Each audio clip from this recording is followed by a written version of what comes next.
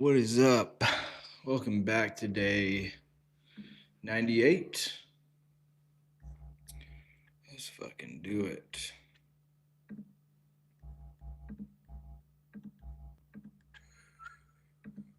Let's go. All right, today, just because somebody in the Discord asked, I'm going to be going live in there. And so, if anybody wants to join there, I'll be in there sharing my screen.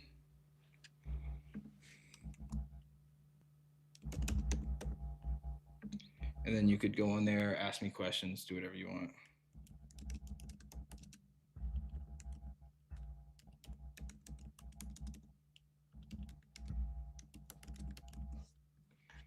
There we go.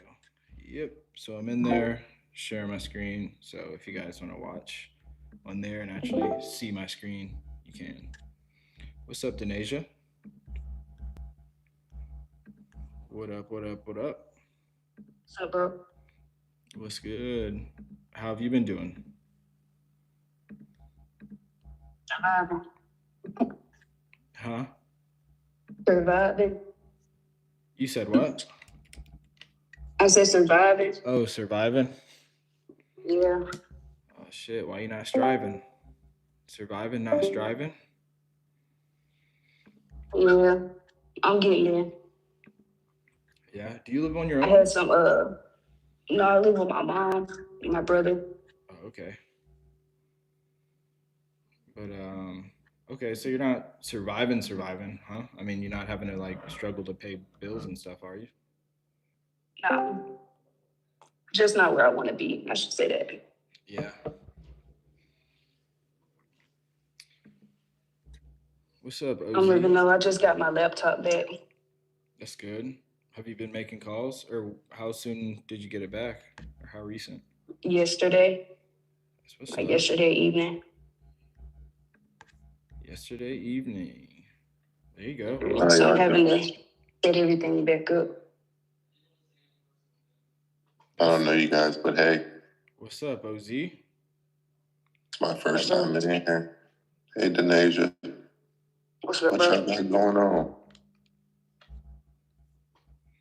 What do I got going on? I'm just about to call some leads, just check in with them, and start calling some Zillow leads. Nice. Yep, I see you got that Vegas deal locked up. And that's still fire damage right now, right? Yeah, I just went and walked it yesterday. Okay, you did that. Cool. You're in Vegas. Yeah, but I operate all over. The seller of that one, she works for an insurance company, and she's gonna be giving me like backdoor leads for fire damage properties all over. She just sent me one. It's not a deal. It's a trailer, but they own the land, but it's low equity. But that one, she just bought it. She doesn't want to get it rezoned and have the time to. But she said anything over her number we could get. I walked it personally. If you know anything about co-living or independent living homes and all that, crazy cash flow. And the person previously has records of making 10 to 14,000 a month. You're talking about on the Vegas one? Yes. Okay. Why who owns it now? The seller, I know her name, but it's just like it's privately owned and there's no debt on it. She owns it all right. Okay, and she bought it in January. Has she done anything to it since then? Nothing. She just closed on our sub two out here. I want to say we got paid on it actually today. I should get a wire today. So yeah, That's what's up. Okay. So the buyer for that, the person who owns that fire damage property is the same person who closed on one of your sub 2 deals today. yes. Okay. So she just bought that fire damage property just to resell it. No, she was gonna get it rezoned for multifamily commercial. That way you could run way more things out of there.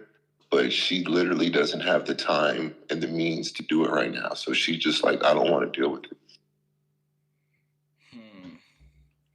I mean, can she sell it for, I don't know how much she paid in closing costs and stuff, but she bought it for 225. Can she sell it for 250? Well, all out the door, she wants 300. That's her number. So, obviously, what we're going to try to do. We're going to try to get her 300. I know it's not. Me personally, I know she paid for it. I'm trying to give her 5,000 over that, just personally. But if we can get her more, yeah. And I'm not going to speak for her, but if there's a chance she could make 20 to 30, she'll probably take it. So if we could get it for, say, 280, obviously she'll do something. We'll talk to her. But I think after walking it, 350 is not bad. And I only say that because the multifamilies in the area are selling for over $1 million. Yeah, let me look at it one more time. But I'm also working on getting comps from a realtor. Or you be doing hours of videos on YouTube. I just found your page maybe 48 hours ago, and I saw a video you did, and this guy you're like, would you work with a person who threatens your life and threatens you with violence? Yeah, it's pretty crazy. That's good. But you're a man of God, so I was like, you know what? Let me reach out. You never know. Yeah, dude. I'm pretty chill. All right, Linden Ave. Zestman's 563, so it's definitely in the right price range. Also, side note, this doesn't even matter, but a wealthy person that does development told me if any property is within a mile of a Starbucks, it's worth something. Just throwing that out there. If it's within the what? Within a mile of a Starbucks. Oh, yeah. I just thought that was funny. Let's see here. Okay. Okay, let me look up hours real quick. So, there we go. And do you only do Facebook bizbos, or do you get like niche down and do something very specific? That's a big cup. Yeah, coffee. But I do for leads. We have Facebook inbound leads, and then we just do Zillow per sale by owner to hunt and just get the free leads. I like that. I'm actually making the calls today too. Let's see, 54 days on Zillow. And it's off market right now. No agent commissions or anything. Do you have novation term signed? I can get one signed. I have a purchase and sale executed. I could go the whole attorney, in fact, novation, indemnification, assignment of contract. I could do all those if need be. Yep. You think an owner finance come with maybe 15, 20% down, or just get her number, bring in a buyer, fix it, and flip it? Yeah, I mean, when it's this much damage, I mean, I don't know if you've done a deal like that. How many deals have you closed? I want to say 4. You're the leading expert on this. So what do you think is best? I just know that if something needs that much work, it's never going to work as seller finance because they have to put all that money into it. So it's like, what are you financing? Usually you find a seller finance something that needs a little bit of work or like no work, you know, from I my 100% agree with you. Yeah, from my experience. I would say, I mean, I could give you a purchase agreement to give them. So, Well, you just do it with me. We just JV on it. The seller, if she gets her number, so you're saying if we do what? What's the number you want to purchase it at? I mean, 250 would be great. That'd be fantastic. What if we did 320? 320. I thought you already signed for 300. I know, but I'm thinking worst case scenario in either direction. So I have to either get her to go down or maybe see if we could go higher. But if we go lower, we could just all get paid and do it that way. Wait, why would you go higher? That's just my brain thinking. Disregard that. I do a lot of that.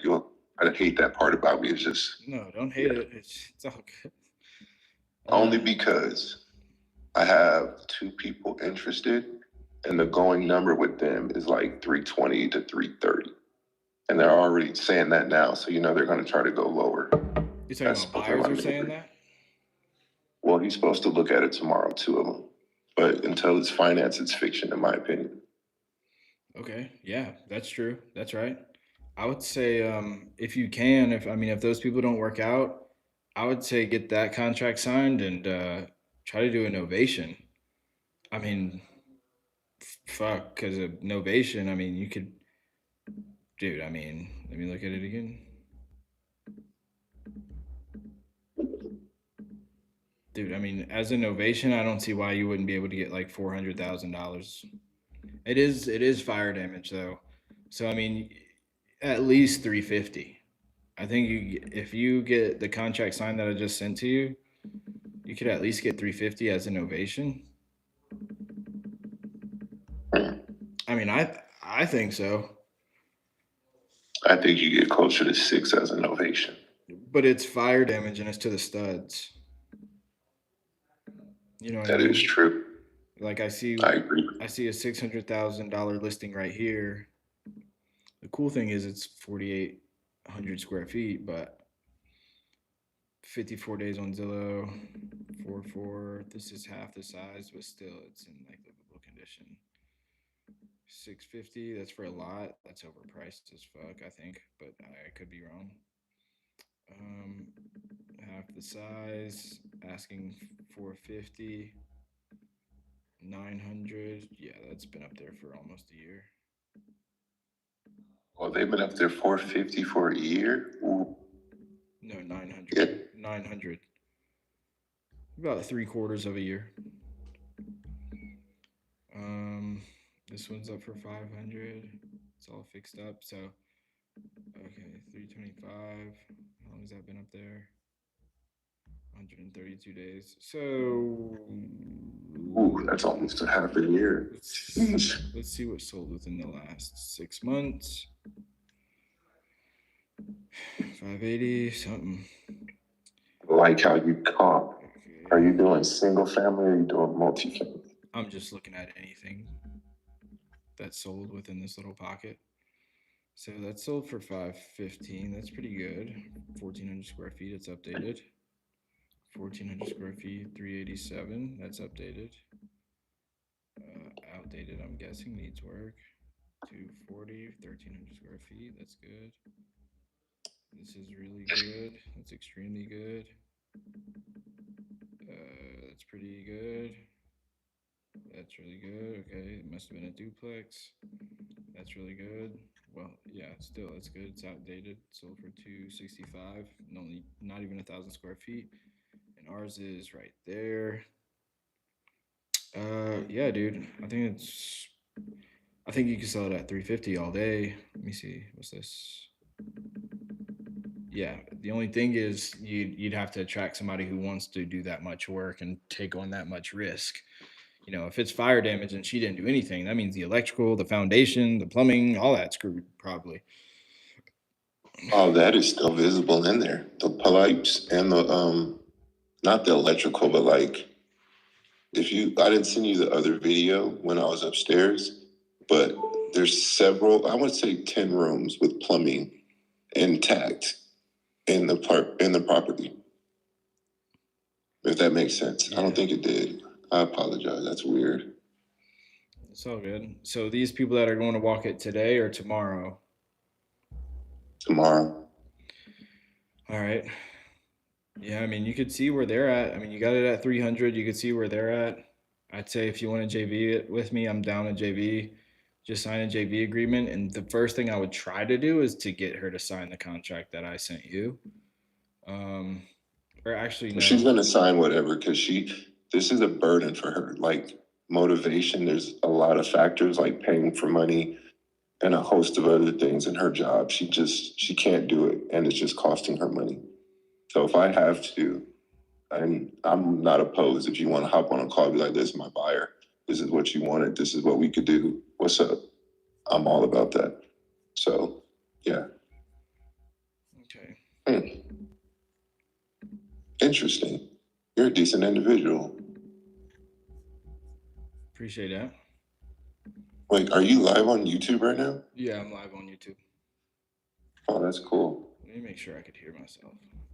Make sure this. Well, I don't want to take up your time. Should I just shut up so you can do your calls?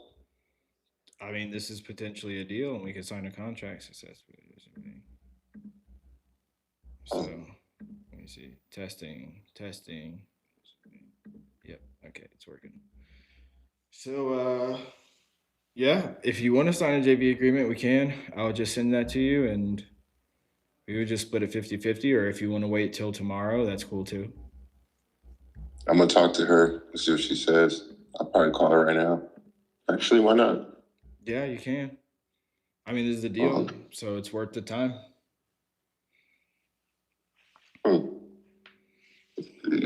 What's her number? No, I'm saying, but like, you don't. Well, what's access like? Like, she would just let anybody. We could go there anytime. Yeah, she gave you the lockbox code and everything, huh? Could meet the people there anytime.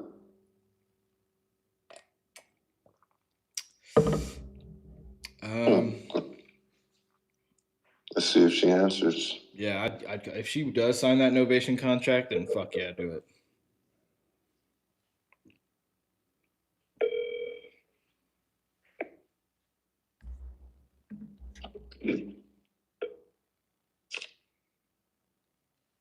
Pick up the phone, Paula.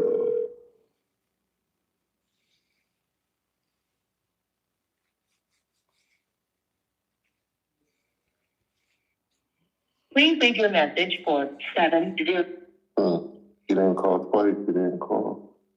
That's right. That's right. You got that from me. Oh no, I just do that. I really call like 4 or 5 times. It just depends on the deal and the mood. But if you're calling, like, just call.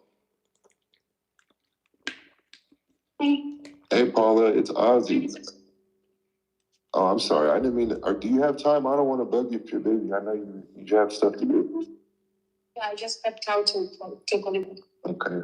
So me and Aaron, this is Oz. I'm working with Aaron on this property. Yes. I have a couple of buyers, and I know what we have a contract at, but I just thought I'd give you some feedback. I have a potential buyer who wants to do a novation. Are you familiar with what that is? No.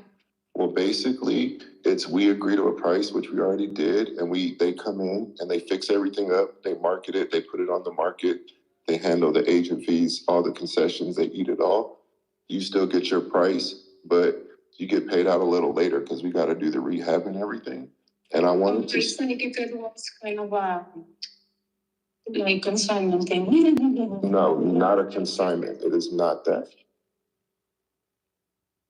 And then when they sell it is when we get the price. Yeah, don't mind that. That's my daughter. She's weird sometimes, but I love her. But yeah, that's basically what we're doing. And I'm going to need to talk to my partner because the only reason why we are selling actually is not only when I was going to buy him out because I did want to build a multi-family thing, but then I realized what a headache zoning is. I started with a pre-application and didn't even continue. It was like, you know what, I'm going to do this because I don't have the mental health right now. I have like a bunch of claims. I don't know if I told you I'm an insurance adjuster, so I'm fed up. But I'm gonna have to talk to him because the only reason we were kind of selling is because he wanted the money quickly back. He wanted to, as I said, to buy him out and do the reveal and make it out and do the multi-family thing is what I actually wanted to. But he rather to sell, so I didn't want to buy him out just now, so I was like, okay, let's sell it and let's split. So I could talk to him with you, and I could tell him, like, it's a tough project. He's not going to get paid quick, but you did buy it a year ago. So if somebody was to come in and sign with me today, we can get this sold by the end of the year. He could still get paid. Whatever his buyout is, we could talk about that, because either way it goes, we're going to sell it for more. Well, that I'm saying, if we did it right now and signed, we would get started on the rehab within the next couple of weeks. We're going to try to get that thing done and sold, so we have another 6 months the rest of the year.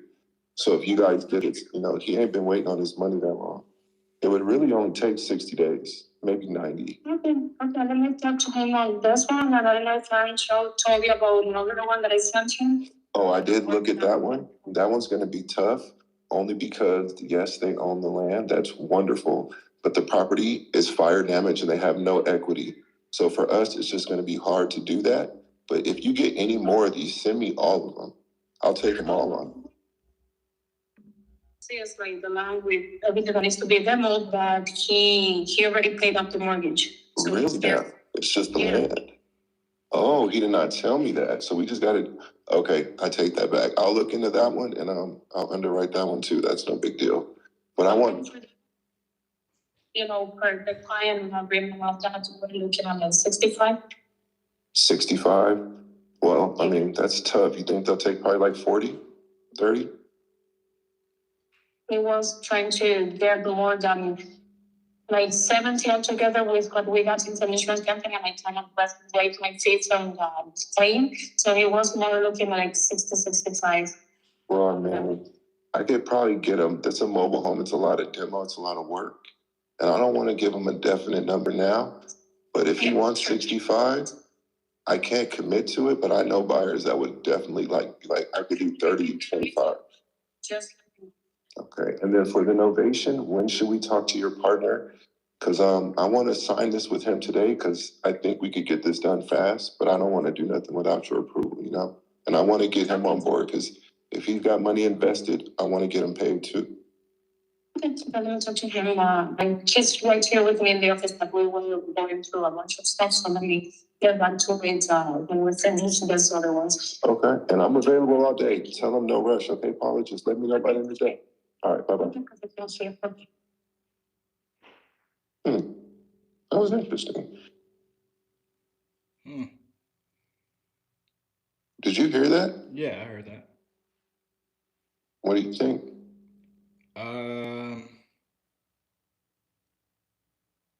She's pretty cool. And you just flat out said novation. I usually don't say that. I mean, you could. There's nothing wrong with it though. But I'm going to hop in the Discord, open up a lobby. Yeah, I'm already in there. But I'd say, bro. I mean, we could JV it just cash. But if you had the novation, that'd be pretty fucking cool. Like that'd be pretty fucking cool. It's like guaranteed more money. And I say let's do it all. Let's do all the contracts and just have total rights to everything and do everything. She'll let us do whatever. You heard her. Yeah. At least I don't want to overthink it. You've done more deals than me.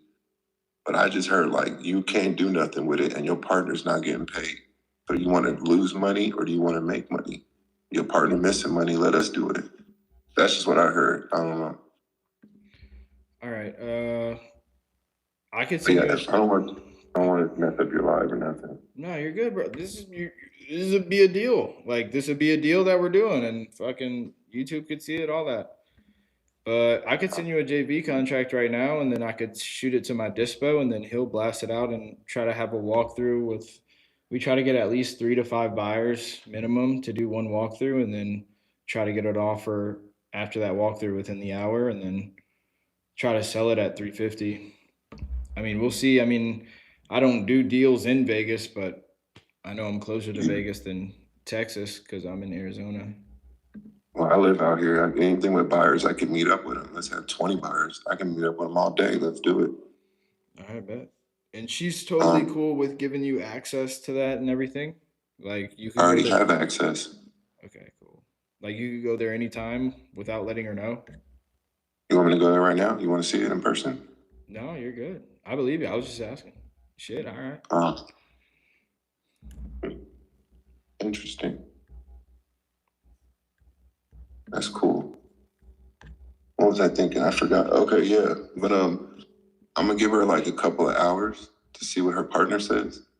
But send me that agreement because they're gonna do what I want. And yeah, just send it to me. Let's see what happens. Let's see here. I would refrain from putting your contracts in the student chat though, the public group chat though. Oh no. I don't do that. We're gonna do email. I just do this for networking, but anything like real town business, we ain't doing that because people are sharks and they know what they're doing. Yeah, but you did do that. I know, but I already have it under contract. Anybody try me, I'm putting a memo on. But yeah, Can you send me the address so I can do that? I'm just kidding. What's your email? Aaron or Ozzy? Wait. So who's Aaron? That's my partner.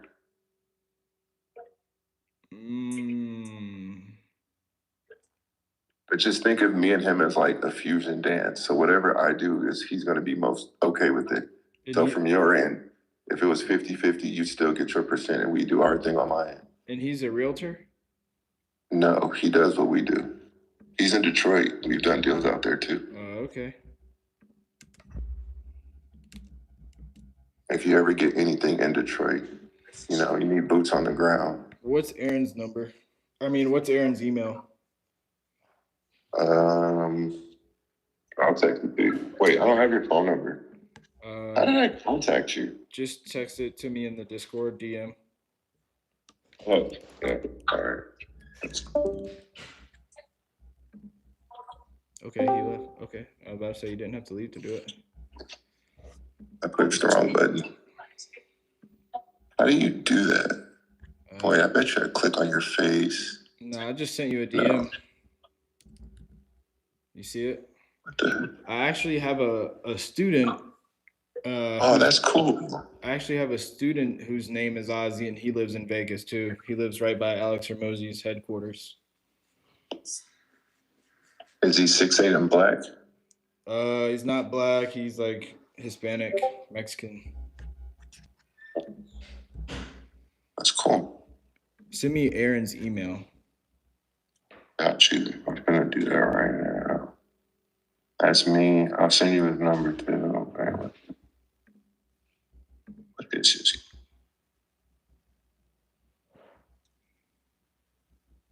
Oh wait, I just got an email about that. That's cool. Oh, that's what it is.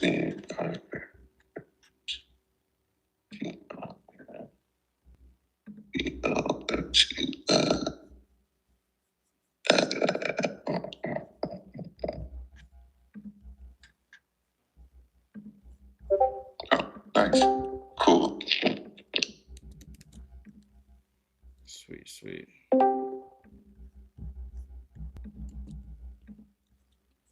What's up, y'all? Oh wow, there's more people in here. Hi everybody. Can I shut up now? I'll go on mute. You're good, bro. You're good. I mean, you're about to get this JV agreement signed with me, so. All right, let's see. Whoops. Did anyone call on market listings? On market? I mean, I don't, but you know that. But I don't know if anybody else does. I started doing that, and just for distressed properties, because on Redfin you can go type in a county and then put fixer upper as a keyword, and it'll just show you everything. And I think I've gotten like one or two agents that wasn't willing to work with me on it just because we are wholesalers, but everyone else has been pretty responsive. With realtors and on market, you're competing with a lot of people. And they historically you got to get it at 50%, and they're not going to like that, and they got to get paid. It depends. I understand what you're saying, but it depends on how stressed out the seller is or the property itself. 100%. I want to do some of those too. I actually got one in Florida like that. I'm out here in Wisconsin, and I had an agent call another agent saying, "Hey, you still got that buyer? Because I just got an offer that's half of what you offered." Ooh. But it's got a mess. It's got so many liens. It's got a structure in the backyard that is illegally supposed to be there. Ooh. And I put that in my offer price. I'm just like, if a buyer's going to buy this, they're going to want to know how to get rid of this. 40 cents on the dollar minus your fee. That should be my offer.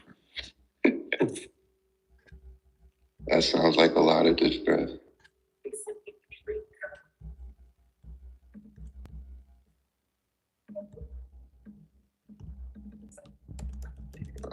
I'm actually writing up an agreement right now of withdrawal of interest in cancellation because this property's in the middle of nowhere and he's asking for double of what it's actually worth. And I said, I can't help you. How much are they asking?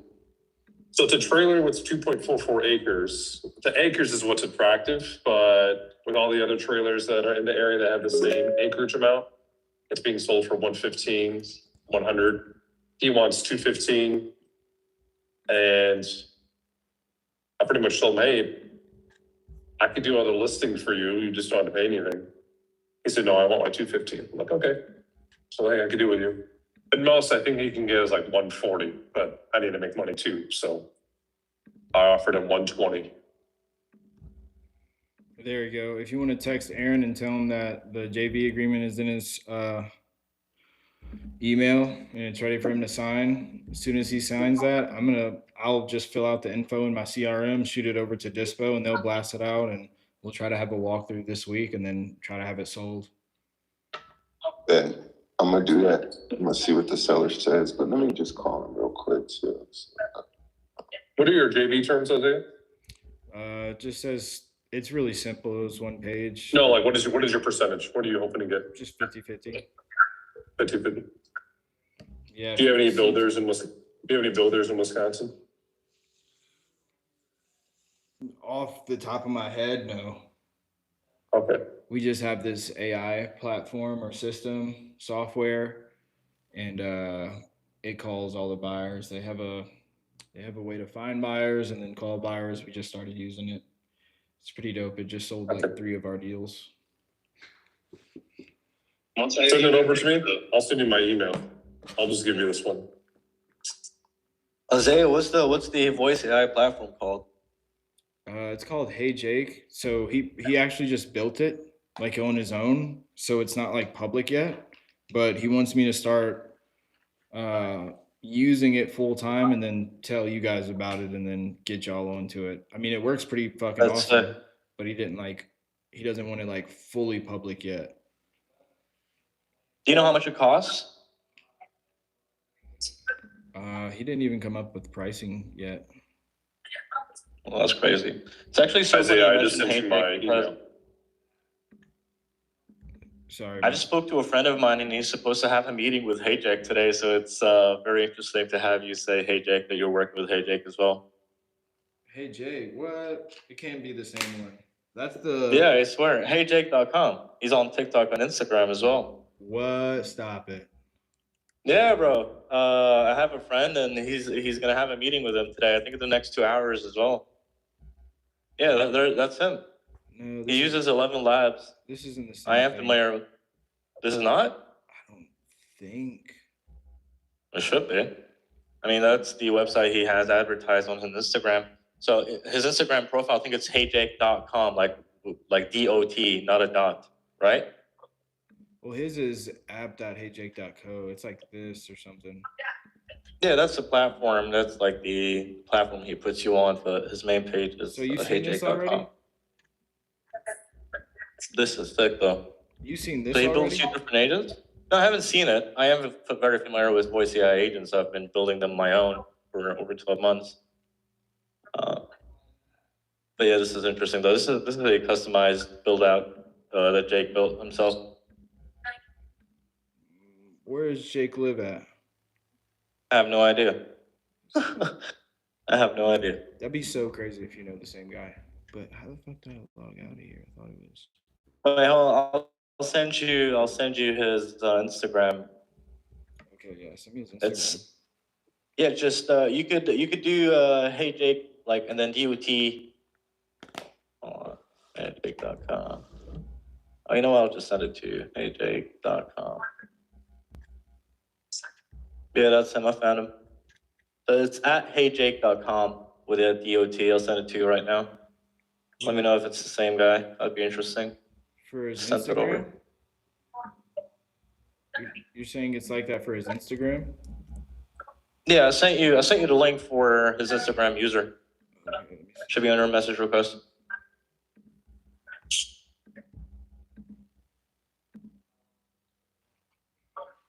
Animal icon that does not belong in the pattern. This one.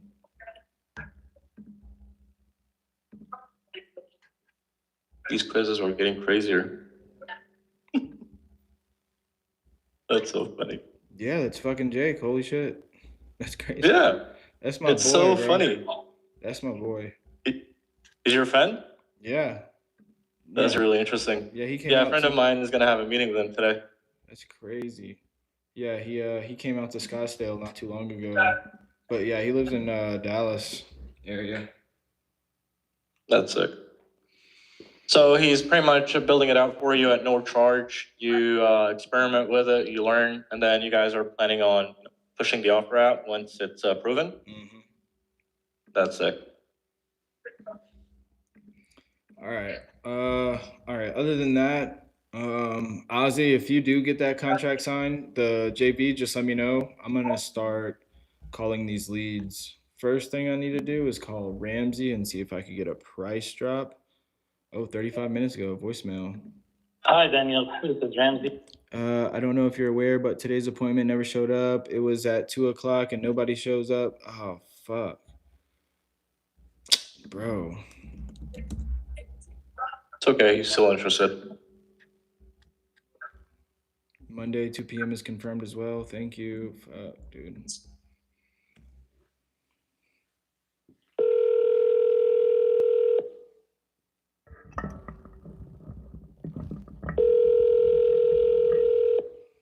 Telephone number 210.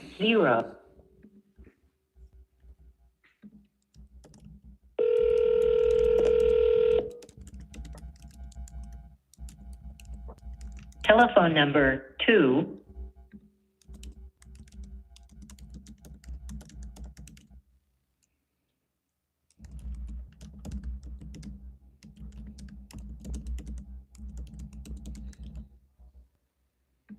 Damn, bro.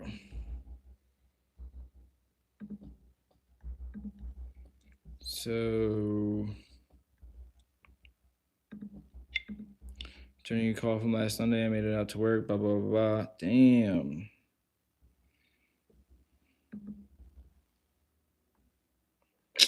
Bro, fuck.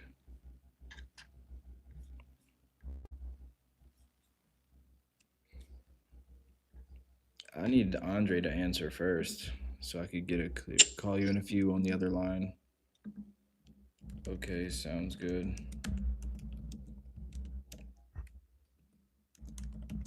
Call me back. All right. Ramsey, Shari. Let's call Shari.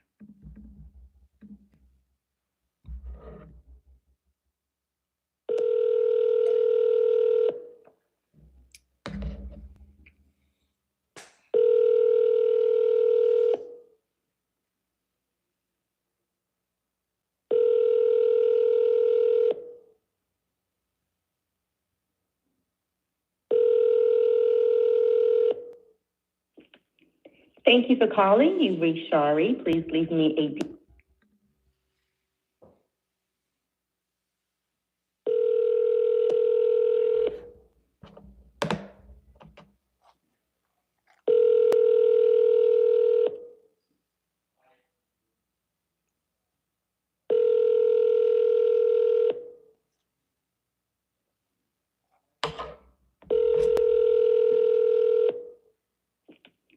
Thank you for calling. You've reached Shari. Please leave me a detailed message, and I'll call you.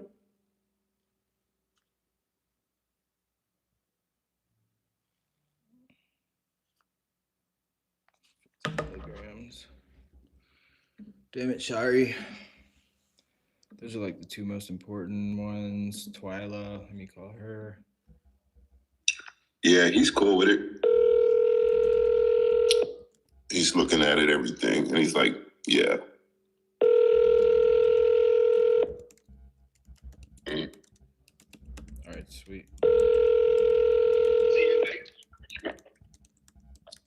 No.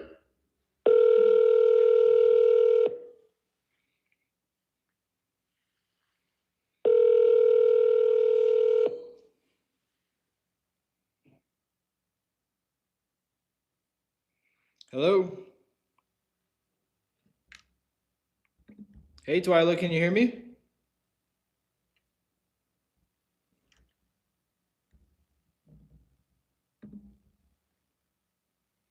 call back.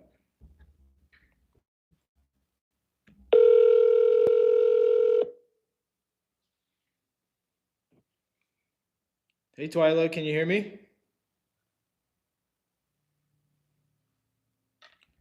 Hello? Let's see if it's still, let's check this little listing. Pending, says it's pending still.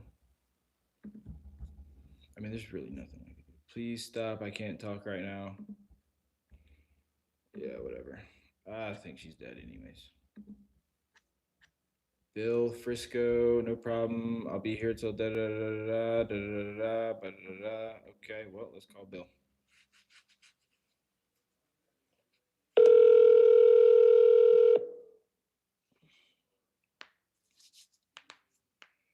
Please leave your message for 9.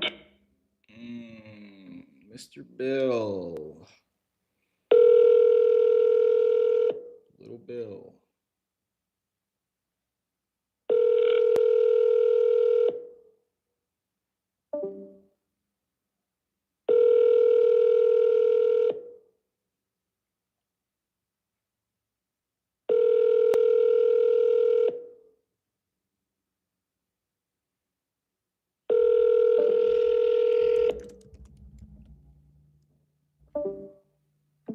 Please leave your message for... Hey,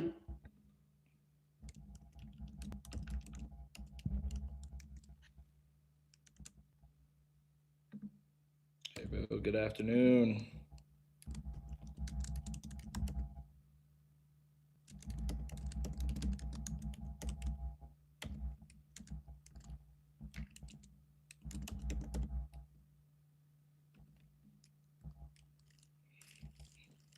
GCO Capital Ventures.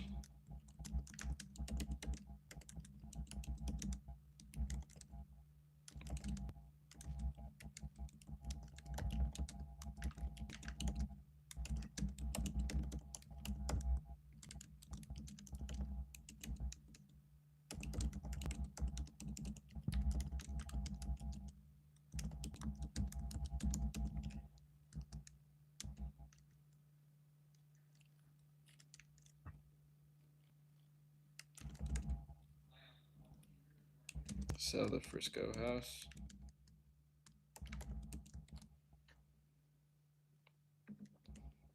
All right, whatever. Jason Coford. Blah, blah, blah. All right, that's it. Shari, Norm, Ramsey.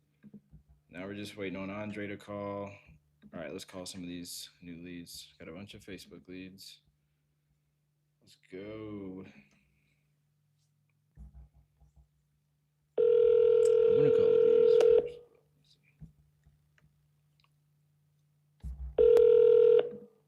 Hello. Hey, Mr. Ricky. Good afternoon. This is calling. This is Isaiah Malonson with GCO Capital. You had filled out one of our forms on Facebook about selling that house in Little Rock. Oh, okay. What's going on, my man? Did you forget? No, I didn't. I just didn't know who you were. Oh, okay. Yeah. It's Isaiah, GCO Capital. We're some local investors. We're actually based out of DFW, Dallas Fort Worth, Texas, but we buy all around in a couple different states. So yeah, I see that you filled out the form because I guess you're looking for an option to sell. Just to tell you a little bit about us, I mean, we mainly buy for one of two reasons. Either we buy it as a fix and flip, right? So we'll buy it, fix it up, make it look real pretty, then put it back on the open market and sell it to a family. Or we'll either keep it as a rental, either as a short-term rental like an Airbnb, or a long-term rental for like a tenant with a lease. Okay.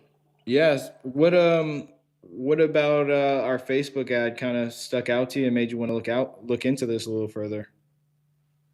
I'm not sure, but I'll be late night scrolling, so it might have hit something. I'm not sure. I got you. Yeah. Okay. Yes, sir. The address I had was 2600 Center Street. Right. Okay. Is that still something you would possibly look at selling right now? Asking 50K for it. You said 60K, 60? You were breaking up. What'd you say? 50. Okay, 50.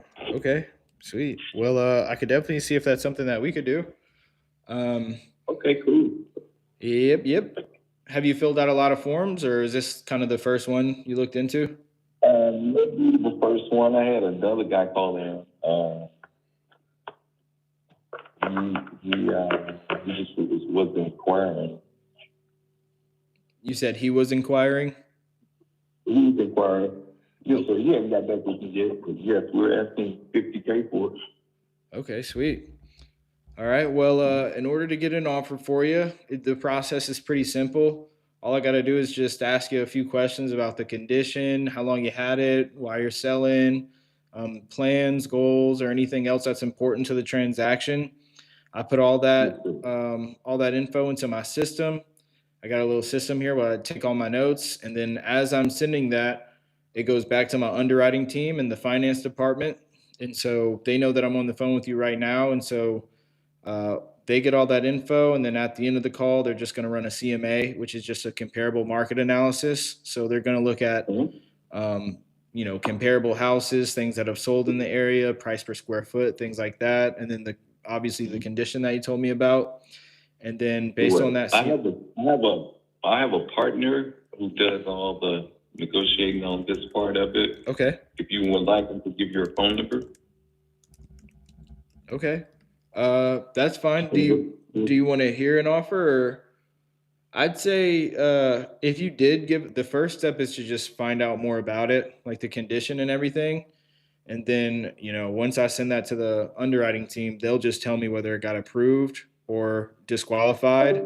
Because I know we are a little picky sometimes when it comes to houses. But if it does get approved and they do give me an offer to give you, then I'd say, yeah, let's get your partner on the phone and, we could see if. No, actually, I'm a contractor. I don't do any of the selling or any of that stuff.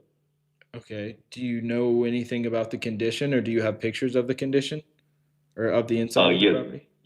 Yes, my daughter has the pictures and the information as far as what's going on with it. Okay. Do you want to text those over to me? Text you her phone number? No, you said your daughter has the pictures, or you have the pictures? Yes, she has it. Okay. Well, I guess just. And all the questions that you're asking, she will be able to answer those more.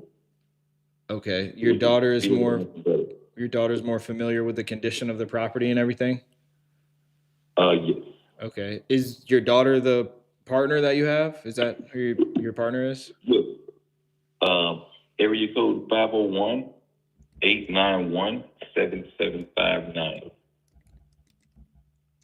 Okay. And what's her name? Abriana Milton. Well, last name is Forbes now. Okay. Abriana. Forbes, yes. Okay. And you said your daughter is your partner on this? You can give her a call now as we speak, and she should be able to help you out. Okay, sweet. So you guys are both on the title? Yes, correct. Okay. Do you want to? All right, I'll give her a call, but just so I get as much information as I can and just have a clear understanding. So you and your daughter bought this together. You're both on title, and you guys both bought this as an investment property to fix and flip it. Am I right? No, it was property we inherited. Oh, okay. Okay. And 501-891-7759. 7751 or 59? 9. Okay. Okay. You guys inherited this property, and did you guys go through probate and everything already? Yes, correct. Went through probate. And is there anybody else that inherited this with you guys, like a sibling or other kids or anything, or aunts, uncles? Yes, she would have all that information. All the information that you were asking me, she would be the one to provide it for you. Okay. All right. Sounds good. All right. Is there anything else before I let you go that you think is important for me to know? No, that's sufficient. I mean, like I said, she has all the seller's information. I'm not sure. I don't do that part of it. Okay. All right. All right. Thank you so much, Ricky. I appreciate it. I'll reach out to her right now. All right. All right.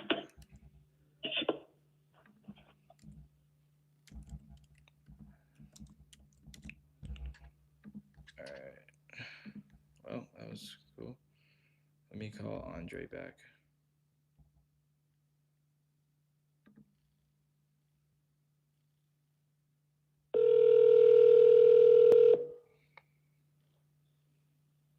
Hey, man. Yo, yeah, I just got a voicemail from the owner, and I know he gets really pissed when people don't show up, but yeah, he was just saying the 2 o'clock never showed up, and what else? He said, oh yeah, he said, "Hey Daniel, this is Ramsey. I don't know if you're aware, but today's appointment never showed up. It was at 2 o'clock and nobody showed up.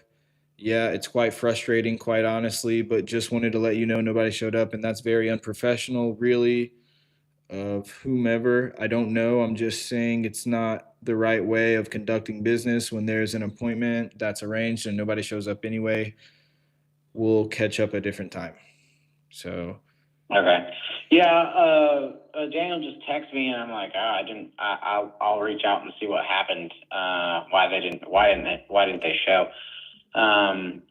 that They was may me. they may have gone and just walked on the outside, which they requested to go on the inside. Because everybody that's looking at it is just looking at it for the land, not really for the home. Okay, and I guess he Yeah. never went inside the house, or I guess he was not interested. So, tell me about. Yeah, I can. Let me reach out. Let me reach out and find out. What happened. Okay, tell me about that other offer that we got. It was like $495. Yeah, so we got that one. It was all cash. Hold on, let me pull it up. Hold on. Pull it up here.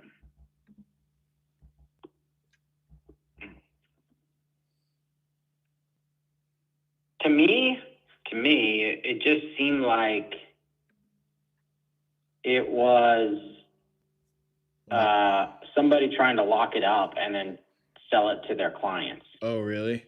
Well, I mean, did you speak with them like verbally? Yeah, like I had talked to him before when they were going to submit the offer, and then I had talked to Daniel to say like, hey, how do we want to address it? Because we've got another one that I'm hoping comes in today, and he's directly a builder. Let's see.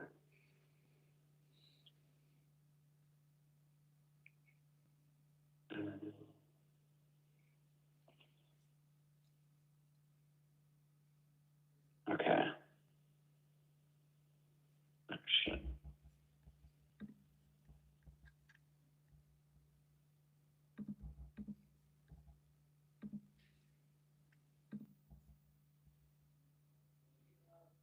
Okay.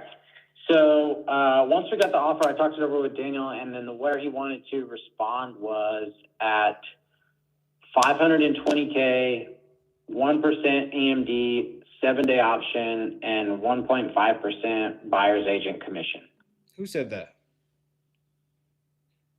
Danny. That was the $495 offer? Yeah, that's what he countered at. Oh, Danny countered at that. Okay, I see. Yeah, no, if we had that offer, we probably would have taken it. Yeah.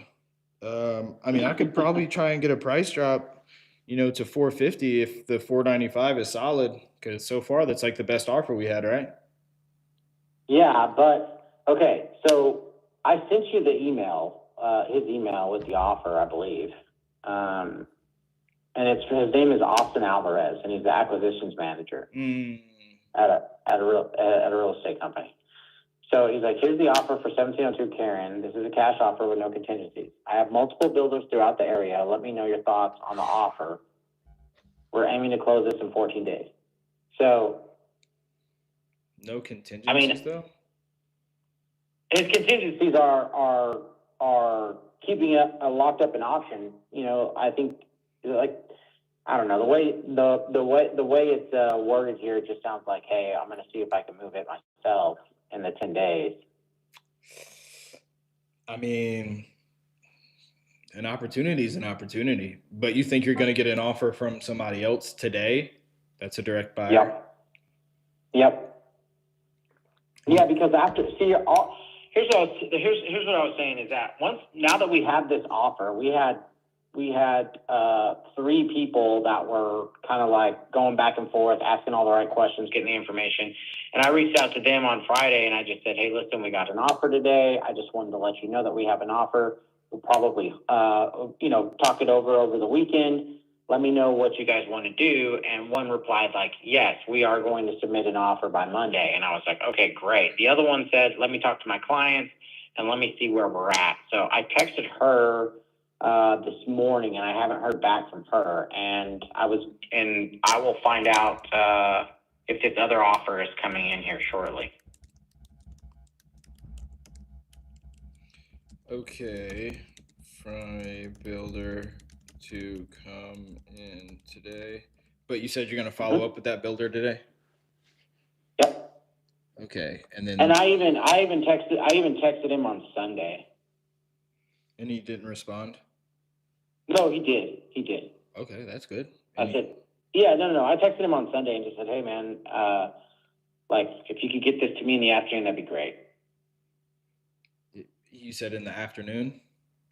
Yeah, I said in the afternoon, that'd be great. He said, I'll get it to you as quick as I can. Okay. All right. Well, you said that Sunday? You said get it to me in the afternoon? Yes. Okay. Yeah, so that would be today. All right. Well, yeah, hopefully that goes through. I know our due diligence period ends with him on this Thursday, but we could extend it if we have a real offer. But I guess we'll wait till the end of the day today to see what the answer is. And then I'll just present the options to the seller and then we'll go from there. Yeah. So on this here, so that you know how I poise novations, right? We in the realtor notes on the MLS, which I don't know how familiar you are with those, but on the realtor notes on the MLS, there's a section that we can put, and only realtors can read it. It's just notes for the agents. Mm-hmm. So in there is where where you need to disclose that this is a novation, right? Uh-huh. So what I'm getting asked a lot of, they'll call them and be like, hey, I don't really understand. Like, tell me what's going on with this novation. So the way that I explain it to make it easier for people is that the seller has gone under contract with an LLC in order to do the marketing and the selling of this property. Okay. And they're like, oh, okay, well, that makes it easy. Well, that's exactly what you're doing. Yeah, that's exactly right. Yeah, so I don't try to confuse anybody with it, Yeah, that's good. Just make it simple and easy to digest, Yeah, that's good. And they're like, well, what other forms do we have to fill out? I'm like, you don't have to fill out anything. You just write a normal offer like it is, because the offer needs to be made out to the seller anyway. Well, right, and you guys sign on it. Oh, well then, yeah. Yeah, because you guys have pretty much like you have a form of power of attorney. Yeah. Right. Yeah.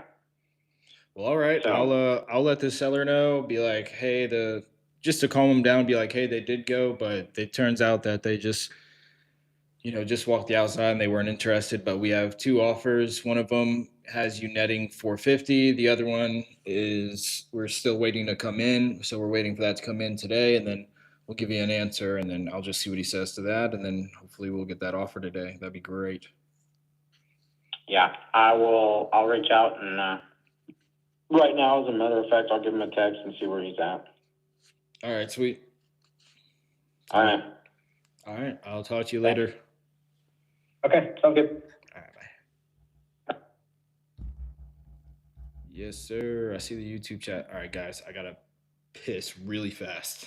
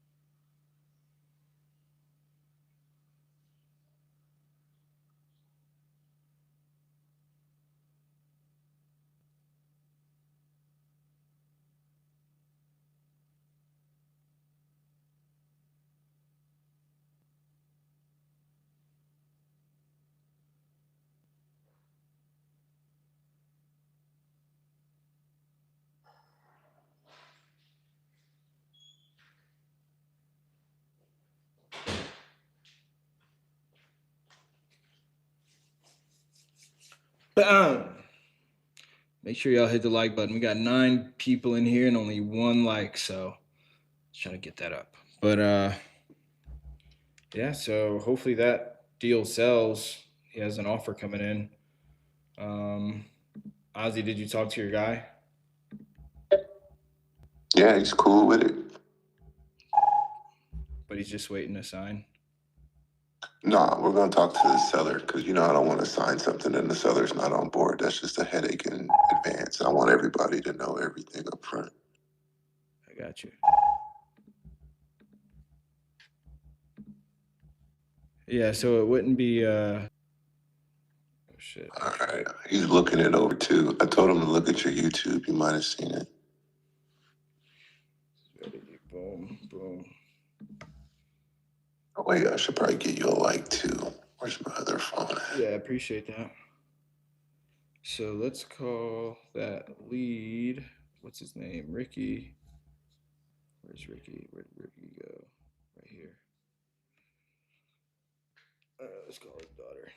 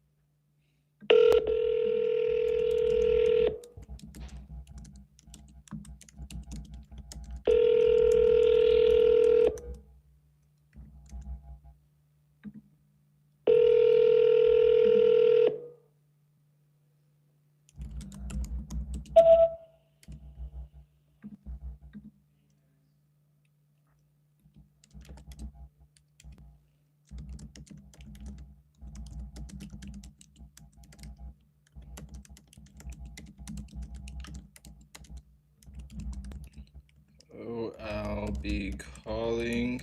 That would be great. Thank you.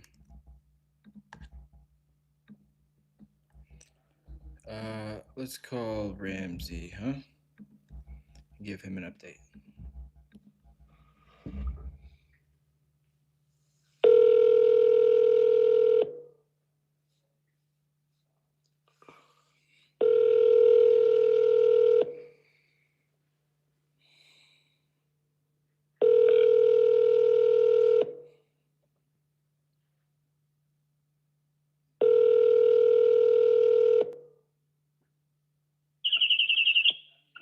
Hey, Daniel. Hey, Mr. Ramsey, this is Isaiah. Isaiah, how are you? I'm doing great. I'm blessed. It's another day above ground, another day not behind bars. So it's good. Another day above ground is always good. That's always good. Yes, sir. But listen, man, you and the team. I got your text to Daniel saying that the 2 p.m. Did not show up. Yeah, did not show I up. I did not text to Daniel. I do not do text. I called him and left him voice. Oh yeah, the voicemail. I seen That's that. okay. It's okay. I seen that, Yeah. and I tried to check in on it and see what happened, and it turns out that they went by the house. They were just buying it for the land, and so they went by it, and even though they requested to go inside it, it seems like they didn't go inside, and then they weren't interested. Okay. They weren't interested. They must be geniuses, because I thought if somebody went by and weren't interested because of the condition of the house, which is pretty bad, I know that. But if it's the land, like you can walk 10 seconds from there and it's a $2 million home being sold right now. Oh yeah. But it's okay. It's okay. I don't care. I don't care. I didn't really get too don't many. care. I didn't get It's too. unprofessional. It's unprofessional that nobody called to say, they didn't call you, or I was not informed that the appointment is no longer needed. Yeah. But it's okay. These things happen. This is the nature of the business. Yeah. To be honest, Daniel is out of town today. He's driving back. He drove like I think it was like 15 hours or something, and he just Wow. Where from to where? He is driving from Maine to Connecticut. So. Oh wow. Yeah. Okay. But he just let me know that this morning, and so I was just following up on all of his appointments. I was just filling in for him, and I just seen that, and so I checked up on it just now, and that's the update that I got. But the other update I got is I know that it's coming up Thursday, the end of the due diligence, but so I'm trying to get. Actually, it's Wednesday. But I'm not gonna bicker over one day. Okay. Well, so I was trying to contact everybody and just see, where's everybody at? Just give me numbers so I just have a clear answer, Sure. And so for the most part, we are waiting on one builder who seems the most interested. It seems like the highest quality person that we have so far who's still interested. He should be getting us an offer today. Other than that, it's just been a lot of people saying things about the flood zone and all that. Sure. So and the flood zone, anyone who knows what they're doing, they can handle it. Yeah. I mean, it's just a matter of people who want an easy $100,000 off my back before they get out of bed in the morning. I'm not gonna do that. And the builders, if they know what they're doing, it's an easy fix for the floodplain. It's not like it needs 10 feet of elevation. It does need to bring in some dirt, yes, it's no big deal. But anyway, I'll leave it to the builders and whomever. Yeah, so that was and no, yeah, you're right. I mean, we've looked at it and did due diligence with all these builders over and over and over again, but if it is what it is, what they say, we do try to sell it as best as we can. If they don't want it, that's fine by me. I've owned it for many years. I'll be happy to own it for many more years. It's just, at one point, I was thinking of, because the roof needs total redo, total is not only shingles, but decking and whatever, I thought I could take, and I can, take the roof off, add a second story, put another roof on top, but I don't want big projects anymore. I've done a zillion of them over the last 38 years. At this point, I don't want big projects. So I put it on Zillow. You saw it. I think it was you who called me, right? Yeah. You, Danny, I think it was you, yeah.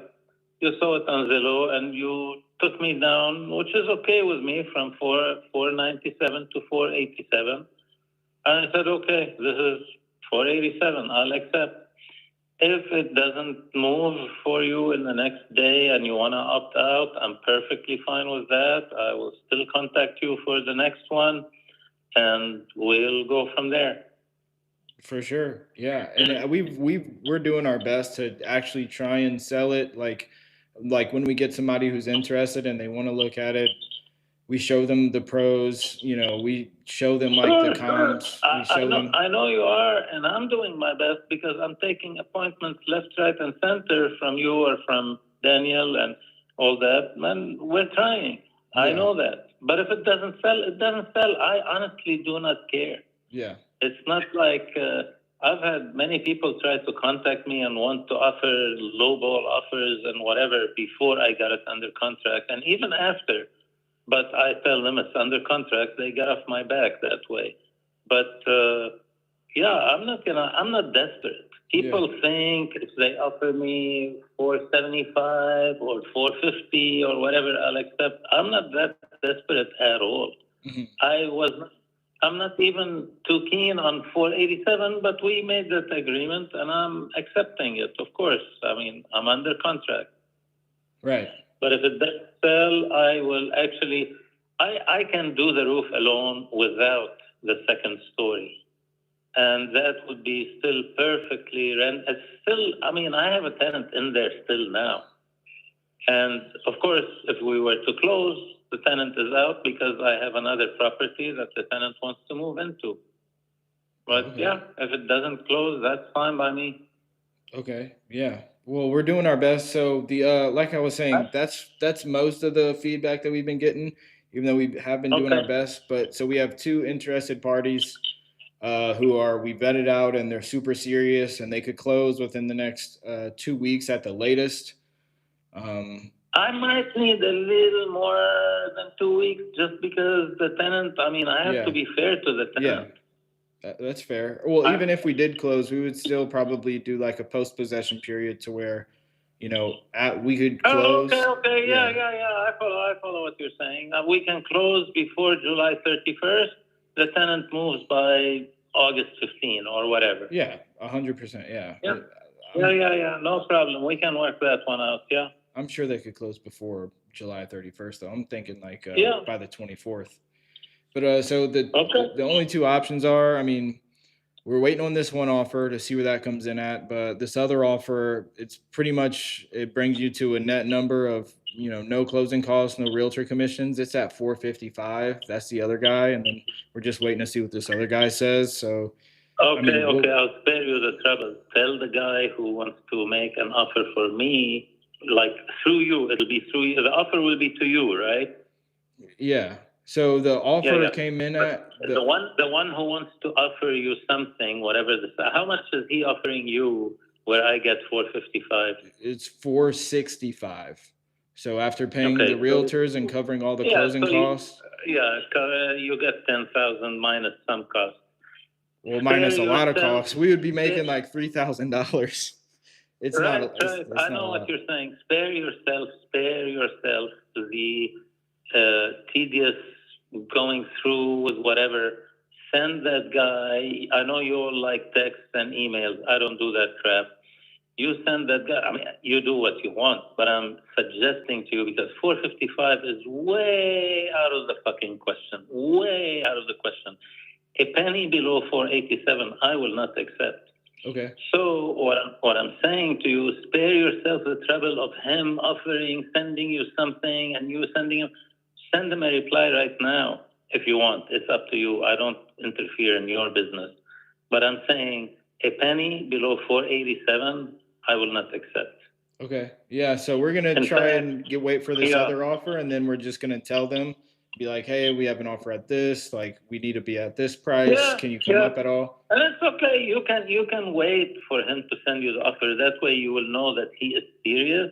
But I'm telling you, no need to call me and say we've got 485 because I will not accept. I always Why would say you not? I will never. Why would you not I accept will something never. like 480 or 485? I mean, because you've tried to sell this before us with another guy. He paid for the survey. It didn't work out, and we have it on the market on the MLS. So we've shown it to everybody and their mom. I know, and I understand. You and the other guy were trying to sell it for 530. I know that. It's a fact. It's a given. Yeah, but we're getting any offers, any and all offers. Isaiah, listen to me. I'm not gonna accept a penny below 487. Please do not renegotiate the deal with me. I accepted to go from 497 to 487. I'm not accepting a penny. I usually say I don't break a deal over the last 1,000 or two, but you're missing the point that I was at 497 and went down 10,000. I'm not going to accept one single penny below 487. Can I be honest with you, Ramsey? Absolutely. Okay, so I just want to say this, right? Just let me finish. I mean, we know that you signed a contract with somebody else before us for 487, right? And Yes, and he correct. he tried to sell it for however much before over that, right? There was some other guy that was like 560 or something that tried to sell it, but that's not who I'm talking about. You had a contract with Okay. somebody for 487 and they couldn't get it moved. And we signed that the same price. So you didn't come down 10,000. You actually got it at the same price that you signed with somebody else for. And we put it on the MLS. We're talking to everybody in our network. And I mean, there's a reason. Okay, you're trying to convince me against my own will. No. I want to be honest. I'm just being honest. Finish. Go ahead. Right? So man to man, like off the record, like just being real and personal like a human with you.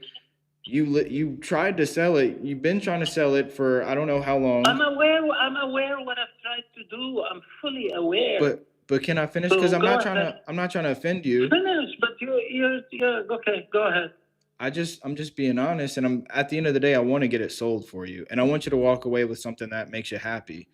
And so 487 is it. Right. For me, it's 487. Honestly, I can probably myself, if I didn't get it. Do you remember?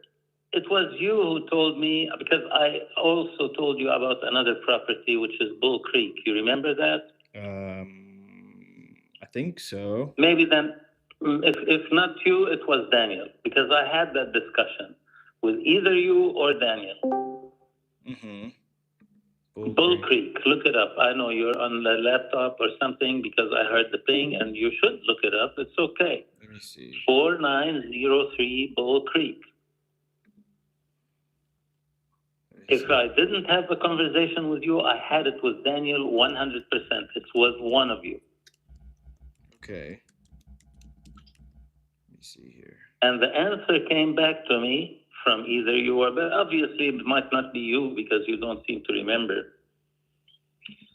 You said, or Daniel said, it'll be close to the same number as Karen. Uh-huh. Did you look it up already? I'm looking at it, yeah. It says, the tax value is about 530. Okay. I sold it and closed and funded. I have the money already, 550. Okay. Okay. What I'm trying to tell you is, you might be right that the Karen you might have many different options of whatever. I am not letting it go for a penny below 487 because I think 487 is absolutely cheap. That is why I think so too. I think so too. I mean, and no, there's no doubt about it. We agree on it. Yeah, there's no doubt about it. Isaiah, please stop trying to beat me over trying to go lower. I am not going to go lower. I had many people try to beat me go lower on Bull Creek, and I sold it for 550. I closed as of July 1st. And here you are trying to get me lower on Karen. I'm not going to go lower. 487, the reason you have it at the same number as Alex Riddle, he's the person who I had it with under contract before you, is because 487, a penny below that, I will not accept. I feel it's worth more than 5. but I put it 497 on Zillow because I was gonna move it, and I would have moved it. Why such the specific number of 487? Like why 487? Why not 480? Because it's worth over 500,000. I know, but why 580 specifically 7? You wanna pick whatever with me now? Why 487?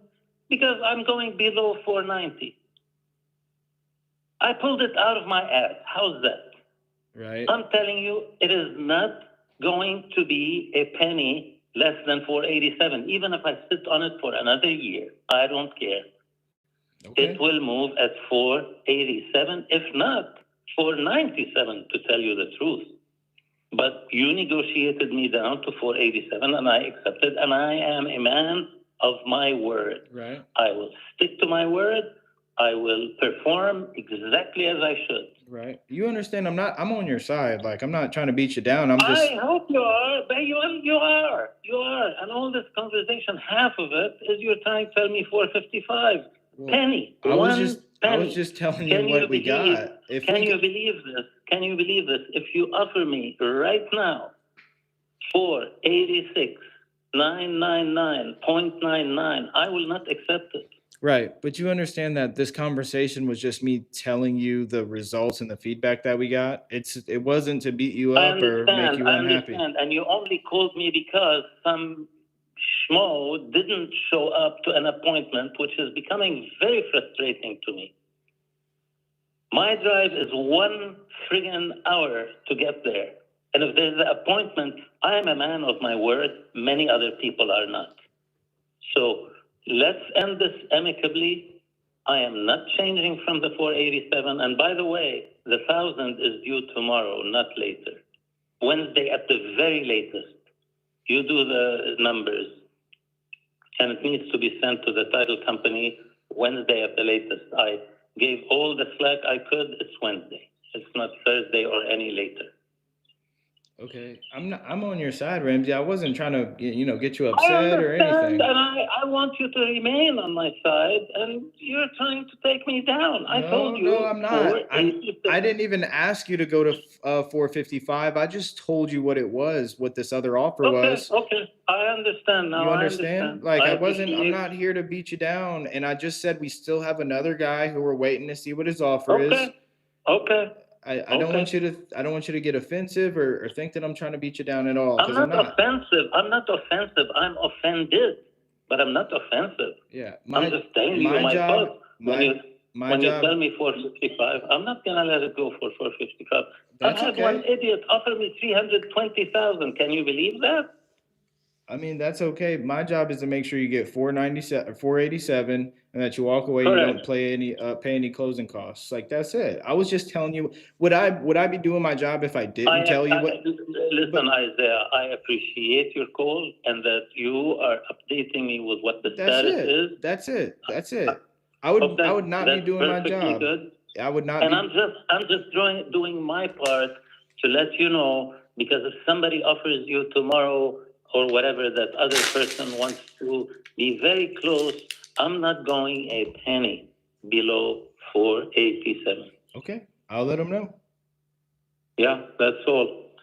Don't let them know if you want to, but just all you can need to do is wait and see what their offer is and reject it or accept it or whatever.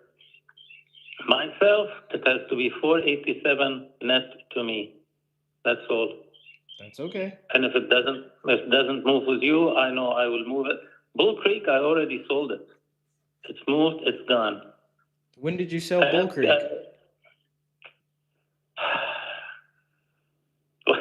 Why does it even matter? I'll tell you exactly. Well, you brought it up. It's funded on July 1st.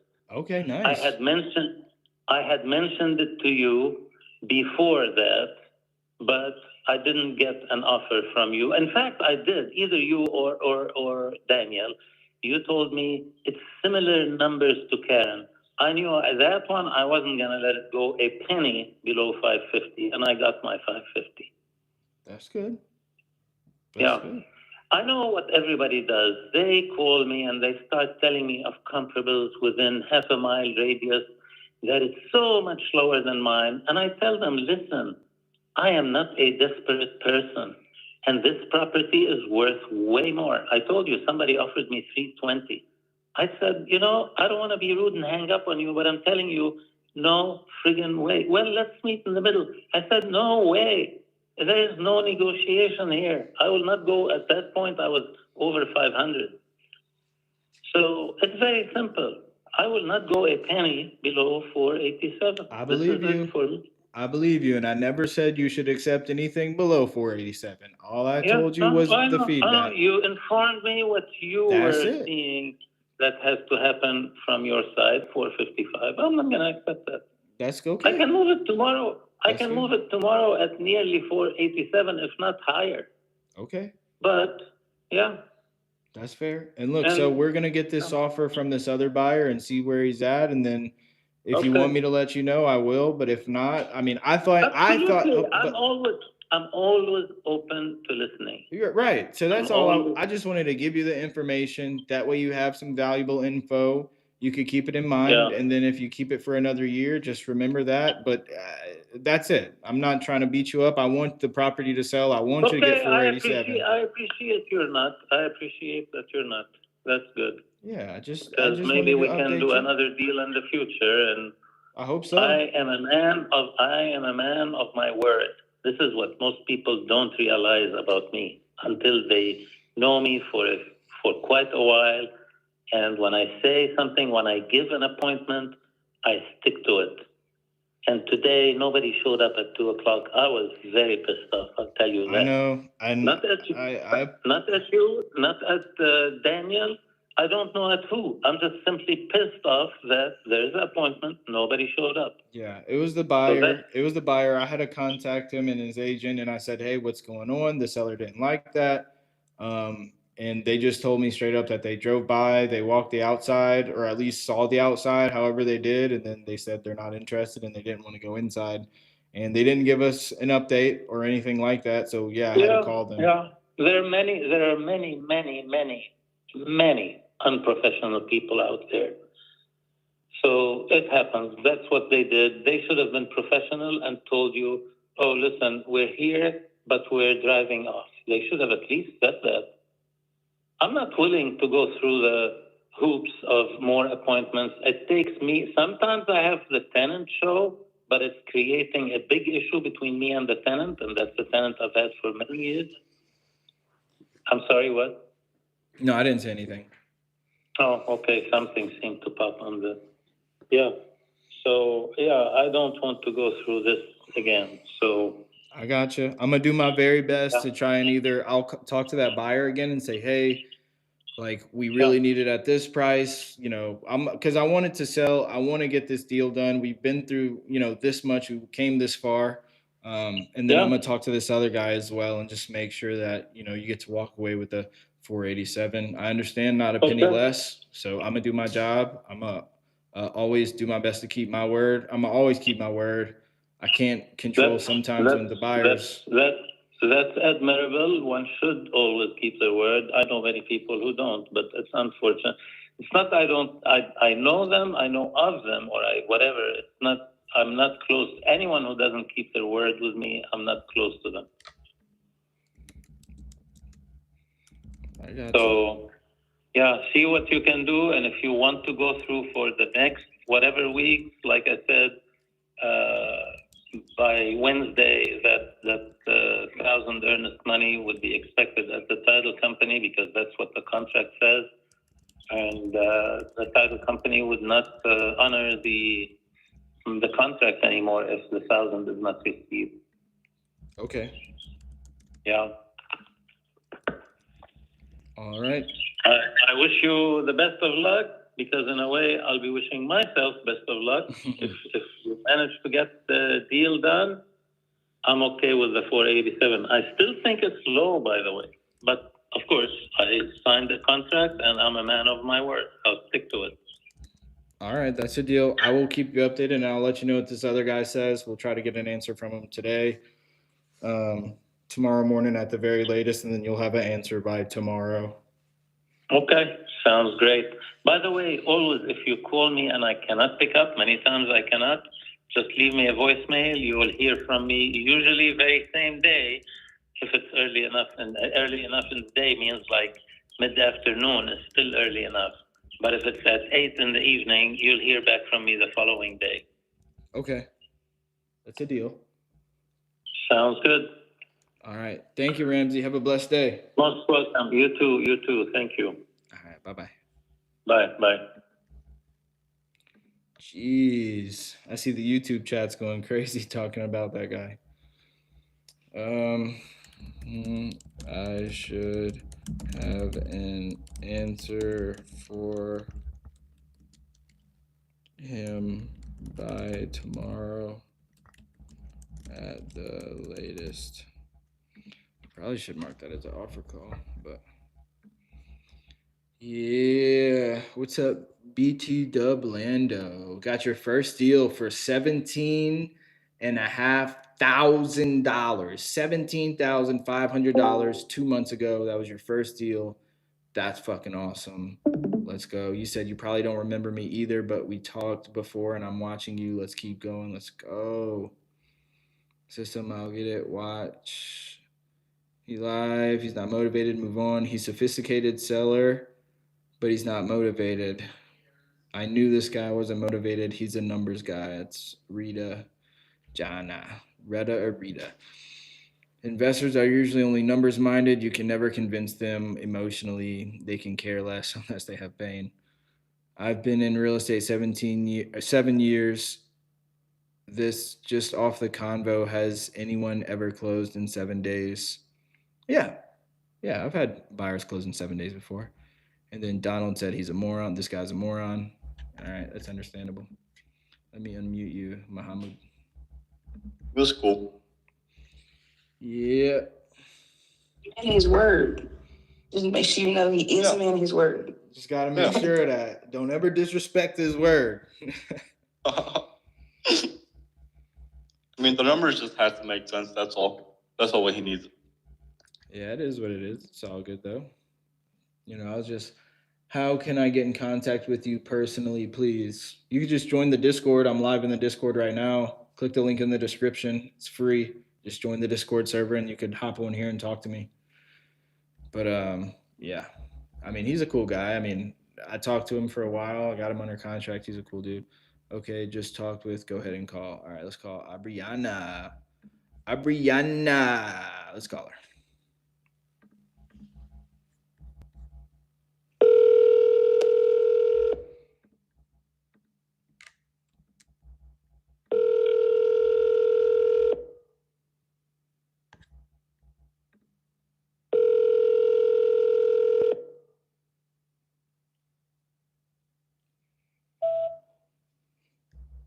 Okay, no answer. Let's try again.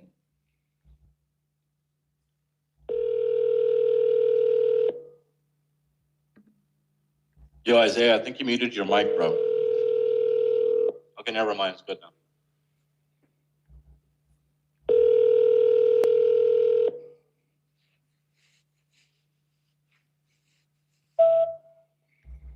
Okay. Just try it again. No answer.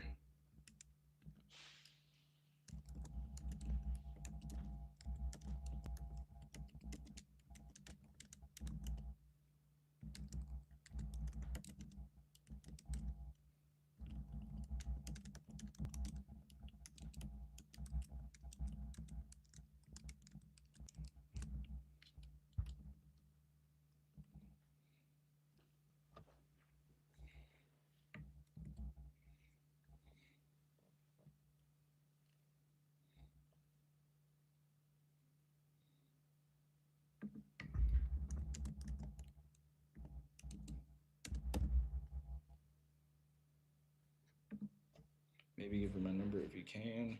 Maybe it's popping up some potential spam. I'm not sure. Let me call Abriana one more time.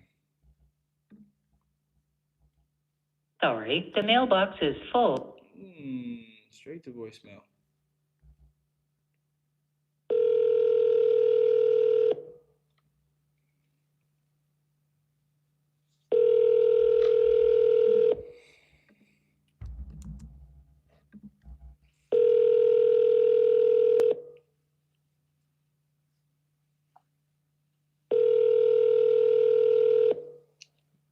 Sorry, the mailbox is full and there is Well, that sounds different now. Yeah, let's try to call these leads 2 hours ago. Oh, this stuff just come in? Okay. This just came in. What is this?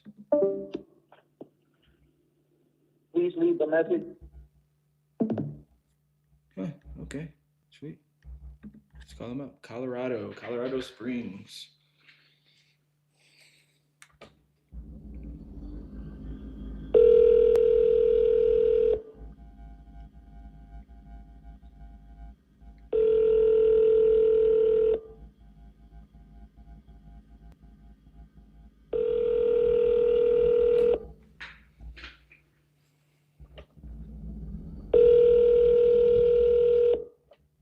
Sorry, the mailbox is full and there is not enough space to leave a message. Yo, what's good? Source of leads and lists, code violations, and Zillow for sale by owner. It's usually always the best.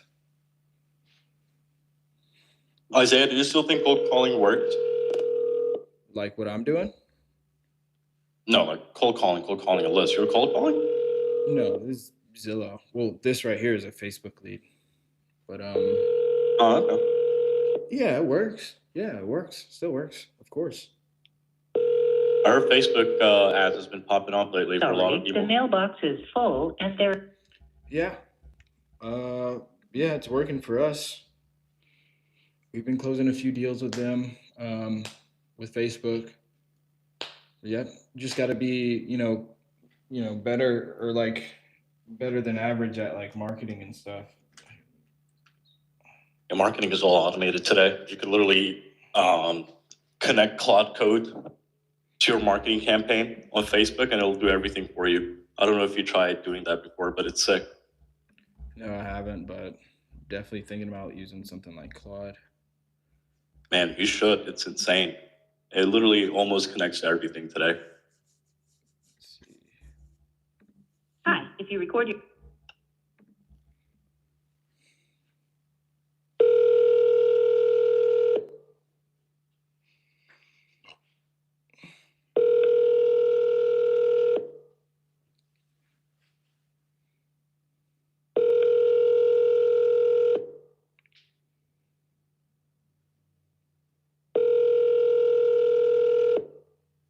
Telephone number 71. We got 12 people in here and we only got 5 likes. Y'all hit the like button. I know y'all are getting some value out of this. Hit the like button. Let's get it up. Let's keep going.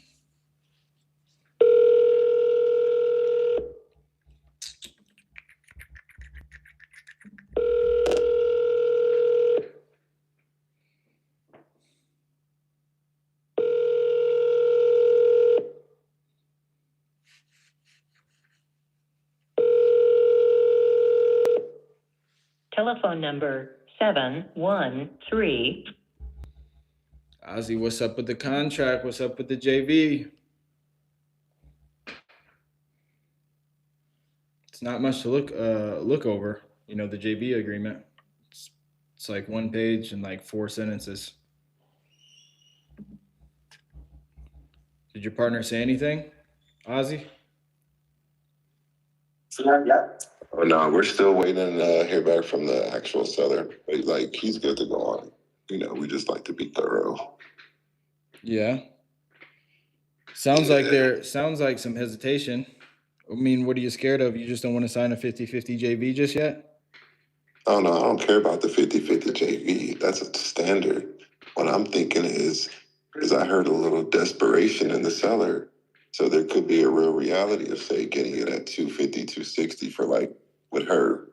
And if we could still proceed with a novation at 350, that's more of a 50-50 for you and I, and we could still help them out. Right. So what's stopping Aaron from signing the JV agreement right now? Honestly, I haven't called him back yet. I probably should reach out. I could check with him and see what's up. Yeah, it looks like he still hasn't signed yet. I sent it an hour ago. He opened it up.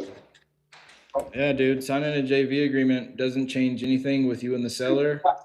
It's just giving us permission to go find a buyer. I got you. I'll relay that to you. All right. It doesn't look good. I might keep calling. You want to mute yourself again, Ozzy? Yeah, I don't like to follow like people. I like to do things different. You want to? There you go. There you go. All right, John. Just now, 42 minutes ago, Atlanta, Georgia. Okay, sweet.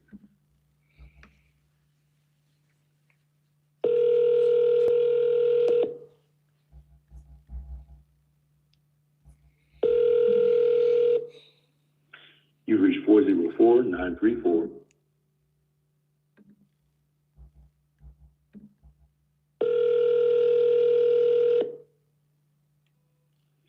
You reached 404-93. Uh-oh, come on now, Marcus. Answer the phone. Let's go. You reached 404-9. All right. Wesley. Mr. Wesley.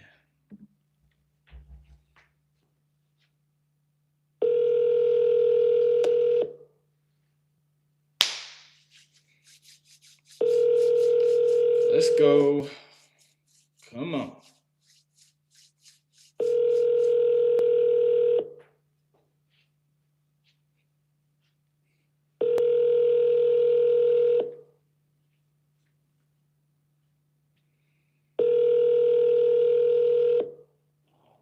Hello. I am unable. By the way, we are going to a Eric Klein and Andy Elliott event this Saturday. It's going to be Friday. They're doing a little group workout, and then Saturday, that's when the actual event is. So might vlog that, put that on YouTube as well. Get as much value out of that as we possibly can. Definitely do that. That'll be cool. Yes, sir.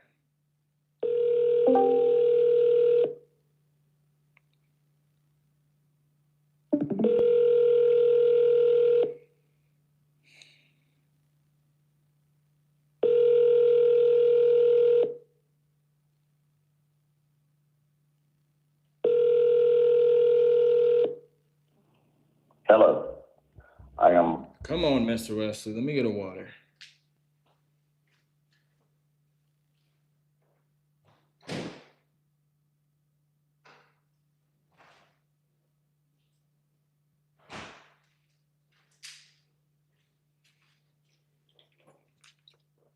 Mr. Wesley Snipes. These are some good areas, by the way. Judy, Corona, California.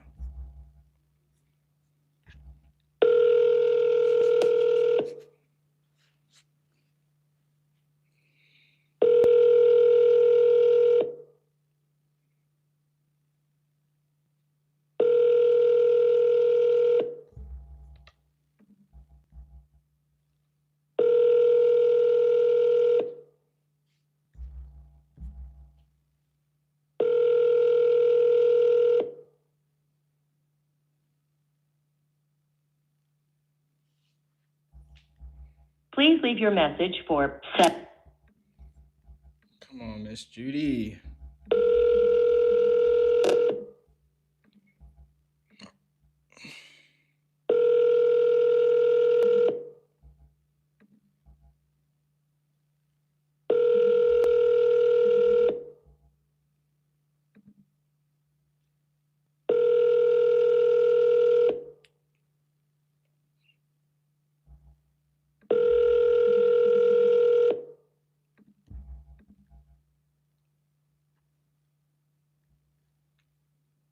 Please leave your message for Yep.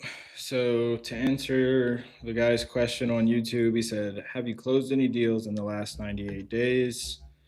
And yes, we closed 8 deals. It was $75,000. That's the cool thing about this CRM. It gives us that data.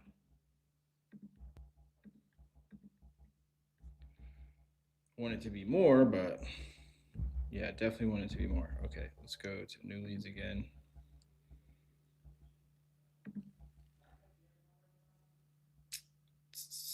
Looks like Ian got somebody on the phone.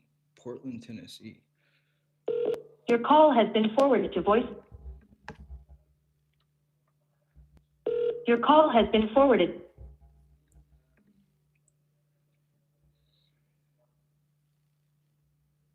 House. Sir, can you confirm you know owner of this house? All right, Armando. Let's keep going.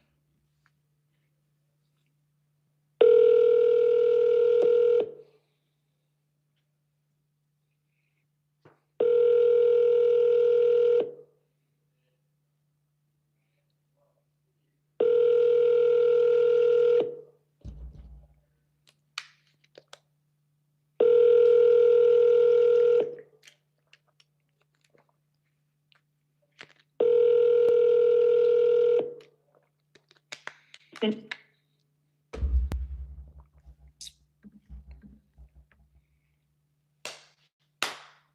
I just heard.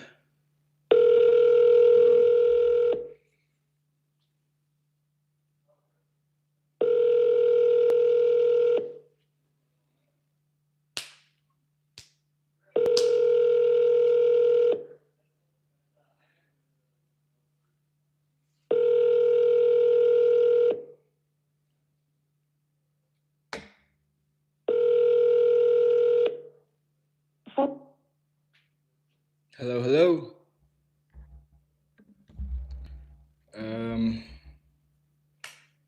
Yeah, he said that's fire. I just hand dialed 20 people, no contact though. What dialer are you using? I'm just using my CRM. It's not like an official dialer, like it doesn't officially or like automatically dial people. I just type in the number and it just dials them. But the CRM is called Close CRM, CLOSE CRM. So I forgot who said they know Jake as well, but so with Jake's system, Hey Jake, it actually does dispo and acquisitions. So um, it actually has like 4 AI agents, and they sound pretty fucking dope and legit, like real people. But so they call 4 people at a time, and then as soon as somebody's qualified, they like check off 3 boxes, like they're the owner, they want to sell, and something else, like to an investor. Some 3 boxes, it automatically gets transferred over. So cold calling, but the future of cold calling, really. You don't have to manage a bunch of people in India or the Philippines. Nothing's wrong with that. It still works, but you don't have to pay all those people. Laura said she sold the property to someone else. Can never get her on the phone. Yeah, I talked to Laura the other day. She said that. I need you to look at a deal. What's up, Leon? If you want to send me a deal, either fill out the JV form if you have it under contract, or you could just contact me on Discord. You could just hop in the Discord and tell me. All right, let's move on to the next lead. Greenville, Mississippi. Looks like she never answers the phone ever. Okay, and let's put her in a drip campaign. Goal met. Yes. Did she text back? Okay, well, we're buyers. I was just reaching out to feel that form online. Should we move on? Okay, let's keep her in there. 4 days. So once it goes to like 6 or 7 days, we'll take it out. Grand Prairie. This is 3 days ago. Let's call her Mr. or Mrs. Aaron.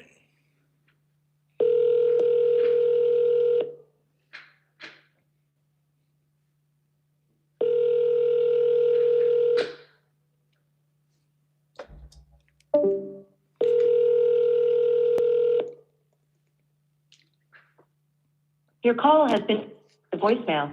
The person you're trying to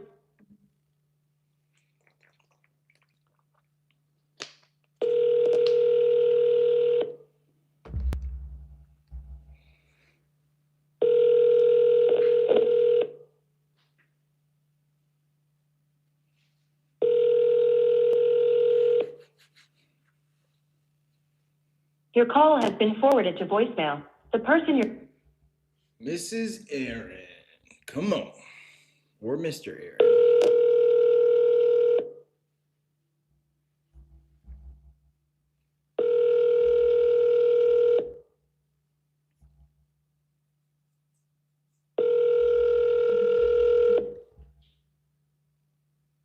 call has been forwarded to voicemail. The person you're trying to...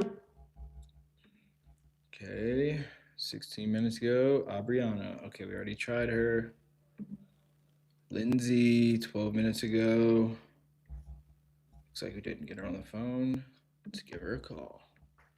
Dallas, Texas.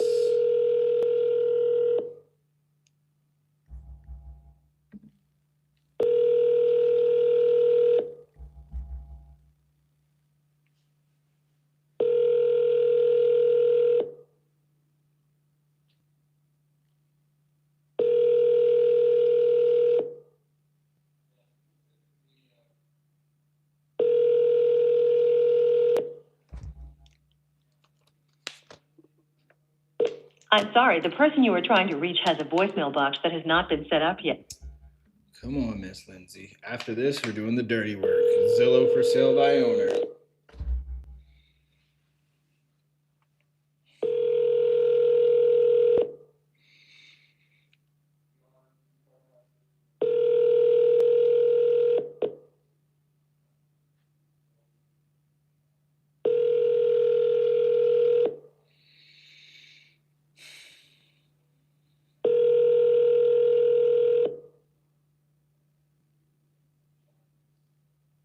I'm sorry, the person you are trying to reach has a voicemail box. Come on.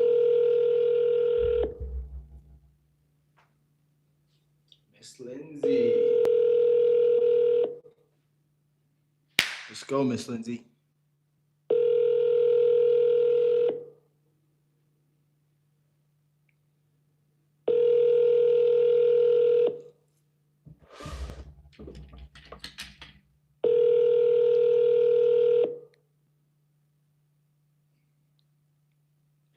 I'm sorry, the person you are trying to reach has a... Yeah, so yesterday I went riding, like driving an ATV, and we went off-roading, and we went to a lake. Like that was like the destination. We went off-roading for like 2-3 miles, 5 miles, whatever, however long it is, and fucking dropped my phone in the lake or in the river, and it is completely broke. So that sucks. Yep, that was fun though. I'll tell you what. All right, Marcus. 12 minutes ago, we tried to call him. He did not answer. Let's call him one more time. Glinda.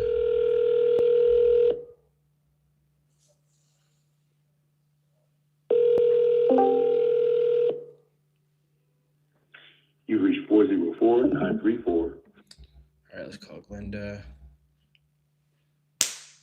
Come on.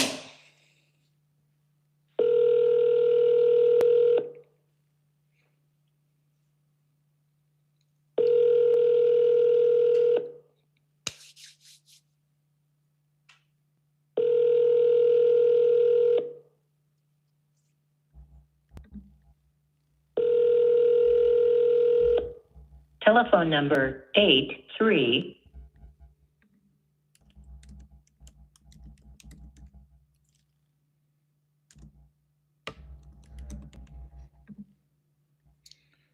Okay, let's blow Miss Linda's phone up real quick. Or Miss Glinda.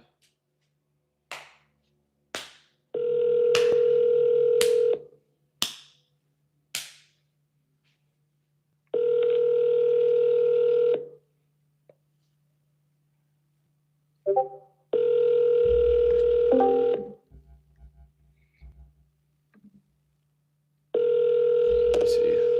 I'm gonna answer that question. Telephone number 8. All right, what's up, Matthew? Matthew Atkins. Have we spoke before? Matthew Atkins. Why does that sound so familiar? Have we spoke before? Yeah, where do I know you from? Unmute. Just unmute yourself. We've had conversations before. Matthew Atkins. Like we were on a Zoom call before? I think I've joined a Zoom call or two of yours, yeah. But have we met in person? Uh-uh. Oh. You want to turn your camera on so I can see what you look like? I don't know why that sounds so familiar. Oh, no, I don't know what you look like. I mean, I don't know. Damn, you look good, bro. Yeah. But you said... No, we've been on a couple Zoom calls, but I've never actually met you though. Really? What did we talk about? How long ago was the Zoom call? It's been a couple years. Oh, really?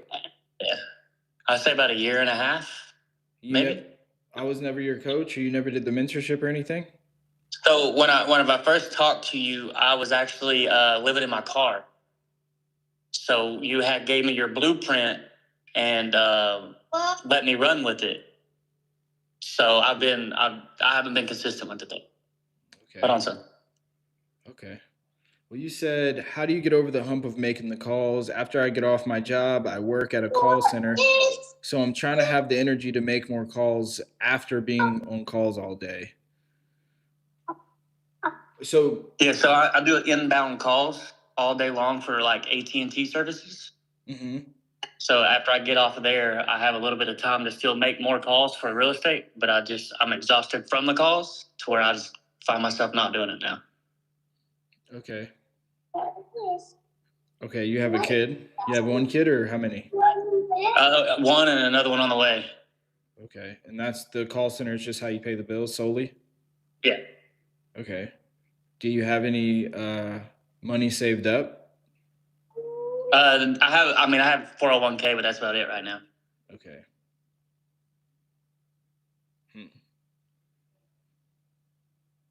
Well, you're in a situation to where the good thing about your situation is you have pressure on you. You have a kid and one on the way and a wife, I'm assuming, or a girlfriend, baby mother at the least. But you have pressure on you and you're the man, so it's dependent on you. I'm assuming she's not working, but is your girlfriend working or wife?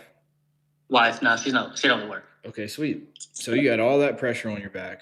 The number one thing I'm learning about being out here in Arizona and getting all the things that I asked for and prayed for, and by that I mean like all the pressure and the problems that I paid for, is I'm learning how to deal with it, learning how to balance it in a way, integrate it together, and it just makes me a better man. But with that pressure, that's good, right? So it's like to some level, you don't have an option to not make it work, so that's good. Some people, they live with their parents and they're like, I don't got to. But I would say you really have to learn how to transmute energy. Really, I mean that sounds weird and unrelated, but you have to learn how to transmute the skills that you get from AT&T. Try to be the best you can possibly be at AT&T call center, and pick up those and all the skills that you're picking up and that you're practicing at AT&T. You put it on the phones. But if you're exhausted, I mean, there's no getting over that. Like there's no getting, the only way that you can get over it or get through it is you learn how to transmute your energy and change your perspective. Right? If your why is big enough, which it sounds like it is, you got a wife and two kids. You just have to force yourself to work past exhaustion. But the key is changing your perspective to where you don't feel exhausted. You feel excited. Not saying that that's easy every single day. Some days you just have to do like David Goggins says and just perform without purpose. Some days, the thing about consistency is it's the most valuable virtue you could have is consistency.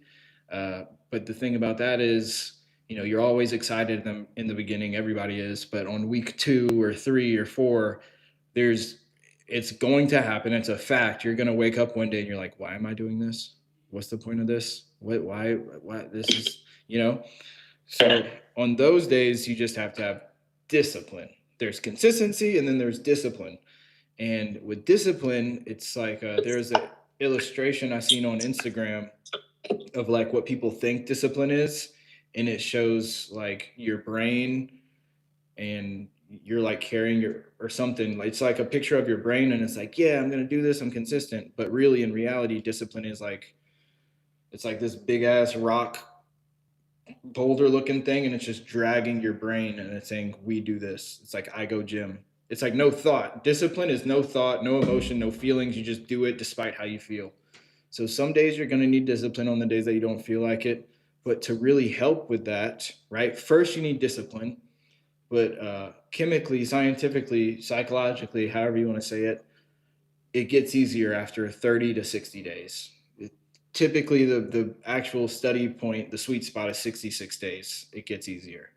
So if you could just have the discipline is going to be required the most within the first 30 to 60 days. But after day 66, scientifically, like statistically, it gets much, much easier. But point blank period, yeah, if you could get through 60 days of performing without purpose and having discipline, it'll get easier. Like me, I don't have to hype myself up to make phone calls. There are still days, some days like that. I'm not gonna lie, and I just have to have discipline. But most days, this is just what I do. This is who I am. And then I tied it to my purpose. So my perspective shifted from this is hopeless, what am I doing, to, I already have proof of concept and there's a version of myself that I'm chasing. So it gives me more drive, right? It's not about being motivated, it's about being driven. But if I was in your shoes and that was my day job, I would rearrange and brainwash myself to have a new perspective. And I would say, I'm working this day job so I could get better at wholesale real estate. You're already on the phones all day. So use that time to get better. Be more enthusiastic on the phones with AT&T, more enthusiastic, more charismatic, use more word tracks, like practice more word tracks. And then in your free time, on your breaks, study and obsess over videos, whatever is your sales style. Me, it's Andy Elliott and Eric Klein, right? So I know my word tracks, I know my objection handlers, I know my script like the back of my hand. Now it's getting past that and, making a connection with the person, my tonality, getting them to like me, trust me, and want to do business with me. You're already in a sales position.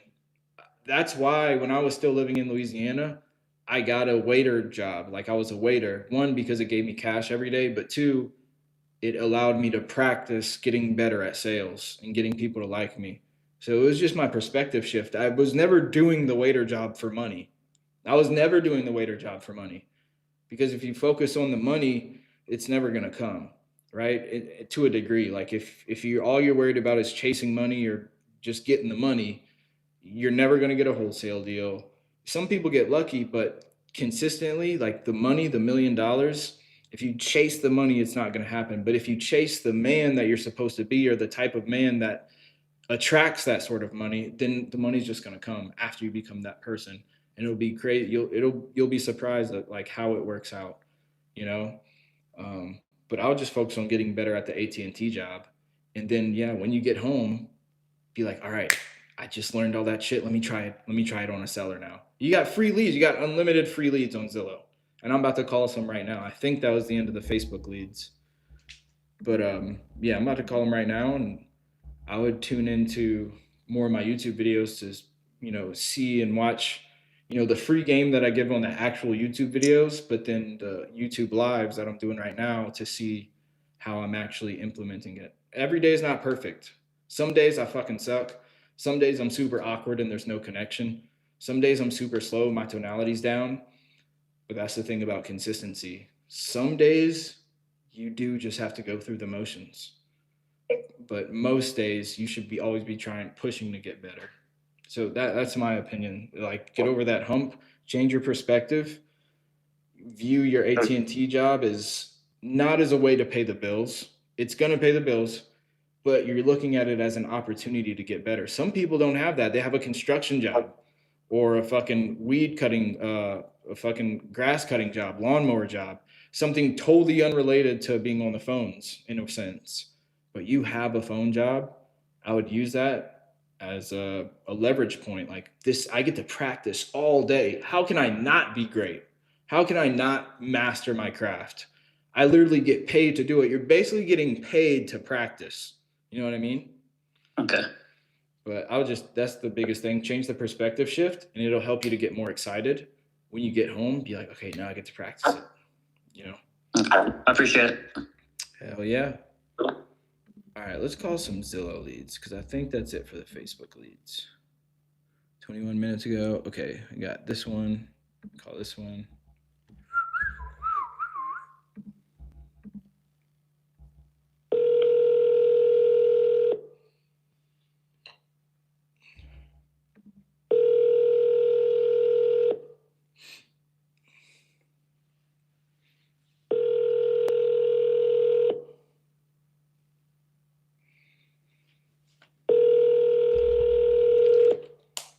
Sorry, the mailbox is full and there is not enough. Come on, Mr. Edward. Yo, Matthew, can you check your DMs, brother? Sorry to cut you off here, Isaiah. You're good.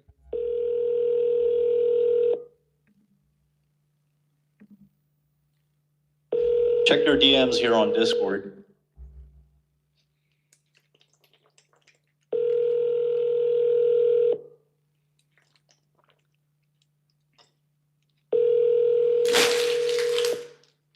Sorry, the mailbox is full and Matthew, did you?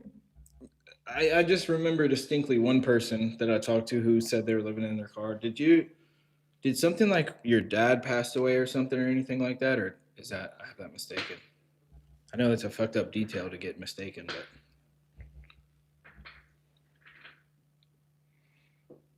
I don't know if you can hear me, Matthew.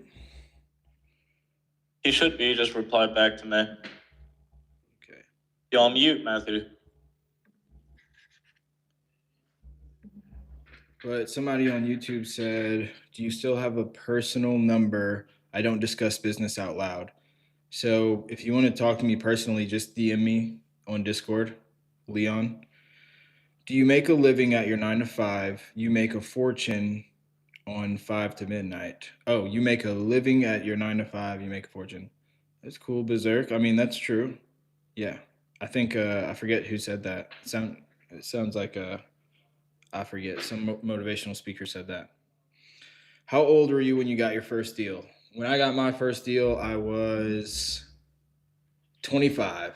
I was 25 years old, and it was for $7,000. And it's the. Wait, how old are you now? I am 29 now. Oh, okay. Yep. I'm turning 30 in September 9th.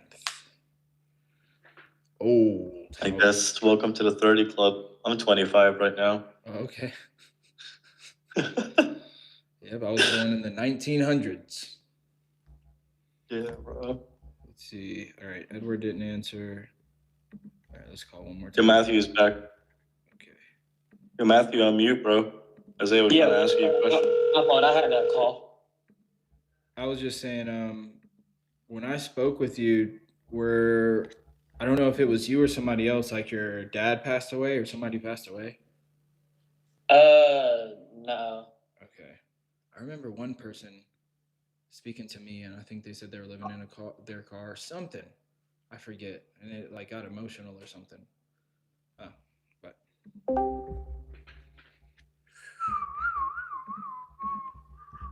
what's up, real? What up? What up? What up? All right, let's call him Edward one more time, and then I think that's it for these for sure. Okay, Michael. Shit, Michael just came in.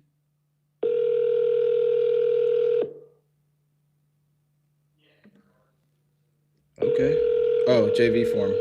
Okay, what's up? Del Rio, Texas.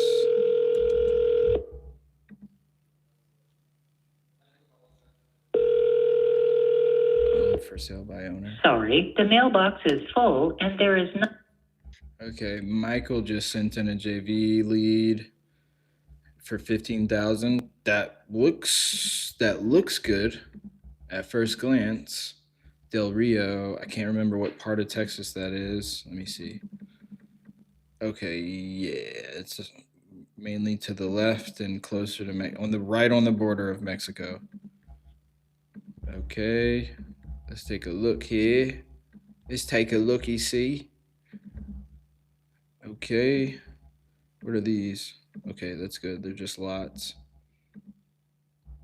Okay, 45. Okay, so lots are going for 45. That's good. What is this? 20. That's a lot. Okay, that's good. Studio 72,000. Kind of not good. Okay, it's fucked up. Okay, that's good. Okay, lots. Okay, so it looks like you got it at a pretty decent price. Question is it a lot or is it a house? Let's see. Do you have contract signed? Okay, pictures. Is the property listed on the MLS or Zillow? Yes. Contract. All right.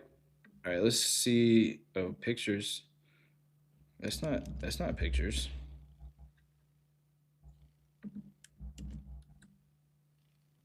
Yeah, there's no pictures right there. Michael, can you get some pictures? All right, let's start calling Zillow for sale by owner. Let's call these. I had them up. Zillow for sale by owner, baby. Let's go. This is the nasty work. Nasty work.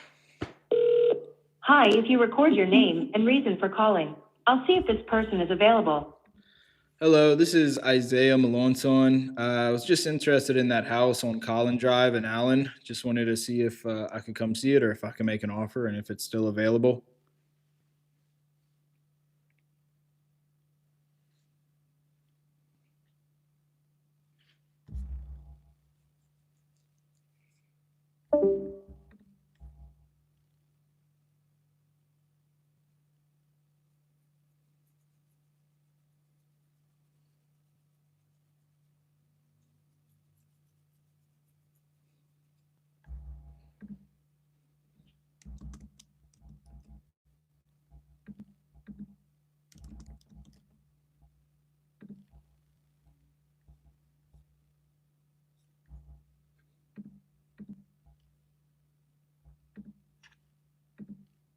Okay, don't know what happened there. Hi, if you record your name and reason for calling, I'll see if this person is available. Hello, this is Isaiah. I was calling about the house on Collin Drive in Allen.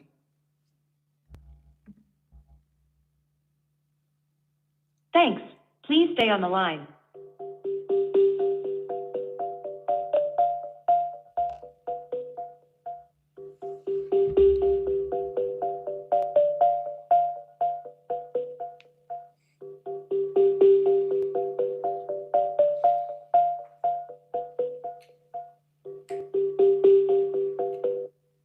I'm sorry, this person is not available. If you would... Let's call him again. But yeah, Jim Rohn. That's right, Berserk. But the problem is the house is probably a teardown. That's okay. Can you get pictures? I'm assuming Rise Hub is Mr. Michael. Can you get pictures of it? Either way, I think it should still be a deal, even at 15,000 if it is a teardown. Did they tell you the condition of it and everything? I'll give you a call in a bit though. Just call the Zillow lead one more time. Said, Hi, if you record your name and reason for calling, I'll see if this person is available. Isaiah calling about the house on Collins Drive in Allen. Thanks. Please stay on the line.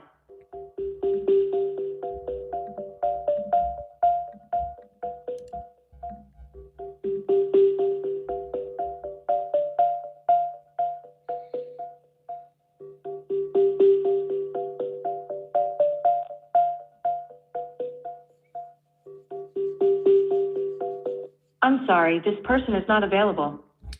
Yeah, seems like a good deal. Like, this is something I'd probably fucking... I'd probably put it in my CRM and put it in a drip campaign. All right, Hewitt, Texas. Let's go, baby. Zillow.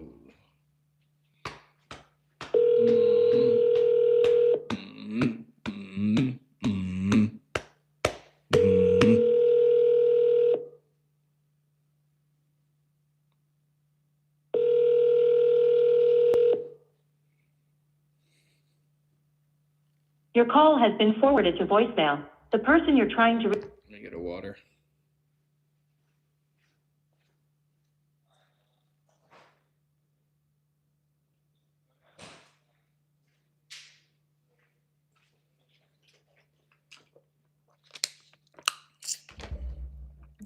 Let's go again.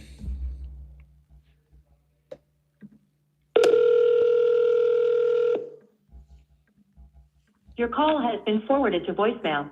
The person you're trying to reach is... All right, Michael said he's trying to get the pictures for the JV form he just filled out, so I'll call you in a bit. Just got to at least make an offer on Zillow. Your call has been forwarded to voicemail. Come on, answer the phone. Come on now. I like this. They're hanging up on me. Let's go.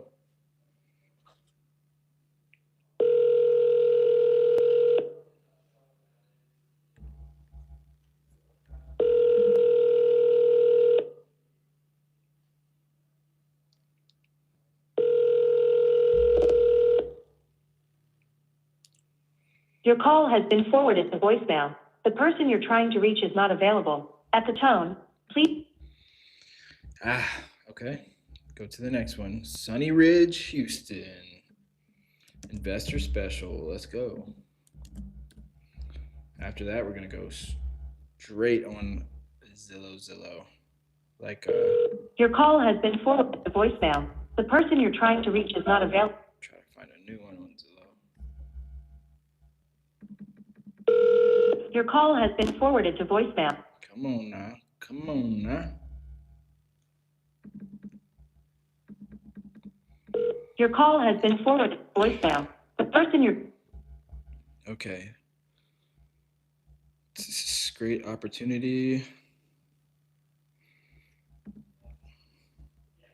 So if y'all are wondering what the Zillow filters are, and again, if you guys want to see my screen, just join the Discord. But 50K max price, for sale, property type, just houses and multifamily, and then owner posted, active, and then I just do 1 day on Zillow. I should have it to not show. I should have saved it like that, actually. Let me do that. Now let me save it.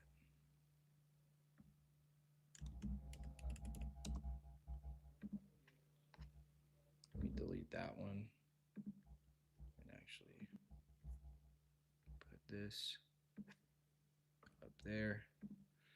All right, now I gotta piss from all that water. Let's get a deal.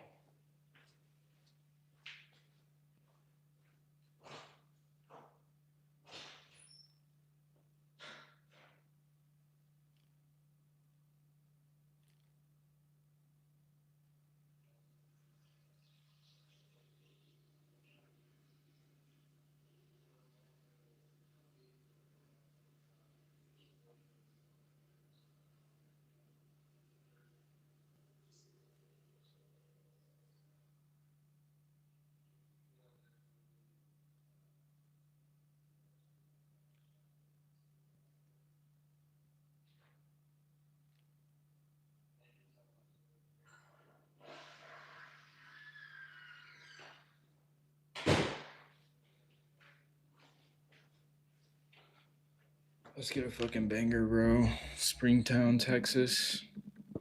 Looks outdated. They're asking $450 though. That seems a little outrageous. Okay, it's on a highway. You can. A little bit. You just made an offer. Yeah, we can't help him. Mm. It would have been perfect though. He's born and raised in Cincinnati. And he's moving back there, Oh wow. but just can't help him. He knows too much.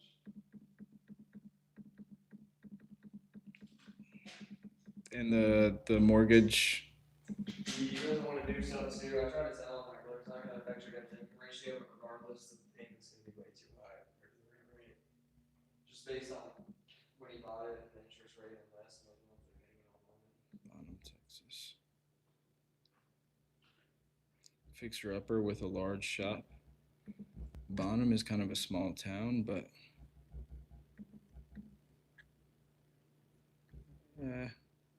let's fucking call him up and just make an offer, make a connection, see what we could do.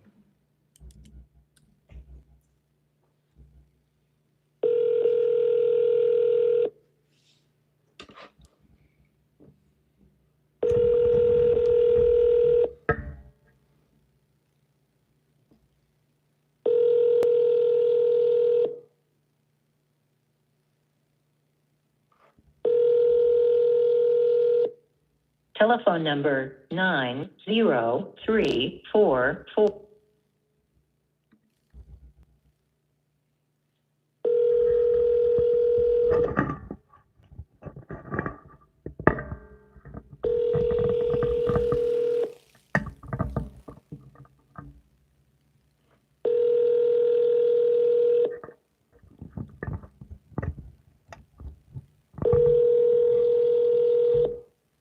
telephone number 90344903226 can't take your.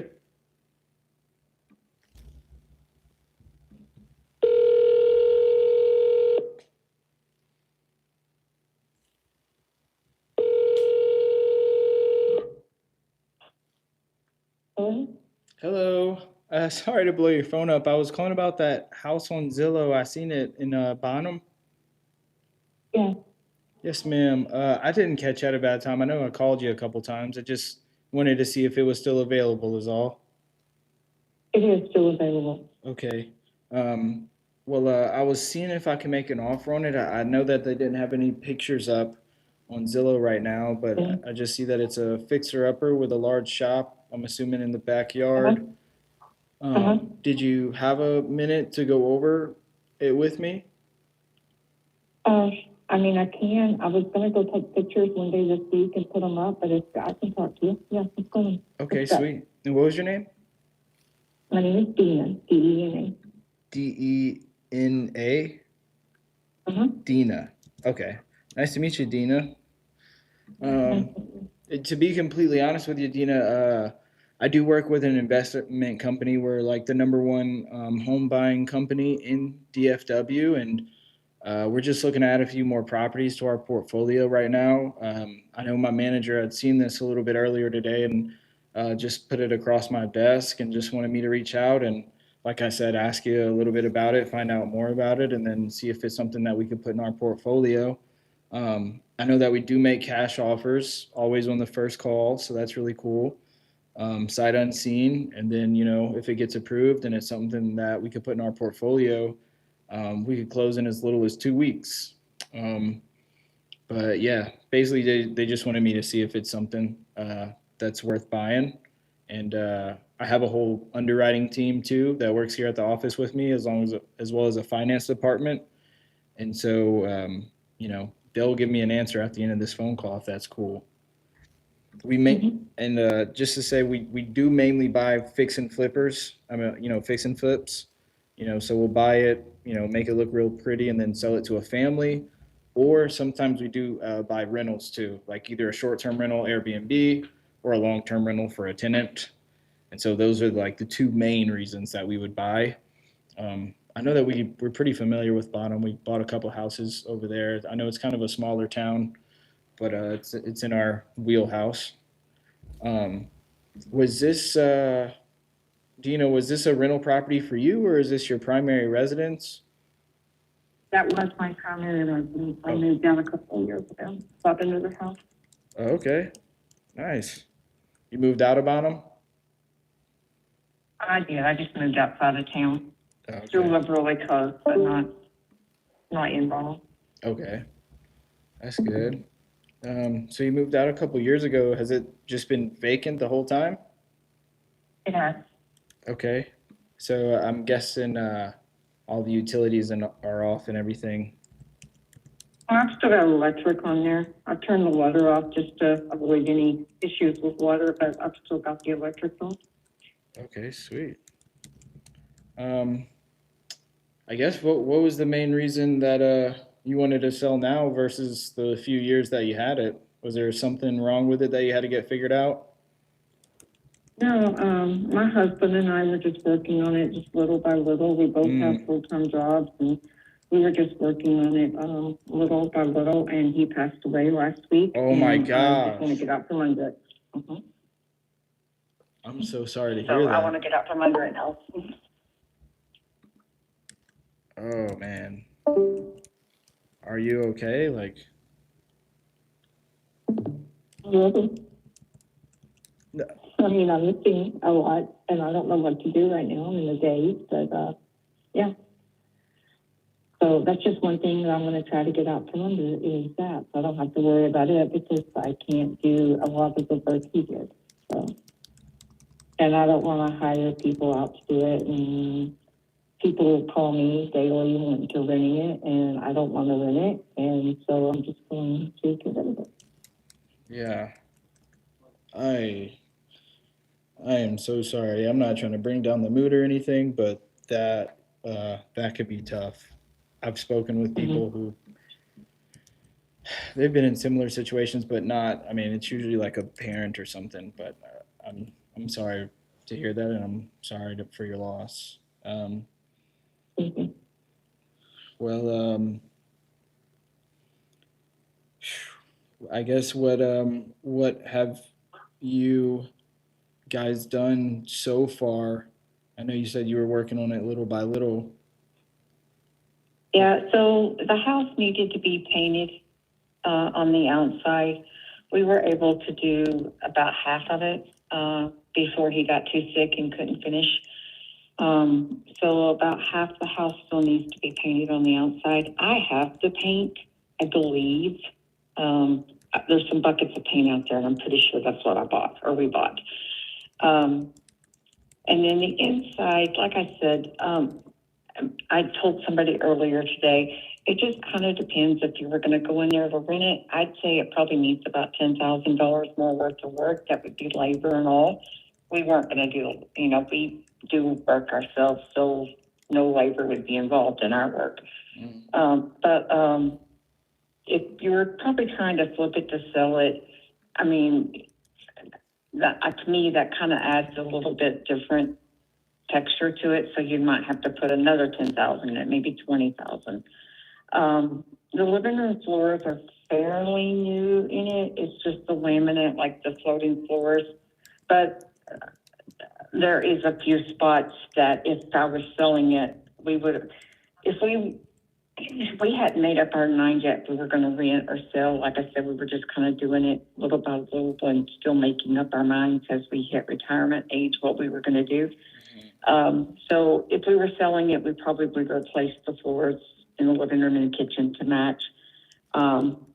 If we were renting it, we probably would have left it like it is in the living room and just added, the kitchen floor does need new flooring. I had some flooring there, but someone stole it. Oh, wow. So that matched the living room floor, but someone helped themselves to that. So we would have to get the kitchen floor redone. It doesn't have any appliances in it. I brought all my appliances with me to the new house.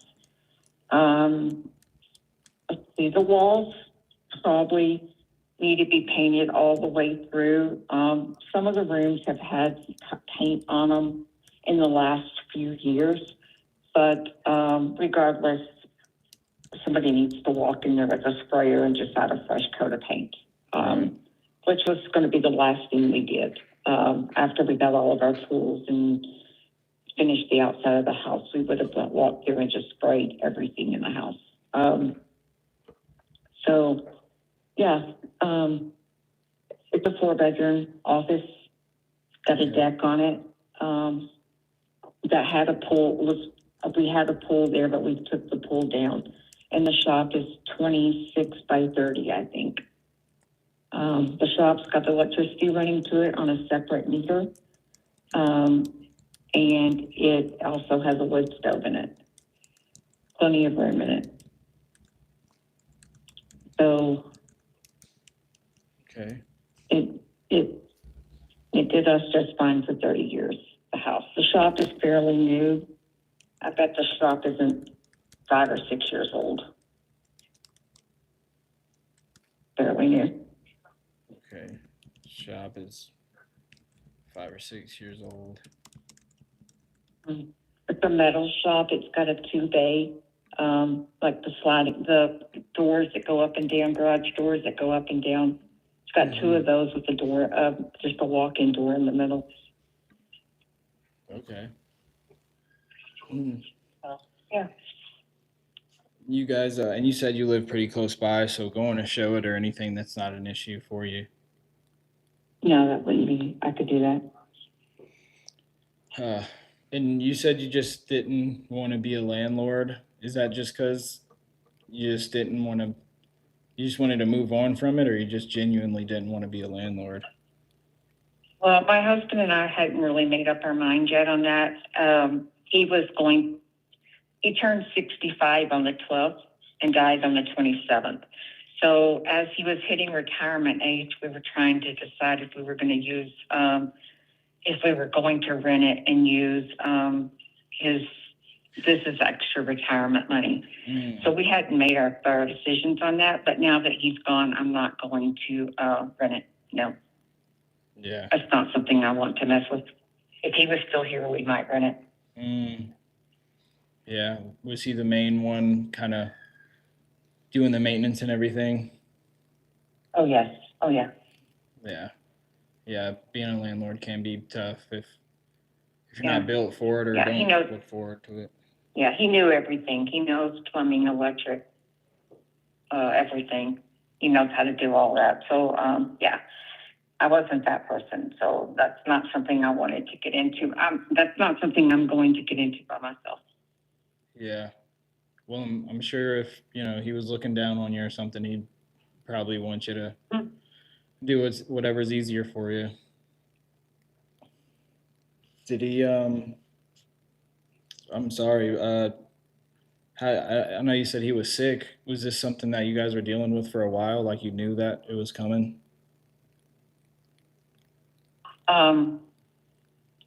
He's had cancer for 10 years, but we were in Wow. remission. And when it came back, it hit with vengeance. Wow.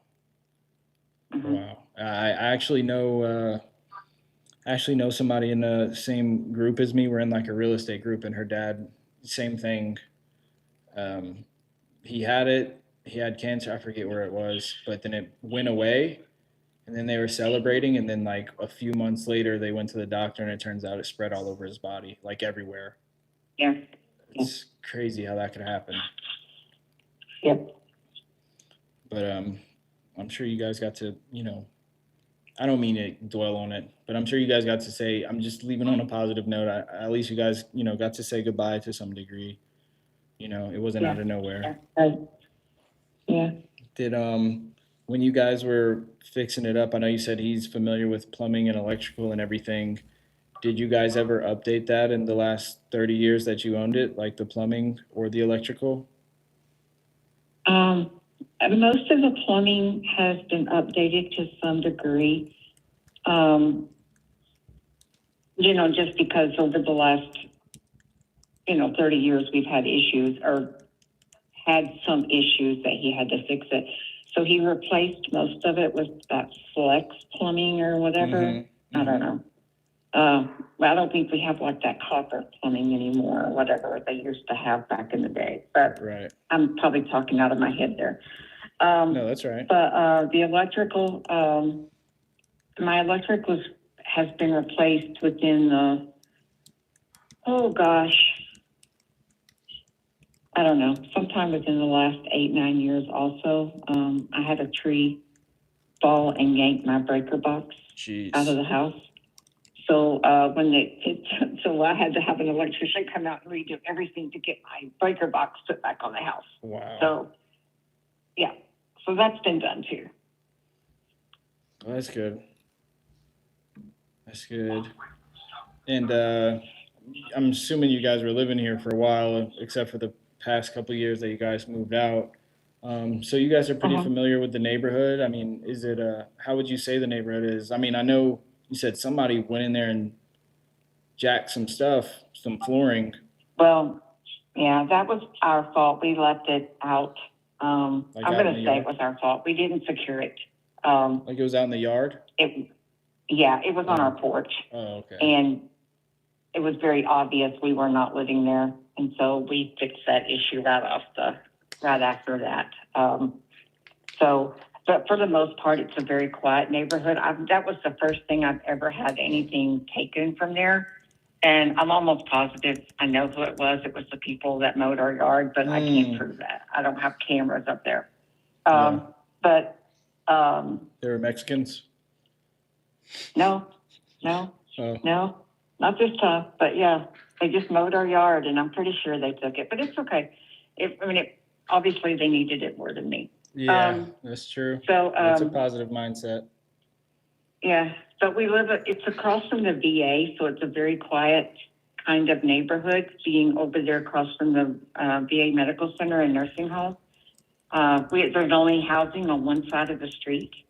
The other side of the street is the VA nursing home piece. So you kind of have a field across from you. Okay. but it's very quiet. It's mostly elderly people now that live over there. There's not a lot of kids and stuff on that street. When my kids were growing up, there was a lot of kids on the street. Now there's everybody's kids have grown up. There's hardly any kids. Yeah, it's kind of how my neighborhood was. We had a lot of kids that we played with, and everybody grew up, and then the neighborhood changed. Yep. So would you say that the house is in kind of livable condition right now? Oh, I'd live in it now. I mean, it needs to be cleaned because, like I said, nobody's lived in it in 2 years. So the last time I walked in it, I would live in it after I did something with the kitchen. I'd make sure I painted all the kitchen because the kitchen does look bad after you remove all the appliances from it. It needs paint, it needs some attention, but it's livable. It's got counters in it. It's got a place for a stove. It's got a place for a refrigerator. Definitely livable, but it needs some paint on the walls where my appliance is set for 30 years. Okay. Did you guys ever update the kitchen cabinets, or you think those are kind of original and need to be replaced or painted? Yeah, my husband replaced the kitchen cabinets probably, I don't know, 20 years ago. So they're very sturdy. He built them out of very good wood. They're very good, sturdy cabinets. Nice. So he was a carpenter, or? Yeah, he did everything for me. That's awesome. That's a very handy skill, being able to be a carpenter. You could probably build a house by hand. He could have, yeah. That is a skill I need to learn, like by myself. But okay. And is there still a mortgage that you're paying on this still? Oh no. I've had it paid off for a while. Okay, so it's pretty much free and clear, no solar liens or any other liens or nothing? No. Okay, that's good. And I know, we are cash buyers, so I mean, we could close pretty quick. But is there a certain timeline that you would like to sell by and have it closed out? No, it's not hurting me sitting there. I just posted it the other night because I thought about it, and I'm in no hurry. Okay. So if we took 60 years or 90 days even to close for whatever reason, that doesn't bother you as long as you get the price that you want. Exactly. Okay.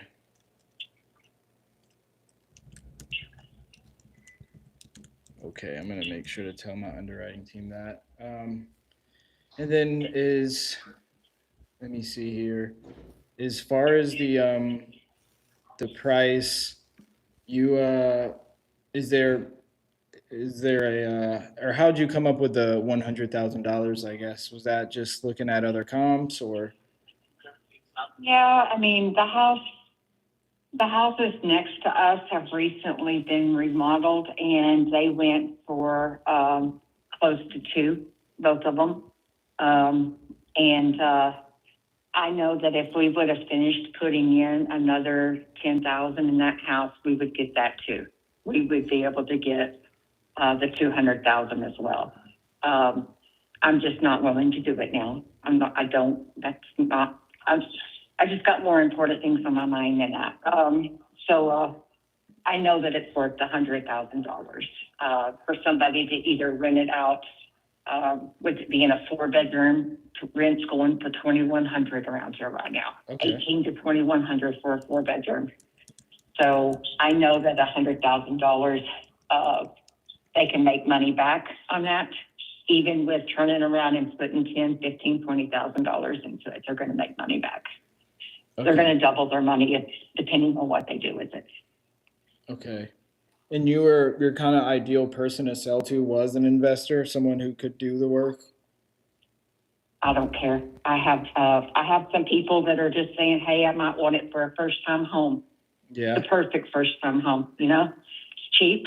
You can work on it. It's livable right now. and you can work on it little by little, you know? So That's I have right. a few people that's reached out to me already about that, and I definitely recommend it for a first-time home at 100,000. Yeah, Can't do much more with that. that's right. And it's just one full bathroom, or is there a half bath in there too? It is only a one full bath. However, it does have a separate bath and shower. Like detached from the house? No, there's a bathtub and a shower in the same bathroom. Oh, okay. Like, so there's a shower on one wall and a bathtub on the other. Okay. I mean, not that helps any if there's two people that need to be in the bathroom, but Yeah. It does make it a bigger and, you know, that's just how we did it. That's right. Those so like I said, I have an underwriting department and they're just gonna run the CMA, look at comps and everything, but you know, it's my job to just make sure that I could get the property approved and that it gets approved for a price that you're happy with. I know you mentioned that they had other comps that sold in the area or down the street for close to 200. Do you know the address of those houses? It's going to be 1407 and 1409 Lynn Street Okay. are the latest two that I know of. I see 1409 sold this year. It looks like it went for 79,000 though. No, then it's not. It hasn't sold the second time then. That's what they may have bought it. I think they paid less than that the first time, but it's completely remodeled now. And yeah, I thought the for sale sign was gone out of the front yard, but it may not be yet. Okay. Yeah, they bought that in January of this year. Yeah. And you're saying Yeah. they bought it at that price and then you think they resold it? Yeah. Oh, I know they have. Or I know that if it's not resold, it's for sale. And that's what they're asking for it. Okay. Like I said, I thought I seen this for sale sign gone out of the yard, but it may not be yet. Do you know the condition of that house when it did sell the first time for 79,000? Oh, it was bad. It was really bad. Yeah. Yeah. Yeah. Okay. I'll let them know that and they'll double check that. Any other comps that you know of that could support that, you know, close to 200 resale number? That's the only one that I know of. I mean, I think there's been a few redone, maybe even, I don't know if, let's see, I don't know what the one on the very end is. On Lynn Street, the one at the very end, I think they were remodeling it also. I don't know if it ever sold. I haven't looked. I can go look at Zillow to see. Yeah, Zillow. That's what I have access to. I'm just looking at Zillow. I see one at 1007 Lynn Street. That was 1,200 square feet, and looks like it sold for 97,000. I see 1301 Lynn Street. It looks like that was a remodel. That was 1,400 square feet, and it looks like it sold for around 150. And that one was fixed up. Yeah. If That one was sold in 25, but yeah. Yeah, 2025. Yeah, that's right. It was December. The one on the very end, it would have been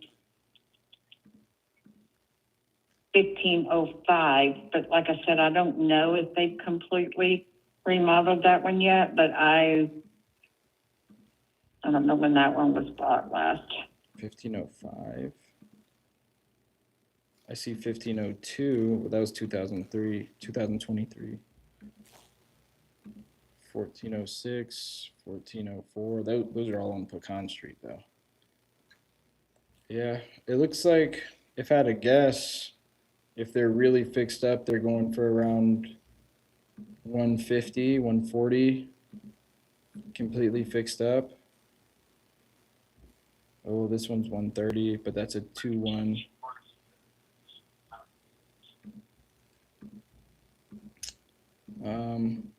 And if I just see what's sold, I mean, what's for sale, it looks like, yeah, the only other one, well, I see this one, it's 803 East 14th Street.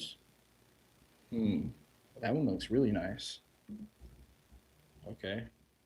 And yeah, that was built in 1940, so it was a fix and flip, but looks like they have it listed for 125, and it's been up for 150 days. That's a 3-2, almost 1300.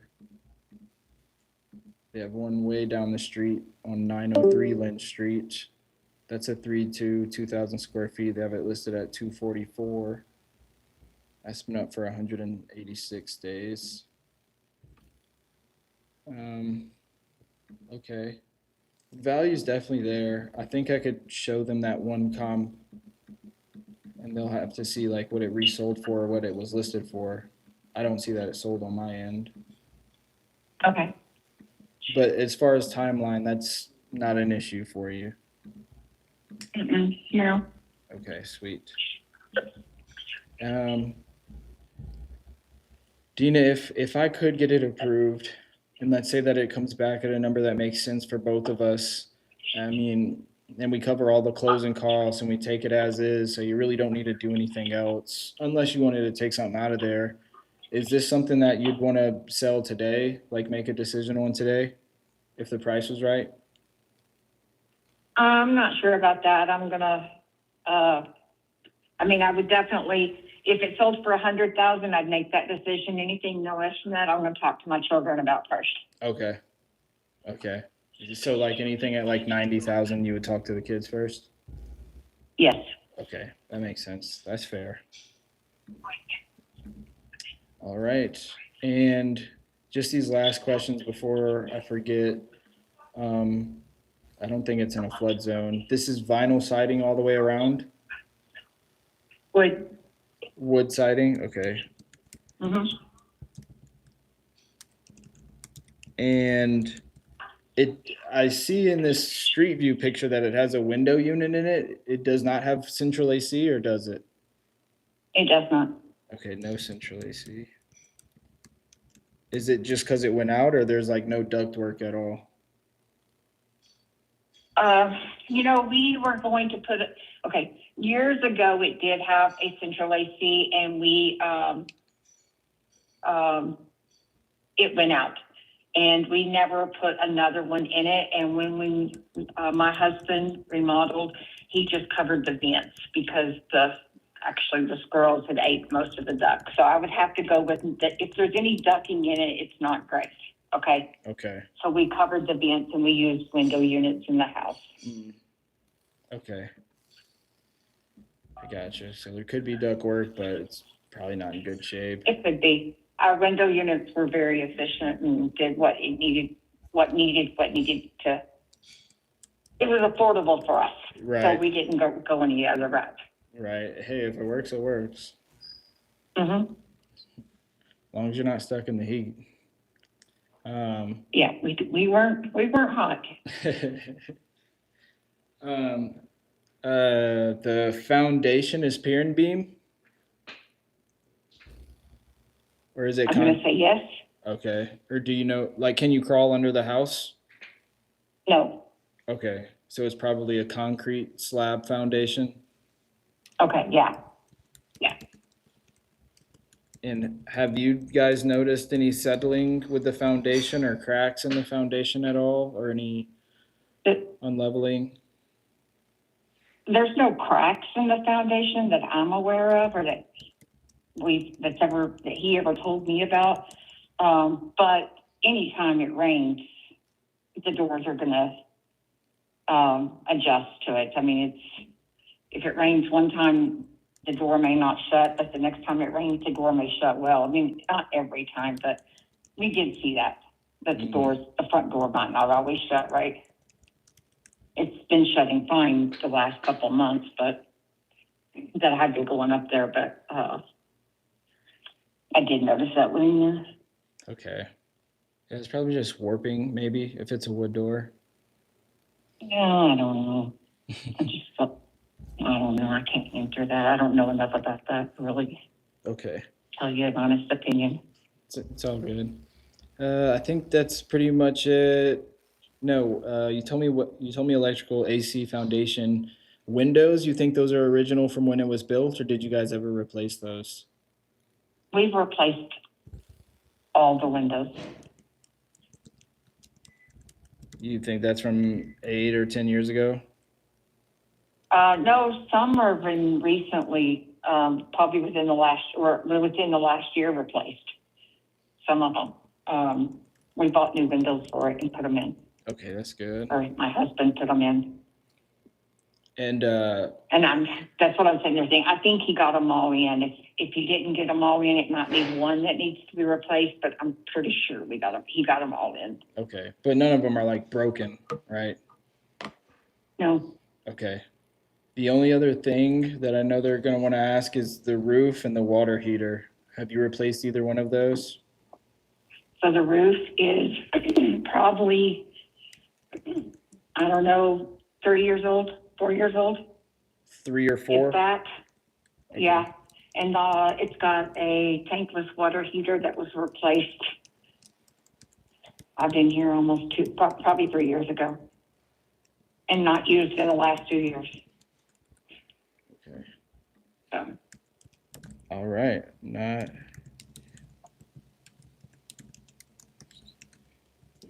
Okay. All right. Sweet. That's all the information I need. I really, really appreciate you just staying on the phone with me and giving me that info. I'm going to do my absolute best to make sure that I could get this approved. So the next part is it's pretty simple. All I got to do, all this information is already sent back to the underwriters. They've been running the CMA. So I just got to run back there. It's like 10 feet behind me and pull the CMA from them. And they're going to give me either a thumbs up and say, yes, we want it. This is what we're willing to pay for it. Or they'll tell me, no, it doesn't meet our buy box. And then I'll at least tell you why they think it's not a good fit. And then I'll also make sure to tell them that, anything below 100, you're probably going to have to talk with the kids about. And, but let's say that it is below the 100 and you do talk to your kids. Do you have an idea of when you would want to make a decision or when you would talk to them if it still seems like within the realm of possibility? I could probably talk to him today or tomorrow. Okay. Them today or tomorrow. All right, sweet. All right, can you bear with me for just a couple seconds, Dina, while I go get that CMA, and then I'll have an answer for you, okay? All right, I'm just gonna put you on a silent hold real quick. I'm not gonna hang up, and I'll be right back with an answer, okay? Okay. All right. One moment. Woo! Okay, no connection. No connection was built with I Dina don't think so. at all. Emily was here last week. See? Let's see. The problem is how Yeah, I'm trying that. to. We just Wow, make that's FU, Isaiah. I'm glad she said no, or this may have taken an even wilder turn. Shake my head. What do you mean? Glad she said no to what? Oh, that's fucked up, Isaiah. I was just asking about the husband, Yep. But nah, no connection was built with her for sure. What are you looking for? Okay, looks like empty That's lots one are of the going pizza. for $30,000 to $40,000. It looks like a fixer-upper sold for $79,000. So Here, put that in the trap now. let me see.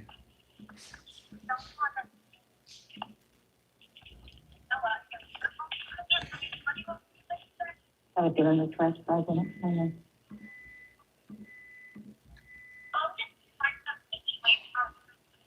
Your pizza will be ready in just a minute.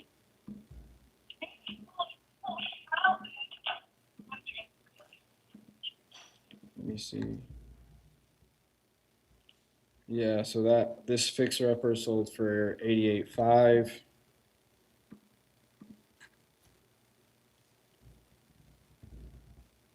This one, can't really see what it sold for.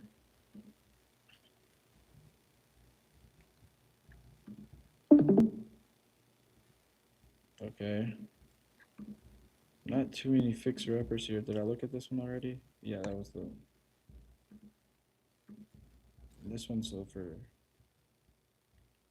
let's see, about 97,000. All right, it looks like fixer-uppers are going anywhere from 79 to 97,000. Okay, this is sold for 87 too. Oh shit, no, that's fucking sold for 40 grand in 2023. Let's see what happened in the last 6 months. Not too much. That was a new build, 2024, sold for 260. 2005 for about 225, 223.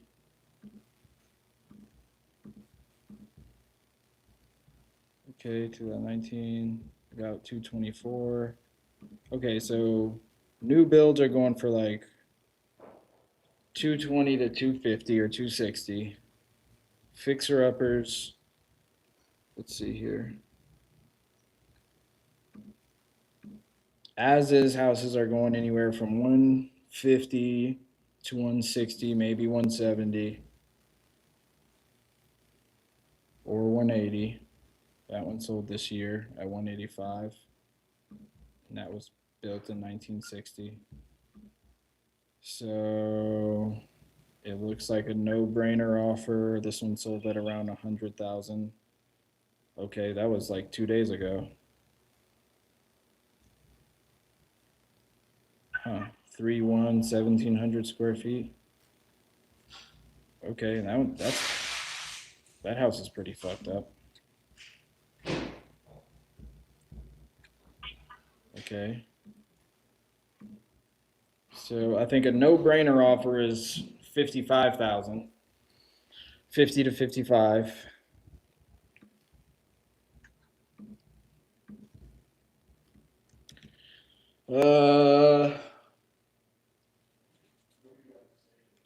Huh?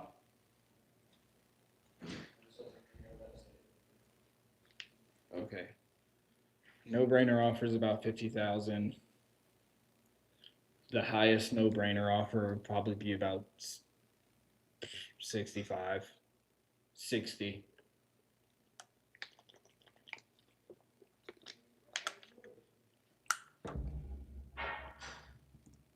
So I'd say $58,568 cash offer. A novation would be probably fucking like 70,000. She has it listed at a good price, but there's no AC, no HVAC, no.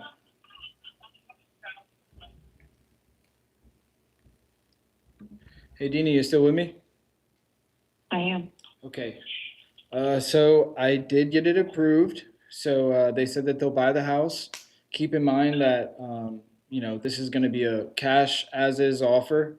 So, you don't have to do any repairs. Like I said, you don't have to do anything. You don't have sweep, clean, paint, mop, nothing. The way it sits today is the way that we'll buy it. We could close in as little as 2 weeks, or if to 30 days. I know that you said, you're not in a rush, but is there anything stopping you from closing in 2 to 4 weeks, or do you want more time? No, I don't think there's anything stopping me either. Okay, sweet. So we can close in as little as 2 weeks. And it's a net number to you. I know you said you don't have a mortgage, and so any of the closing costs associated with the sale, right? So when we go to a title company, any closing fees on the seller's side or any attorney fees or anything like that, we cover all that. We come out of pocket for it. And obviously there's no realtor commissions that you have to cover because you're dealing directly with us, the buyers. that's pretty much it. And since it's a cash deal, we don't need to go to a bank and wait on any appraisal or financing contingencies or anything like that. Just an easy one and done cash deal. All right. But with all that being said, and Dina, I just on a personal note, I do want to say, it is probably something that you'd have to talk with your kids about. Just because you told me, anything below 100, you'd have to talk with them about. And I do always have the power to go back there and try to get them to come up. I did show them the comp that you showed me. They did not see on the tax records that it sold. So they're just going based off of, a fixer upper is selling from 79,000, anywhere from 79 to 87 is what they're showing fixer uppers going for. But to buy this cash as is, they're looking at a cash offer of $58,568. All right. Yeah, I don't believe we'll be taking that because we know that it's worth a little bit more, but I'll talk to the kids and just find out. And I can call back on this number that you called me on. I got you. No, I understand that. That is just what they authorized me to spend. It's just my job to try and get, the property approved. But at least the hard part is over with. The hard part is just getting it approved. I know it's just a matter of making the numbers make sense for you. If you did, I know your kids obviously want the best for you, which means, they obviously want you to get the most for it. But I'm sure at the same time, they just probably don't want you to have to deal with it as much. But is there a number in mind that you think maybe they might be more inclined to if it still had the same terms, like as is, cash, and cover all the closing costs? I wouldn't have an idea really at this time. They always say don't do anything real rash. And in the first 30 days, I did this kind of without talking to them. Okay. So I just knew what my husband and I wanted out of it. So I can talk to the kids. I honestly don't know what their number would be on that. If they come back somewhere close, I can let you know. But I won't accept the 55,000. So I won't even let them make that decision. Yeah. No, I got you. Yeah. At the end of the day, it is your choice, but it's family. Yeah. And it was 58,568, by the way. So it wasn't 55, it was $58,568. So your kids don't even know that you put it up for sale yet? No, it's my house. I don't have to tell them. How many kids do you have? I have to. 3? Uh-huh. Okay. Yeah, it's kind of like me. Well, I have 3 siblings. I'm the oldest of 4. 2 younger brothers and a baby sister. But okay, that's understandable. I could always follow up with you, in a week, and just try to get them to come up. I'll tell them that you just flat out said no. Is there a number that maybe I could fight for that you maybe would be inclined to take? Like, is something in the 60s more doable for you if we could do that, same terms and everything? I will talk to my children over the next few days, and then I will look at my own comps for what I am pretty sure that we already kind of know. I can give you a call back, like I said, if it's something I think that you might be able to reach. Okay. But right now, I think we're done. Okay. Yeah, that's totally Okay. fair. I appreciate your time so much, Dina, and I know you don't know me from Adam, but I try to make myself, known and form a friendship if I can, but I will keep you in my prayers. Appreciate it. Absolutely, absolutely. And I hope you have a blessed rest of your day, and I'll follow up with you in a week if I don't hear from you. All right. Thank you much. Thank you. Bye-bye. Bye-bye. definitely could have built a better relationship.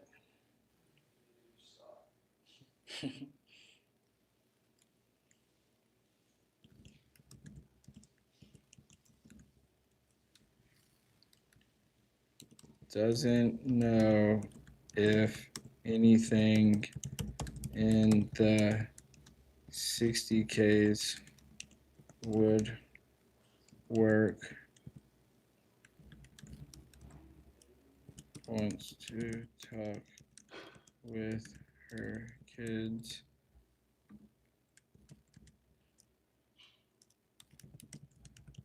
Honestly, no. That she even listed it for sale yet.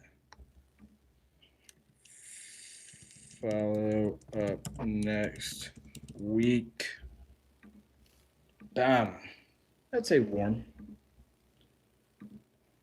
I'd call her at Friday just to see. All right, sweet.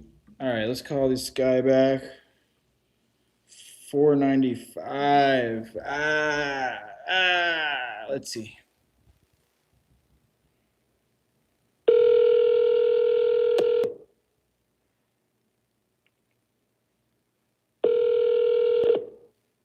Hey, what's up, man? Hey, sorry I missed your call. Oh, that's all right. I just sent you an email. I see that. My transaction coordinator Christian had responded. That was from the other guy. Yeah, he just called me. Okay. He was like, "Hey, man, I'm just gonna tell you over the phone, and you guys let me know if that works, and if let me know, and I'll put it on paper." Okay. So his is only $5K higher than the first offer. He's already going to submit 1% EMD. He wants a 14-day option at $500, but he wants a 40-day close. And I mentioned that to him from the beginning. I was like, 40-day close, man. I don't know if we can do that. Yeah. Well, he's like, well, just let me know, and we can work with it if we need to.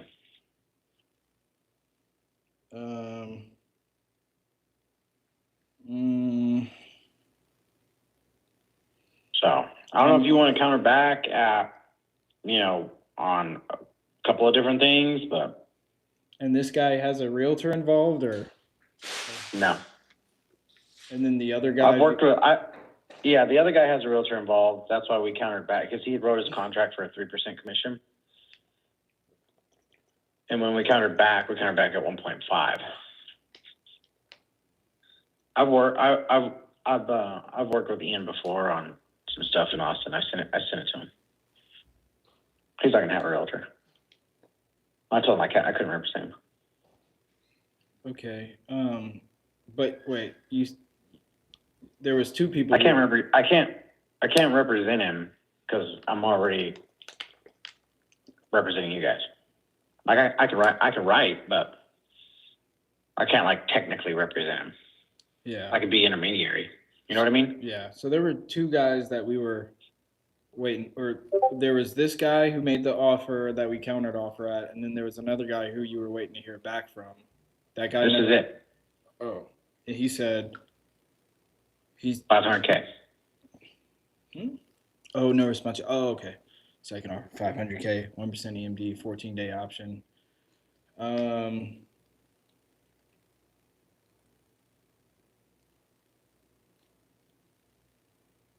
Okay.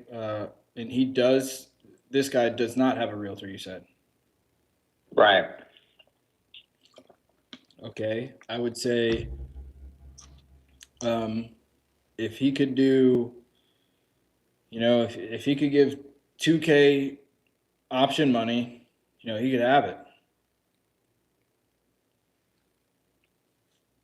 No, he doesn't even need earnest money. He doesn't even need earnest money, just $2,000 non-refundable option money, and he could do whatever he wants. At 500? At 500, I mean, he has no realtor, so we don't have to pay that. And then what did we sign with you for? What was your commission? point and a half. So what is that? That's like $5,000, $6,000, $7,000 maybe, 7,500. So Yeah. let me use my calculator.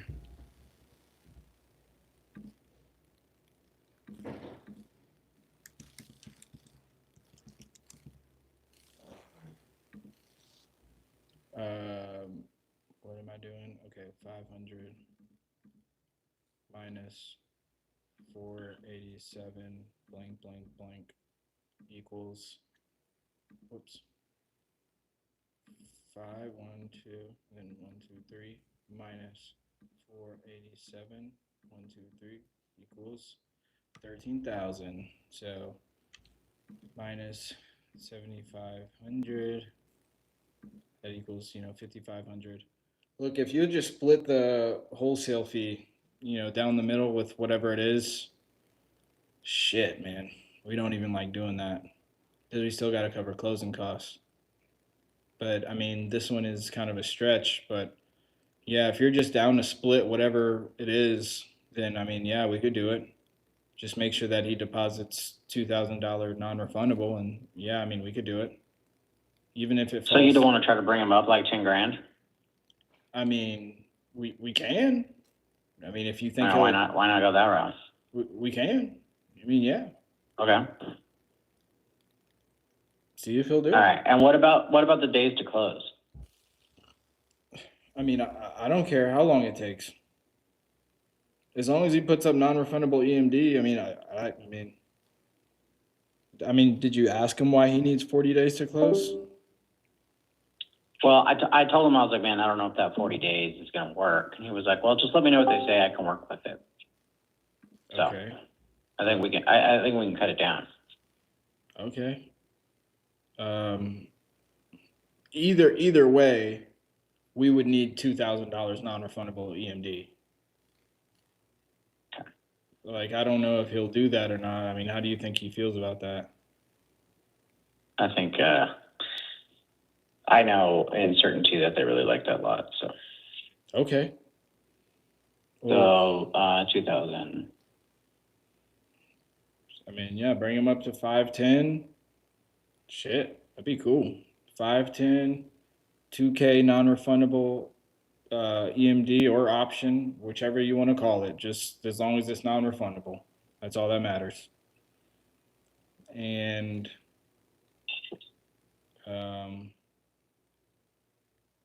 So we'll just call it.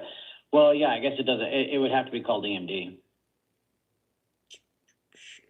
I mean, I guess option. Yeah, because I mean, he's just going to give it up. I guess it doesn't matter. Yeah, call it 2K option money. Yeah, just say option money just because it's known that it's non-refundable, and you could have. But I guess you can't call it option money. Well, yeah. No, it's option money. Yeah, you can. So yeah, 2K. That's just what he's going to pay in option. Yeah, 2K option money, 510 purchase price. Shit, he could do 30-day close. I don't care. And I just see here that he pays all closing costs. That'd be great too. That'd be awesome. Yeah. You want to call him on three-way right now? I mean, I could mute myself, but I'd rather get the answer like now, like because I'm impatient. I'll call him and talk to him. All right, so because he's gonna have to go and talk to his partners. It's three of them together. They're developers there. Okay. They do like condo regime stuff. Okay. So all right, I'll give him a shout. So we're cool with the 14 days of option as long as the $2,000 is non-refundable. Trying to squeeze it to a 30-day close and putting it up to 510 with 2,000 non-refundable option. So you don't want any earnest. I don't care about the earnest. No, I mean it doesn't do anything for me or you. Okay. I guess since he already said 1% EMD, sure. But like it really doesn't matter. But sure, if he wants to do, right. You know what I mean? Yeah. So 510 purchase price, 2K option, 30-day close. He pays all the closing costs. That's a solid offer right there. Okay. All right, let me find out. Okay, let me know. All right, well. Bye.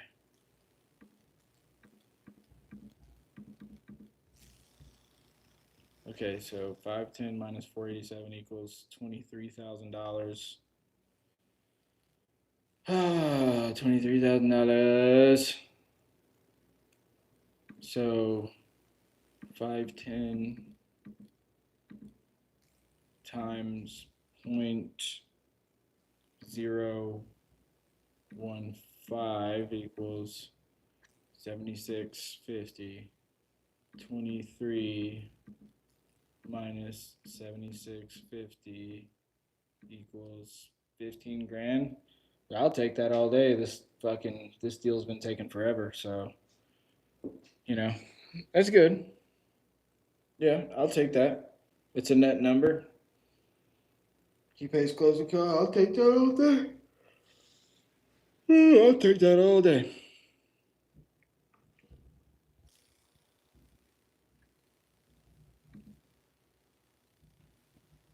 So Bonham, did I put everything in there for Dina? Yep. Let me take this fucking thing out, making me nauseous.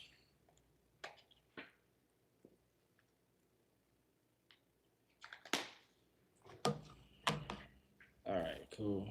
All right, what else we got? Jonathan called me. Decatur, Georgia. He's looking to get 190 if anything. Says he already bought it. All right, let's call Jonathan back. He called this number. Yep, let's call him up.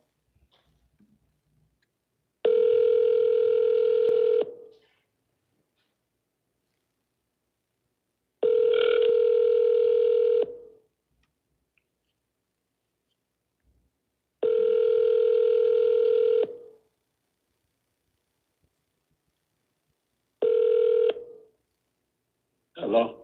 Hey, Jonathan. Good afternoon. This is Isaiah. I had missed your phone call earlier. I'm sorry. I was just on the other line. How you doing?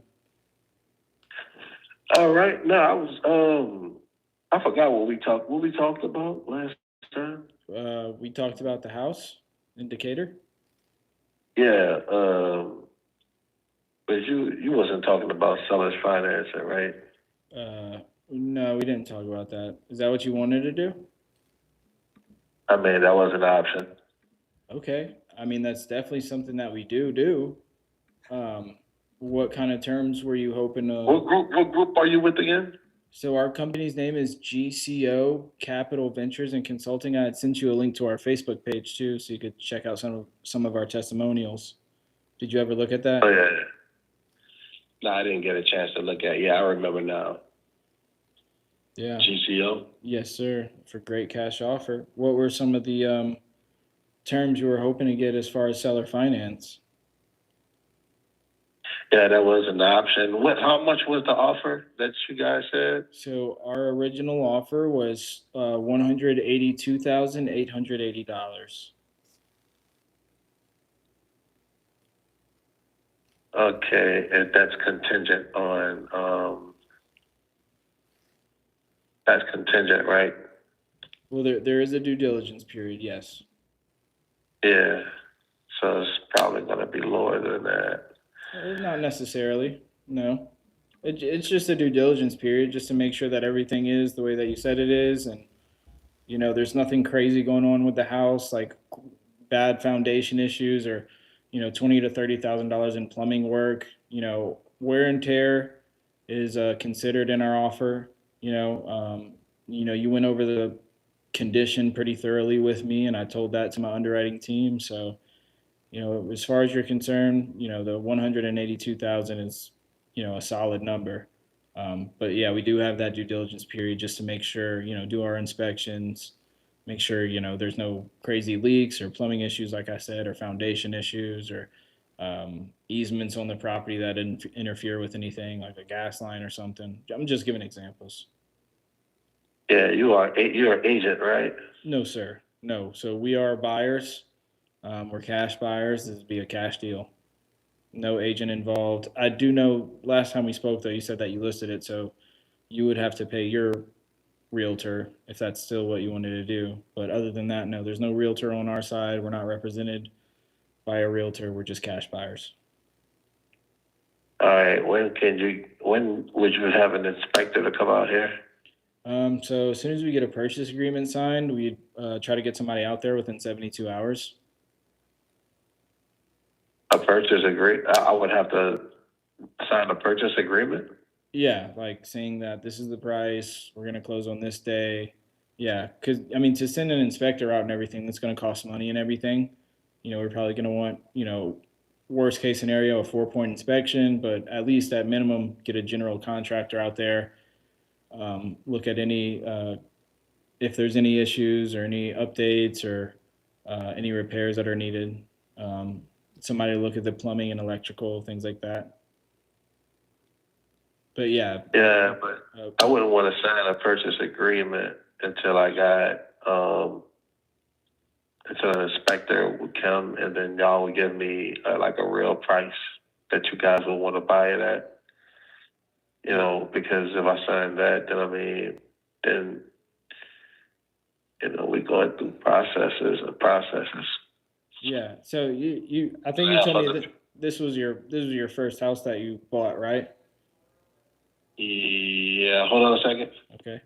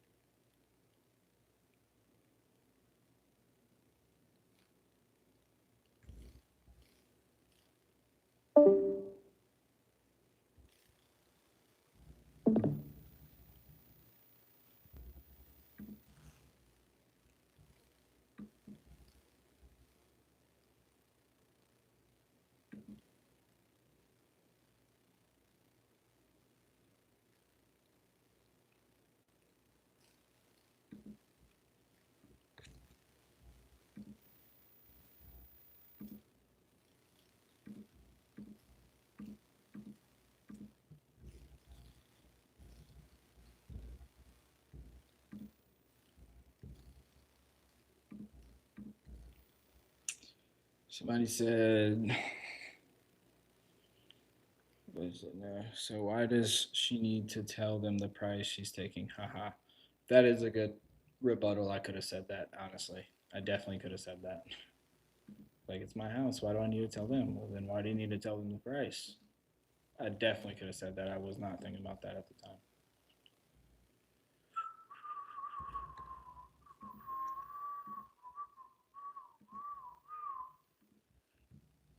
Come on, Jonathan. You probably got me on hold with somebody else.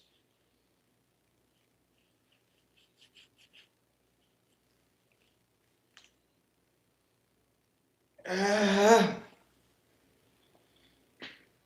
Johnny. Johnny, my man. Let's get an offer accepted, Johnny.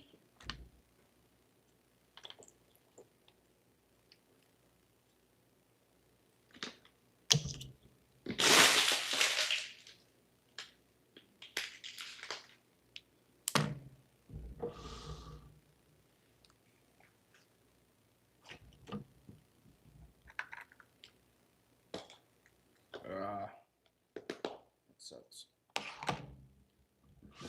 All my good zins are gone. I got this bull crap.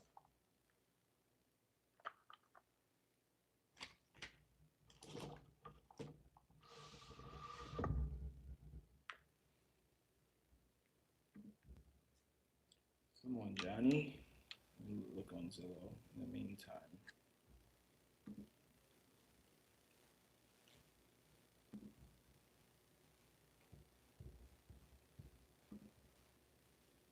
Richardson. Okay, and this is within the last one day.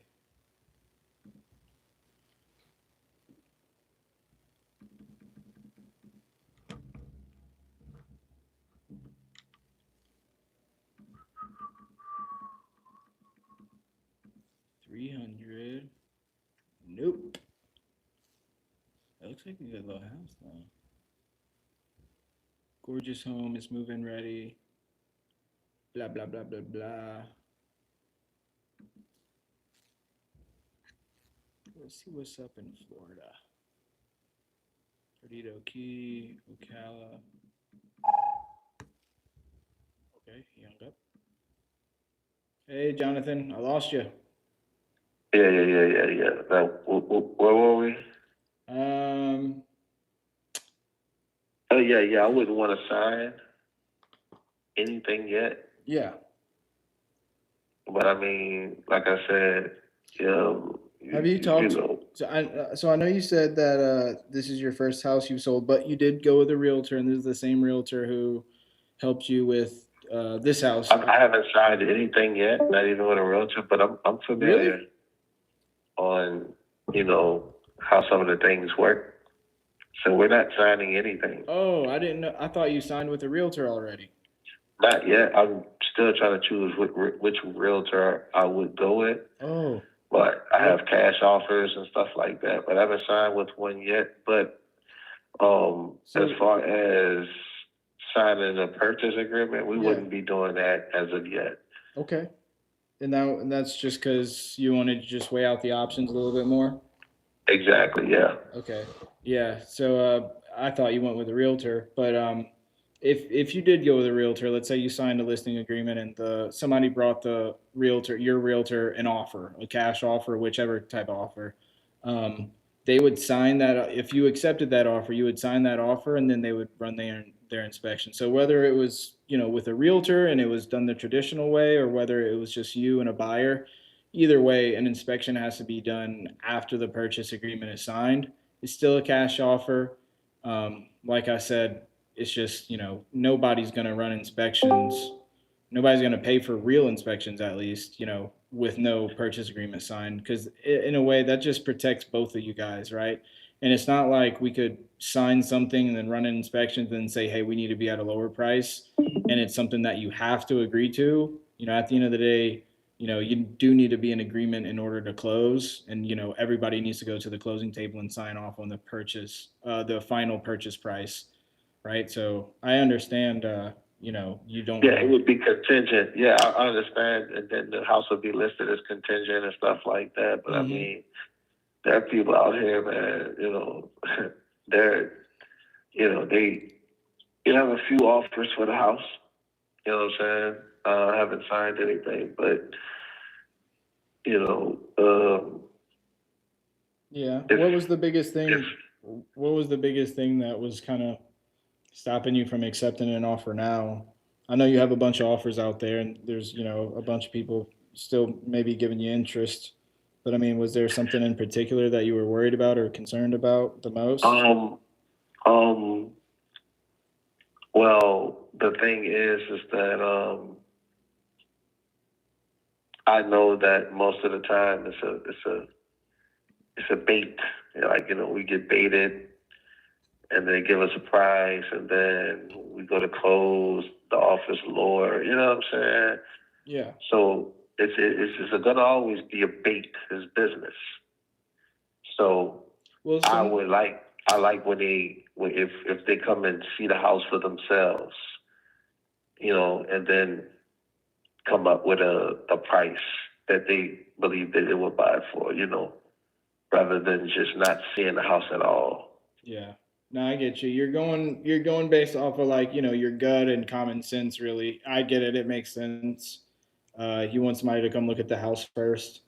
So two things on that. We always make offer sight unseen. There was a time where our model was, go drive out to see the house, then make the offer. But at all the offers we were making, we spent a lot more money on gas money and a lot more time driving than actually buying homes. So that's why we have an underwriting team now. The other thing is, so we're 95% confident on our numbers. The other thing is even if somebody comes to see the house, they're still gonna do an inspection, and it's always gonna be contingent on the inspection. And so as far as it being a bait, I get that. Anybody with a brain, if they didn't do this for a living, they would think that, like, hey, the game plan I already know is they're gonna come in lower. The thing with us is, we did our numbers, we ran our numbers. It's not a bait number. It's a number that we know we can perform on. The only thing that's it's contingent on is like making sure that, we could come and walk the house, but we still got to inspect the house, right? And like I said, things that you can't see with the naked eye, like plumbing, electrical, mold, potential water damage or anything like that. I'm not saying that there is, but those are the things that you got to pay for to make sure that those are things are intact. But as long as there's nothing crazy like that going on, our number is not a bait number. It's a number that you could have confidence in. We have a whole underwriting team. We bought in Decatur. We bought in Sandy Springs. Um, we bought in Atlanta, and I'm trying to think of the other neighborhood. But we bought all over, you know, Georgia, Texas, and Florida. This is what we do. So I mean, and at the end of the day, I mean, any offer, could always come down, or whether they see something or it's not what they thought. Um, I do have confidence though in our company and our offer. Was just the you worrying about coming down, somebody coming down and renegotiating? Was that just the biggest issue, or was there something else that maybe just I know when they like the first initial offer is what it is, and then I know exactly. They'll a lot of the times they'll come down. I'm just hearing out everyone right now. I haven't signed anything, and I'm just hearing out everyone. And some people come out and they look at it. Yeah. I've been having people come look at it. Had an inspector come out today. Mm-hmm. So I'm waiting to get back, hear back from them on their offer. It's people who wants to send inspectors out to see the house. It's a nice neighborhood, So that's where I'm at with it. Okay. And so let's say if we already did an inspection and everything, you'd be okay with the 182 number? 182. It just depends on what else is out there. Okay. Like, So so even if we sent an inspector out there today, and we did all the inspections we needed, and we say, "Yep, we're good to go 1,000%." There's no contingencies. We're good at 182. You would still want to see other offers. Yeah, I would have to. Yeah. Because someone else, sent an inspector out, and I would have to hear them out also. Yeah. So I mean, if you did send one out, and that's under 50 grand I'm walking away with. And the closing costs, do I have to pay the closing costs also, right? Yes. No. So for our offer, it's we cover all the closing costs, no realtor commissions, anything associated with the sale, any costs, attorney fees, anything like that. We come out of pocket for it. But to answer to go back to what we were talking about, you wanted somebody to come out there, and I told you, it's going to cost, at least a couple grand to do the inspections that we want. You see why that might be a waste of money on not just us, but anybody, because you would still not be certain on what you would want. You'd still want to shop around. Yeah. I mean, I hear what you're saying. Yeah, a couple grand on, the type of inspector that you want or whatever like that. But, I can't just guarantee it. I have to hear out all the options. Yeah. How long were you going to weigh out the options for before you kind of went with an offer or decided, hey, I'll see if we'll go, accept an offer? How long were you going to wait? I mean, we're not pressed to move. Right. I mean, our mortgage is only $1,000. You know what I'm saying? Yeah. So it's not expensive to stay here at all. We were just looking to upgrade into something better. Right. So, but we're not in a rush to move. If we don't get the offer we want, I mean, we'll stay and we'll wind up just having to fix some things on our own that could increase the price. Yeah. And do what we have to do. But I mean, I'm hearing all the offers. If I can walk away with at least 45 to 50 grand, I mean, then that's something that'll get me out the door. And that's like the minimum. 45 to 50 grand. So how much is the mortgage? That's like 180, 170 or 180? How much do I owe? Yeah, you were saying that you wanted to walk away with 45 to 50 grand in your pocket. I So owe 146,000. wait, 146K. So I mean that's about 180, right? 180, 190. I mean, yeah, about like 190, something like that. And yeah. Okay. So you're saying even if somebody gave you that 45 to 50 grand, you would still want to wait on other offers? If I can get the 45 to 50 grand, then we're pretty much.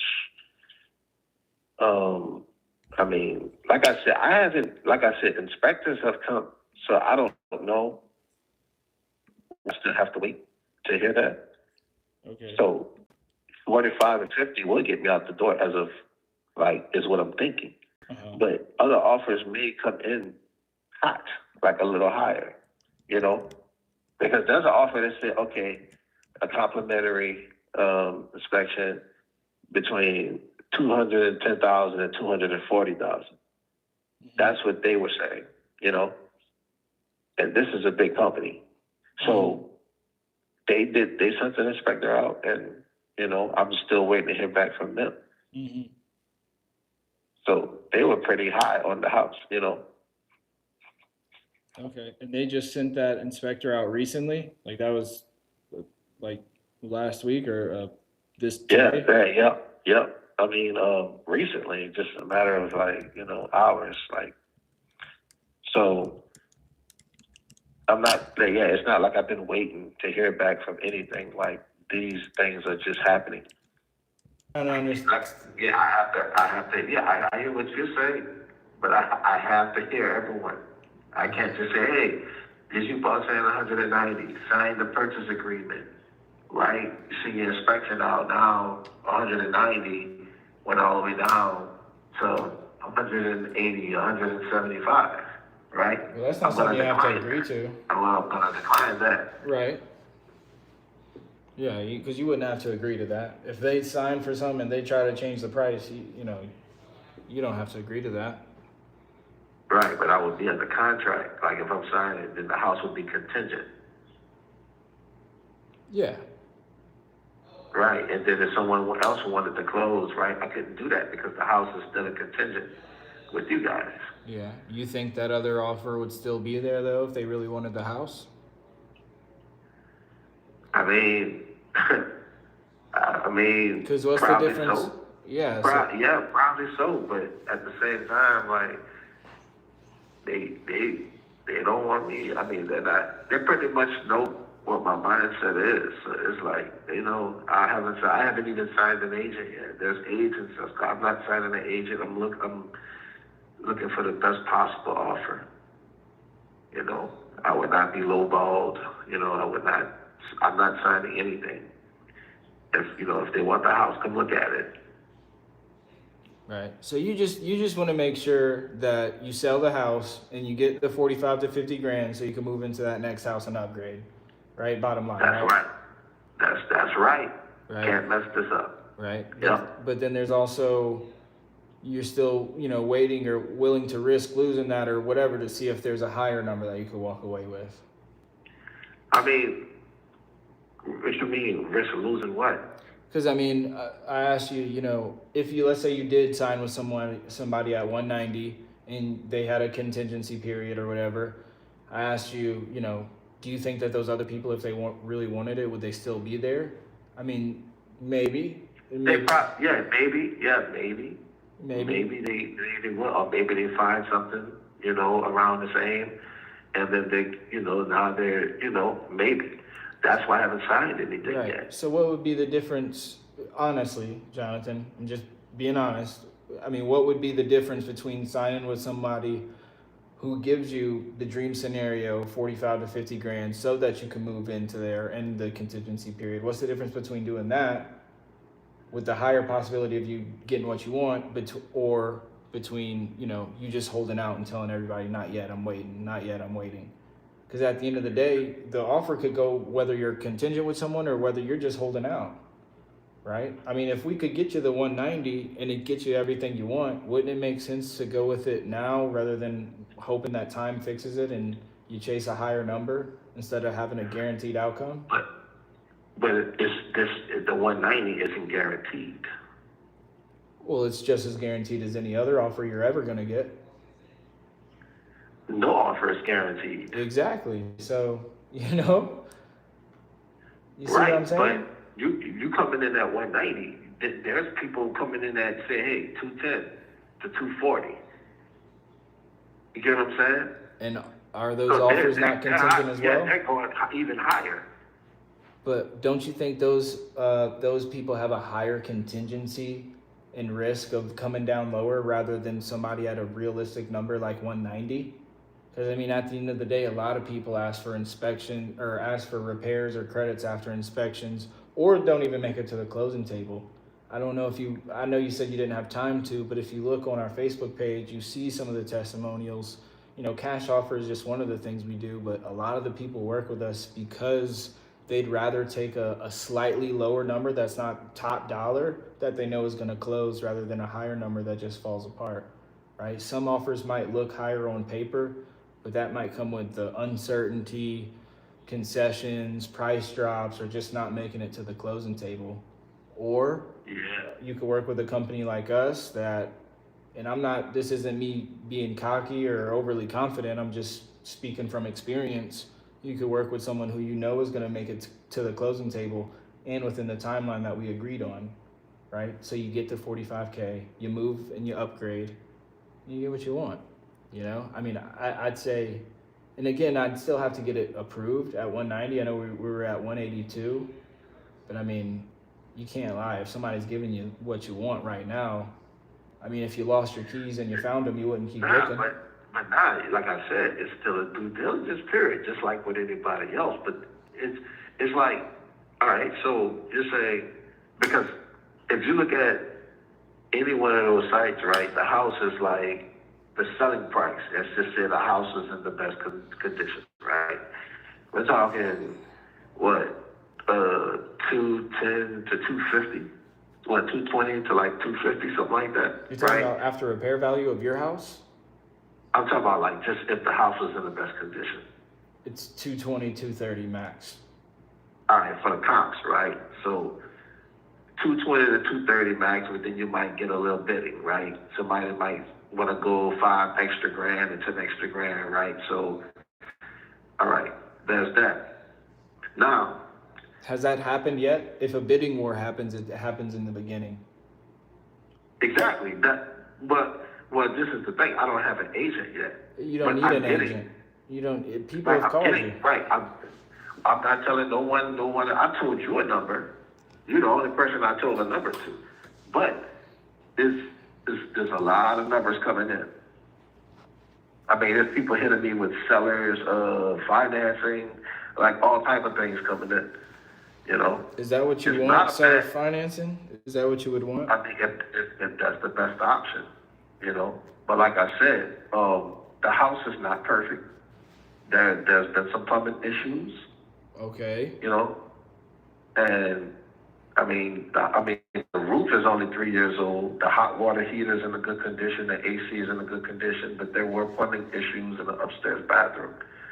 So I know that the number you're giving me is going to come down. Okay, so you know that there's issues. You know that there's issues, and you want to make sure that people know about those issues because you don't want to be jerked around or have a price drop later on, right? Right. But people are coming out to inspect and see and say, hey, all right, I know what's going on, and this is a more realistic number. Okay. What if, so the biggest thing is that you don't have a contingency. That's the biggest thing. If somebody could give you 45 to 50 grand with no contingencies and it's not going to drop, then you're good with it, right? Yeah, I'm not signing anything, but if you can say, hey, I've inspected it, but then at the end you still can be like, okay, I still want to go in less, at the closing table and stuff like that. and then we'll just decline anyway. Yeah. You know, because like I said, I only have a 2.99 interest rate. My mortgage is $1,000. I can get this shit fixed myself. The only reason I'm selling is because I want more bedrooms and I want a bigger backyard. You Right. know? So there's things in there in the process that protect you as the homeowner from anybody who tries to jerk you around on the price, right? So there's a due diligence period. You could shorten that. And then there's earnest money, a earnest money deposit, which, you know, that could be anywhere from 1% or $2,000 or $5,000, depending on the buyer and what you need. But with that earnest money deposit, you could guarantee that it's non-refundable. So even if somebody does back out. Yeah, I know. That's what we did to buy the house. Yep, I know. Okay, so there's certain things in there that protect you. So are you saying that if somebody came in and gave you the $45,000 to $50,000 with, let's say, just a 5 to 10 day due diligence period and a non-refundable earnest money after that inspection period, you'd be ready to roll? Yeah. Because somebody could give you a higher offer. With some guaranteed earnest money. Yep. Okay, so if I could get that approved, you think you'd make a decision on that? Yeah, but I would have to research the company. I haven't taken a look thoroughly at the company you work for. Yeah. You know, I would have to, you know, do my due diligence also. Yeah. Before I sign anything. Yeah. But that's a good deal. Like what you're saying is something good that, Yeah. you know. What if what if there was no, I'm not saying this is the case because we definitely have an internet presence. We have a Facebook page, Google reviews. But even if we were a ghost company, doesn't it just matter about if the money goes into your account, if the earnest money is deposited? No, nah. I have to make sure everything is legit. Well, like I said, we have agents in our family. You know, I just never got in touch with them because they're really on my sister's side. But with everything is going to be legit. You know. What if I was just a person and an individual? Then what would you do? And I didn't have social media. Then what would you do? At the end of the day, it just comes down to the terms and the earnest money and the inspection period. It doesn't matter if it was me or John Doe from down the street. You know what I mean? Luckily, we are a company though, but at the end of the day, if a person came in, an individual said, I want to buy this for my family, what are you going to research the family? You know what I mean? And I'm not saying this any sort of way. I'm just saying I feel like it sounds like you're stopping yourself from getting the scenario that you want, which is $45,000 to $50,000 and moving into that upgraded house with a few more bedrooms for you and your family. I'm not stopping myself. Trust me, I'm not stopping myself. So if the right offer came in today, like I said, that gave you the $50,000 and a earnest money deposit with a low inspection period, why wouldn't you take it? I would have to do my due diligence and research everything and make sure everything is good. Yeah. I mean. So do you want me to do this? I know that we were at 182. You want me to see what my underwriting team thinks if they could come up at 190, and then you could do whatever. It's up to you. I mean, it's up to you. Okay. It's up to you. I'm not in a rush to sell. It's up to you on whether you want to you guys want the investment property. How certain, if I could, because my underwriters just don't want me to waste their time. Obviously, you don't want to waste your time either, but I mean, if I could go get them 190 approved with non-refundable earnest money and a 5 to 10 day inspection period, that way 5 to 10 days has passed max, which is going to pass either way. Is that something you would strongly consider or make a decision on within the next day or two? We would consider it, yes. As a matter of fact, let me give you the agent that I'm thinking about signing with number. You want his number? I mean, that wouldn't help anybody, and that only take money out of your pocket. At the end of the day, you just want to know that you're working with someone that you could trust. That's it, and that you walk away with the money that you need. So me talking to an agent wouldn't do anything. I mean, but he can better, assist you with that. And he's just going to want commission out of the purchase price, which means you're not going to want. He can have it, but he's willing to come down on his commission. He can have the commission. So isn't that going to mean your purchase price is going to be raised? I mean, in order for $5 to $6 grand, he can have that. Okay, let me do this. Let me just speak with my underwriting team, because they're already here. We're all in the office. Let me just see if I could get the 190K approved, and see if I could shorten that inspection period and see how much they would put up in non-refundable earnest, and that way you could at least have something to think about. All right. Could you just bear with me for like 2 minutes, and I'm gonna just put you on a silent hold. Just call me back. I mean, I don't want to let you go. I mean, it's only gonna be like 2 minutes max, but just. I know, but I'm in the middle of doing something. Like, just call me back.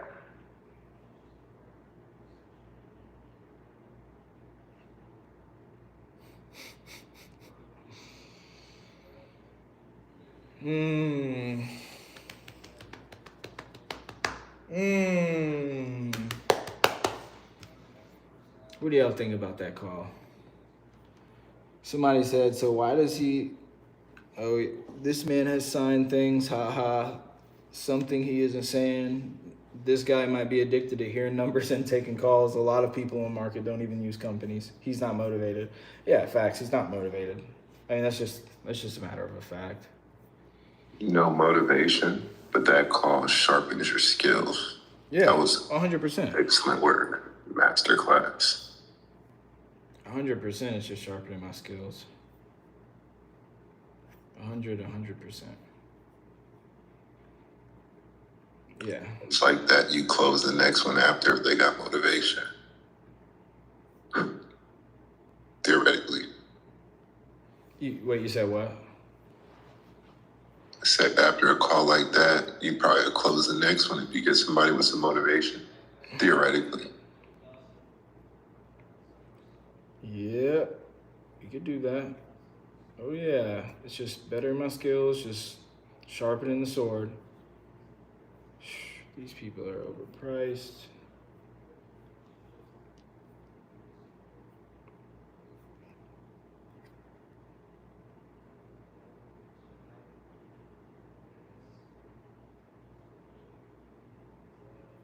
Windows and basic work, half the downstairs have been enclosed. Anyways, 300. Oh, where is this at? Panama City Beach. Ooh. Let's see here. Let's see here. 300. Why does it all go away when I zoom in? Okay, well, shit. I mean, it looks pretty cool. They don't have any pictures.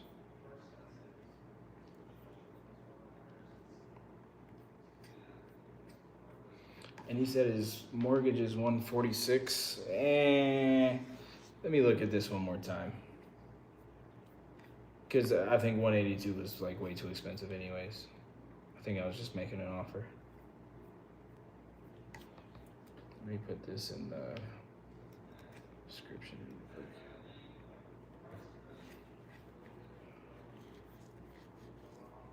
This guy is delusional. Yeah, 255, 220, 250, 242, 195. I mean, 200. I mean, come on. Active and under contract, okay. It's been up for 5 days, damn. Okay, that's pretty cool. But that shit is fixed up, huh? Yeah, it's fixed up and vacant. 250. Active, been active for 84 days. Okay, this one needs some work.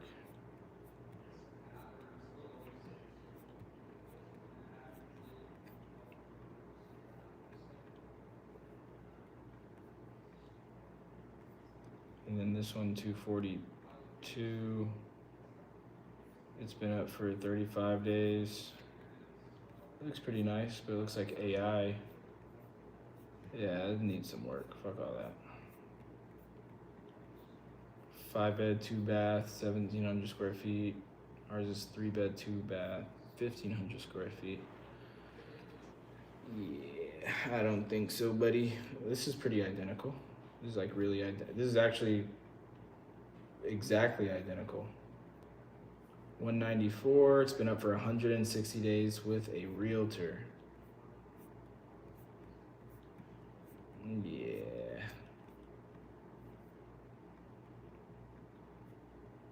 So I don't think so, bud.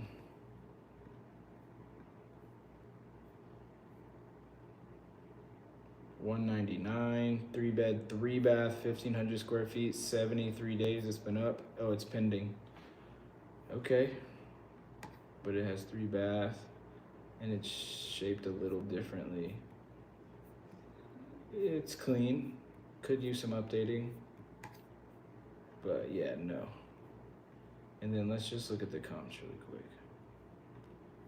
That one's pending, so that's good. Let's look at these comps really fast. And like these ones over here, kind of a different neighborhood. Let me see. Yeah, this one's on that street, so this one's a different neighborhood, but still. Yeet. Active, updated, 63 days. Don't think so. 220, active, foreclosure, 12 days. 220, and these are all way bigger too. Pending, 185 days. Yeah, no way, Jose. He's like, oh, I got offers coming in. Yeah, okay, buddy. So, okay, this one across the street, 185. I don't know if it needed work or not, but it was on market for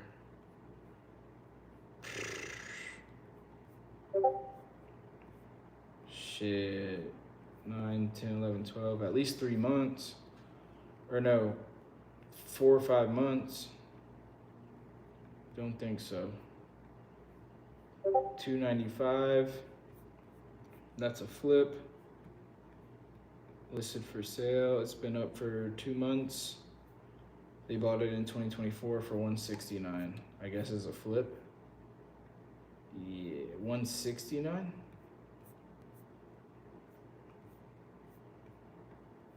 Yeah, 169 in 2024. So, and the market was better back then. Shit, it's 2,600 square feet. And how much was that one that I just looked at? 1,300 square feet, 1,400 square feet. Sheesh. Huh.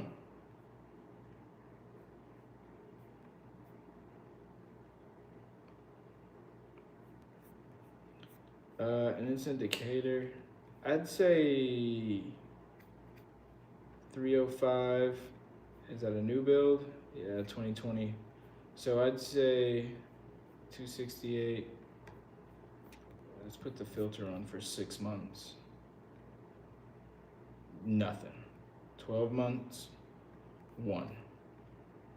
And it's 2,600 square feet. So I don't think so, buddy. You know, especially with the plumbing issues. I'd say, let me go back to Jonathan and make this offer call real quick.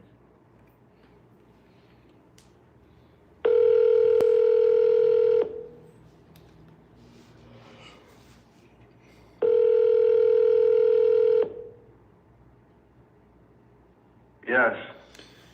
What's going on, brother? All right, yeah, I just spoke with my team, and they said if you want no inspection period, so no contingency, and $2,000 non-refundable earnest money, right? I'm sure that sounds good. They'd need to be at $155,000. That's $2,000 non-refundable and no inspection period, so it's guaranteed, locked in, and they could close whenever you need. At 155 grand? That's 155 grand. No inspection. Nah, we can't do that. I got you. Yeah, that's a little low. Too low. Yep. Well, it's the you're trading the certainty for, you know, a little bit of convenience and price. So. Yeah, 155 is a bit too low. I mean, yeah, it's a bit too low. All right. I got you. All right. Okay. All right. Wish you the best of luck on everything, man. And if anything changes or you have any questions or you want to look up our company, I suggest you do, you know. I highly recommend it. That way you at least know. I did. That's what I was doing when we was off the phone. I was looking it up. Yep. There you go. You looked at our Facebook page and everything? I didn't look at the Facebook. I just looked at the company, the website. It's BBB accredited, you know, and stuff like that. And just checking it out, like, on Google and stuff like that.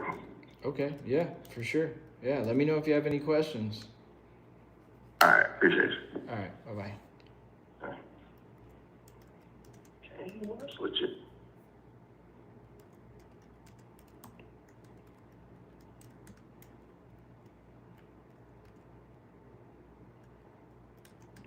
To 50K. Owes 146K on mortgage. So your last caller was trying to hold the keys in his hand and not allow any inspection period or anything like that, and then expect more money. Yeah, it's pretty crazy. Okay, my PITI open to sub 2 or seller finance.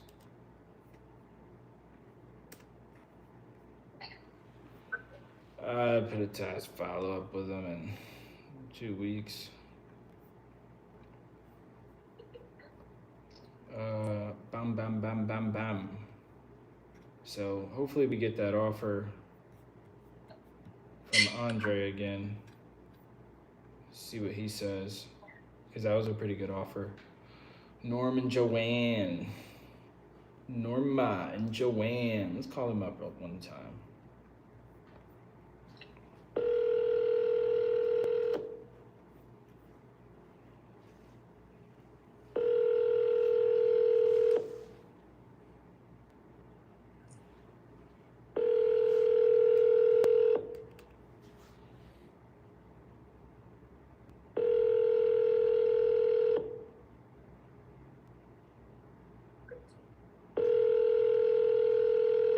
Your call has been forwarded to voicemail. The person you're trying to reach is not available. Blah, blah, blah. Answer the phone one more time.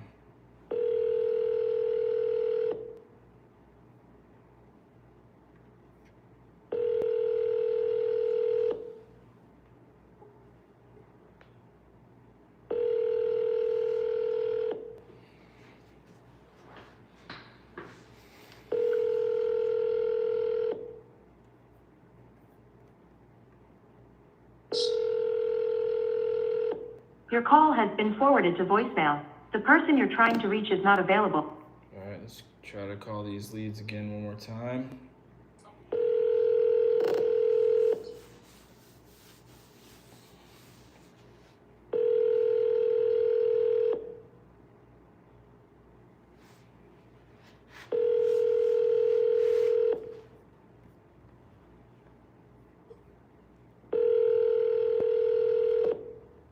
Sorry, the mailbox is full.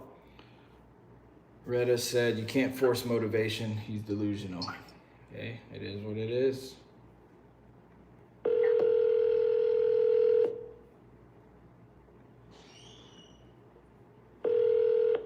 Sorry, the mailbox is full and there. Let's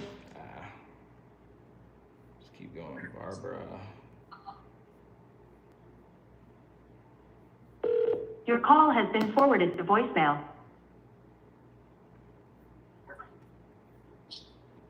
Your call has been forwarded to voicemail. The person you're trying to reach is not available. At the tone, your call has been forwarded to voicemail. The person... I'll put her in another follow-up. Is that me? Okay, that's Ian.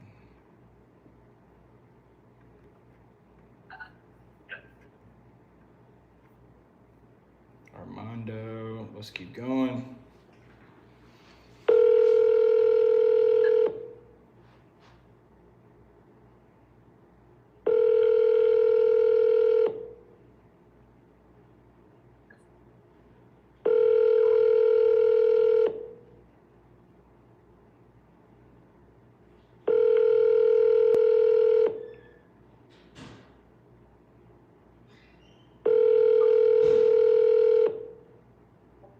has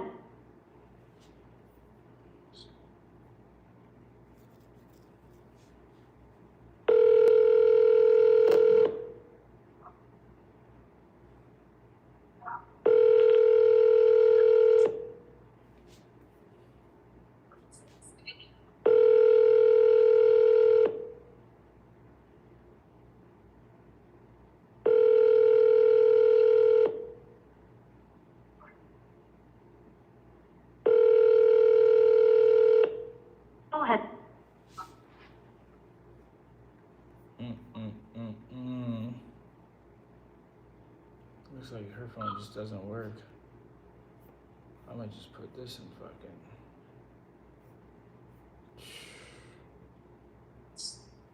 Put her in another drip campaign.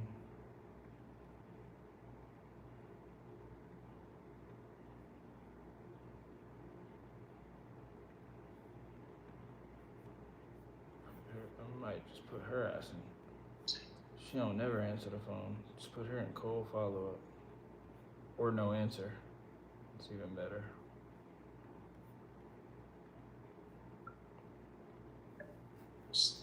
Aaron Brown. Ian just called him.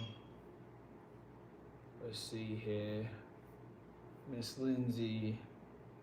What's going on, Miss Lindsay?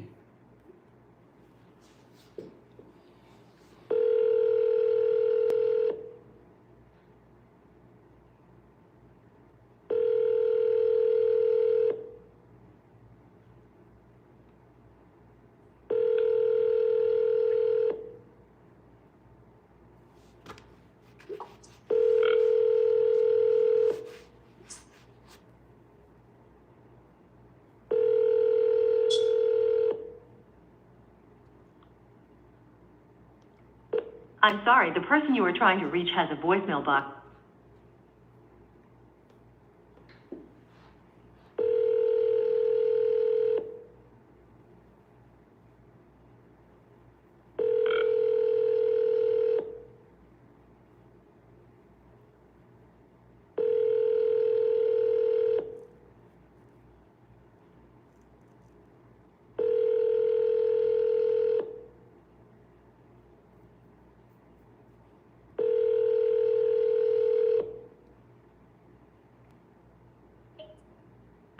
I'm sorry, the person you are trying to reach has a voice.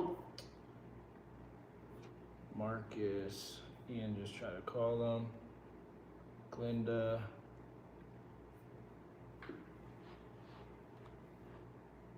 Telephone number 83. Come on, Miss Glinda.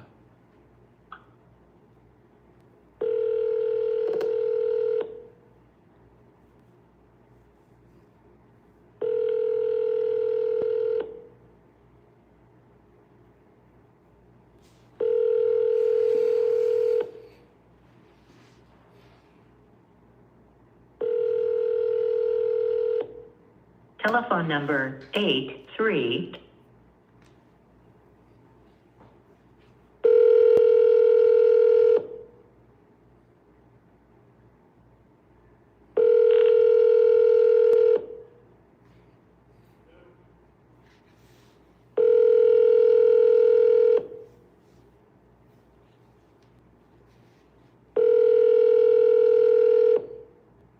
Telephone number 832.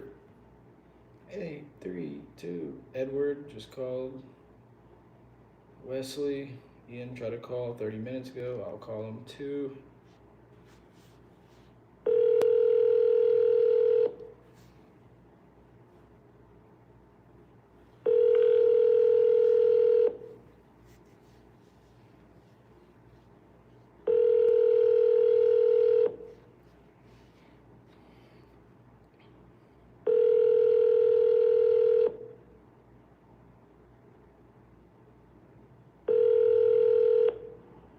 Hello.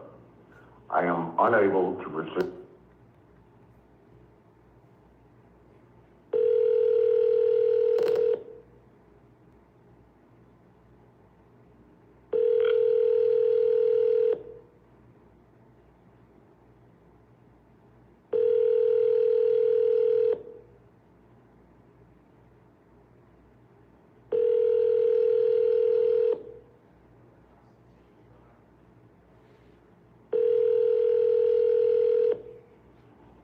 Hello.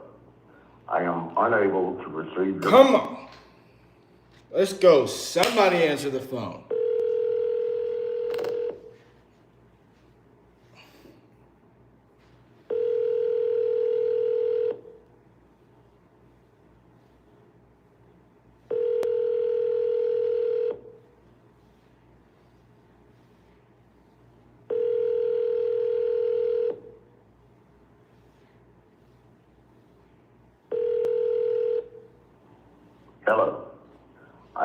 unable to receive your. I am unable to receive your phone call. You are more than able to receive my phone call. Let's call Miss Judy.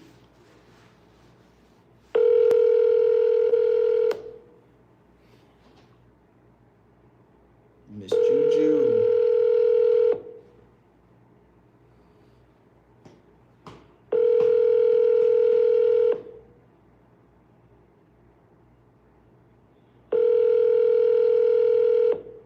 Lord, this phone just don't stop ringing.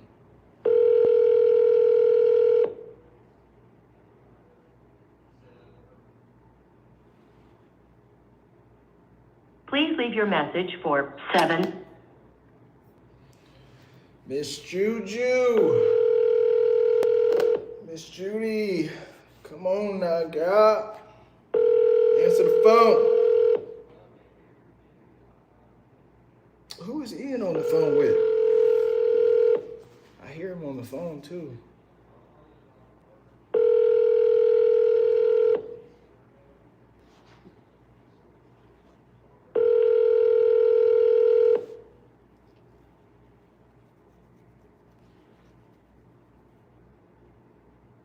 Please leave your message for 714.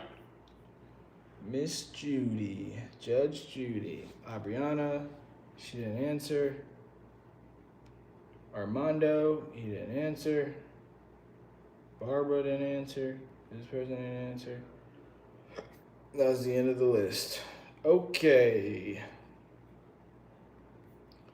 All right, it is about that time where I eat and then go work out. Let's see. Okay, if we secure the listing, I'll pay you a referral fee. Appreciate that. Hopefully, we get an answer from that buyer today. Let me call Shari.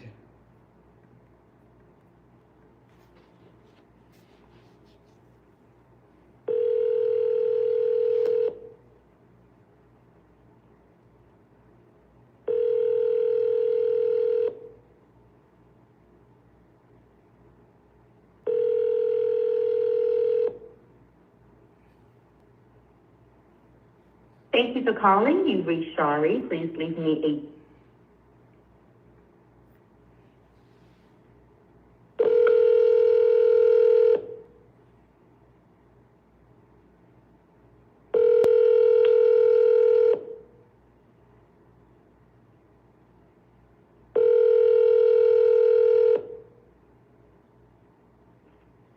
Thank you for calling. You've reached Shari. Please leave me Come on, Miss Shara.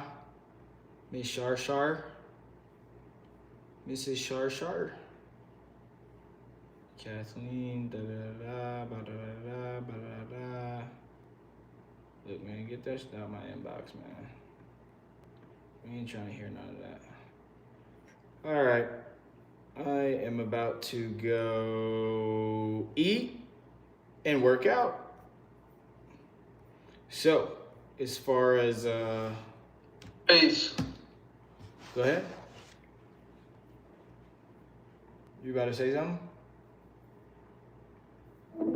No, I was just watching. Oh, okay.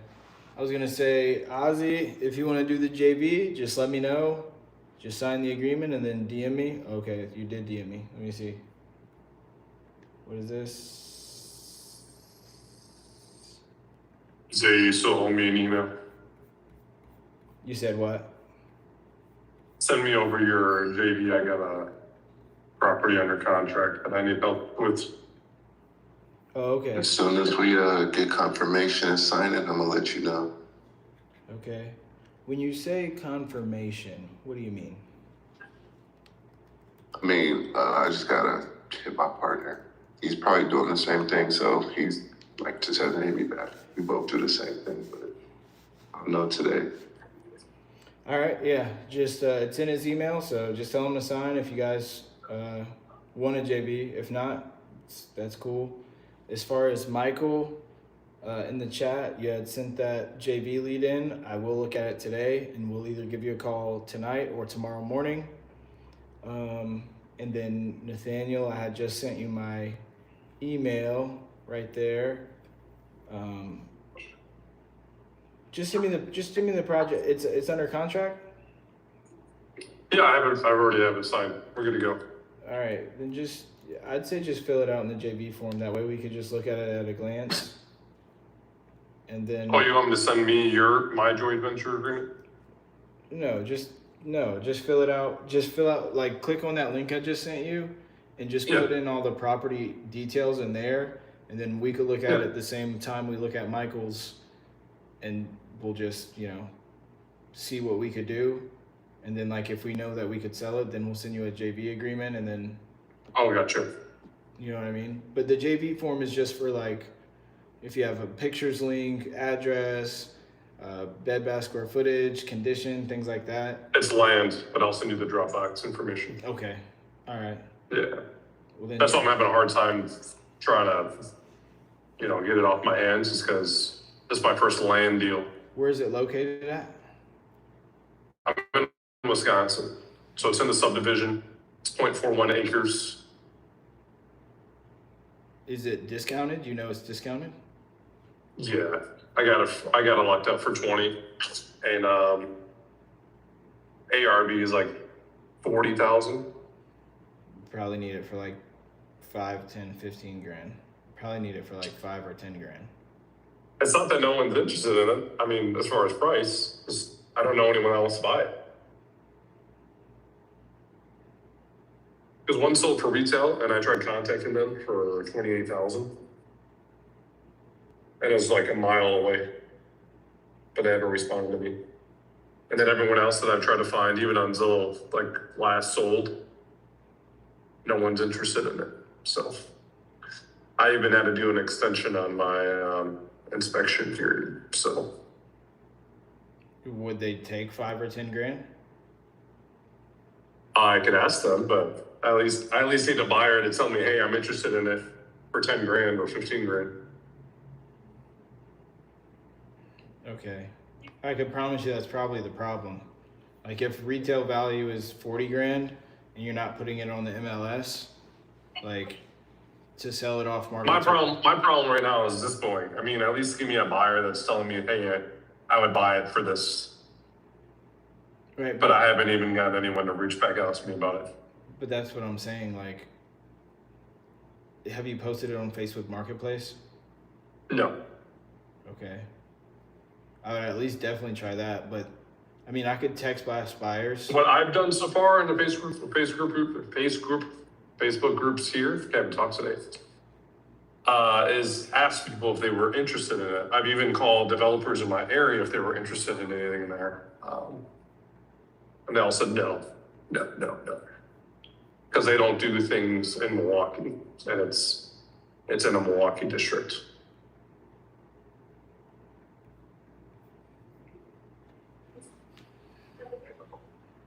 So you can look at it, but from my knowledge so far, I've got no, because of the city it's in. Okay.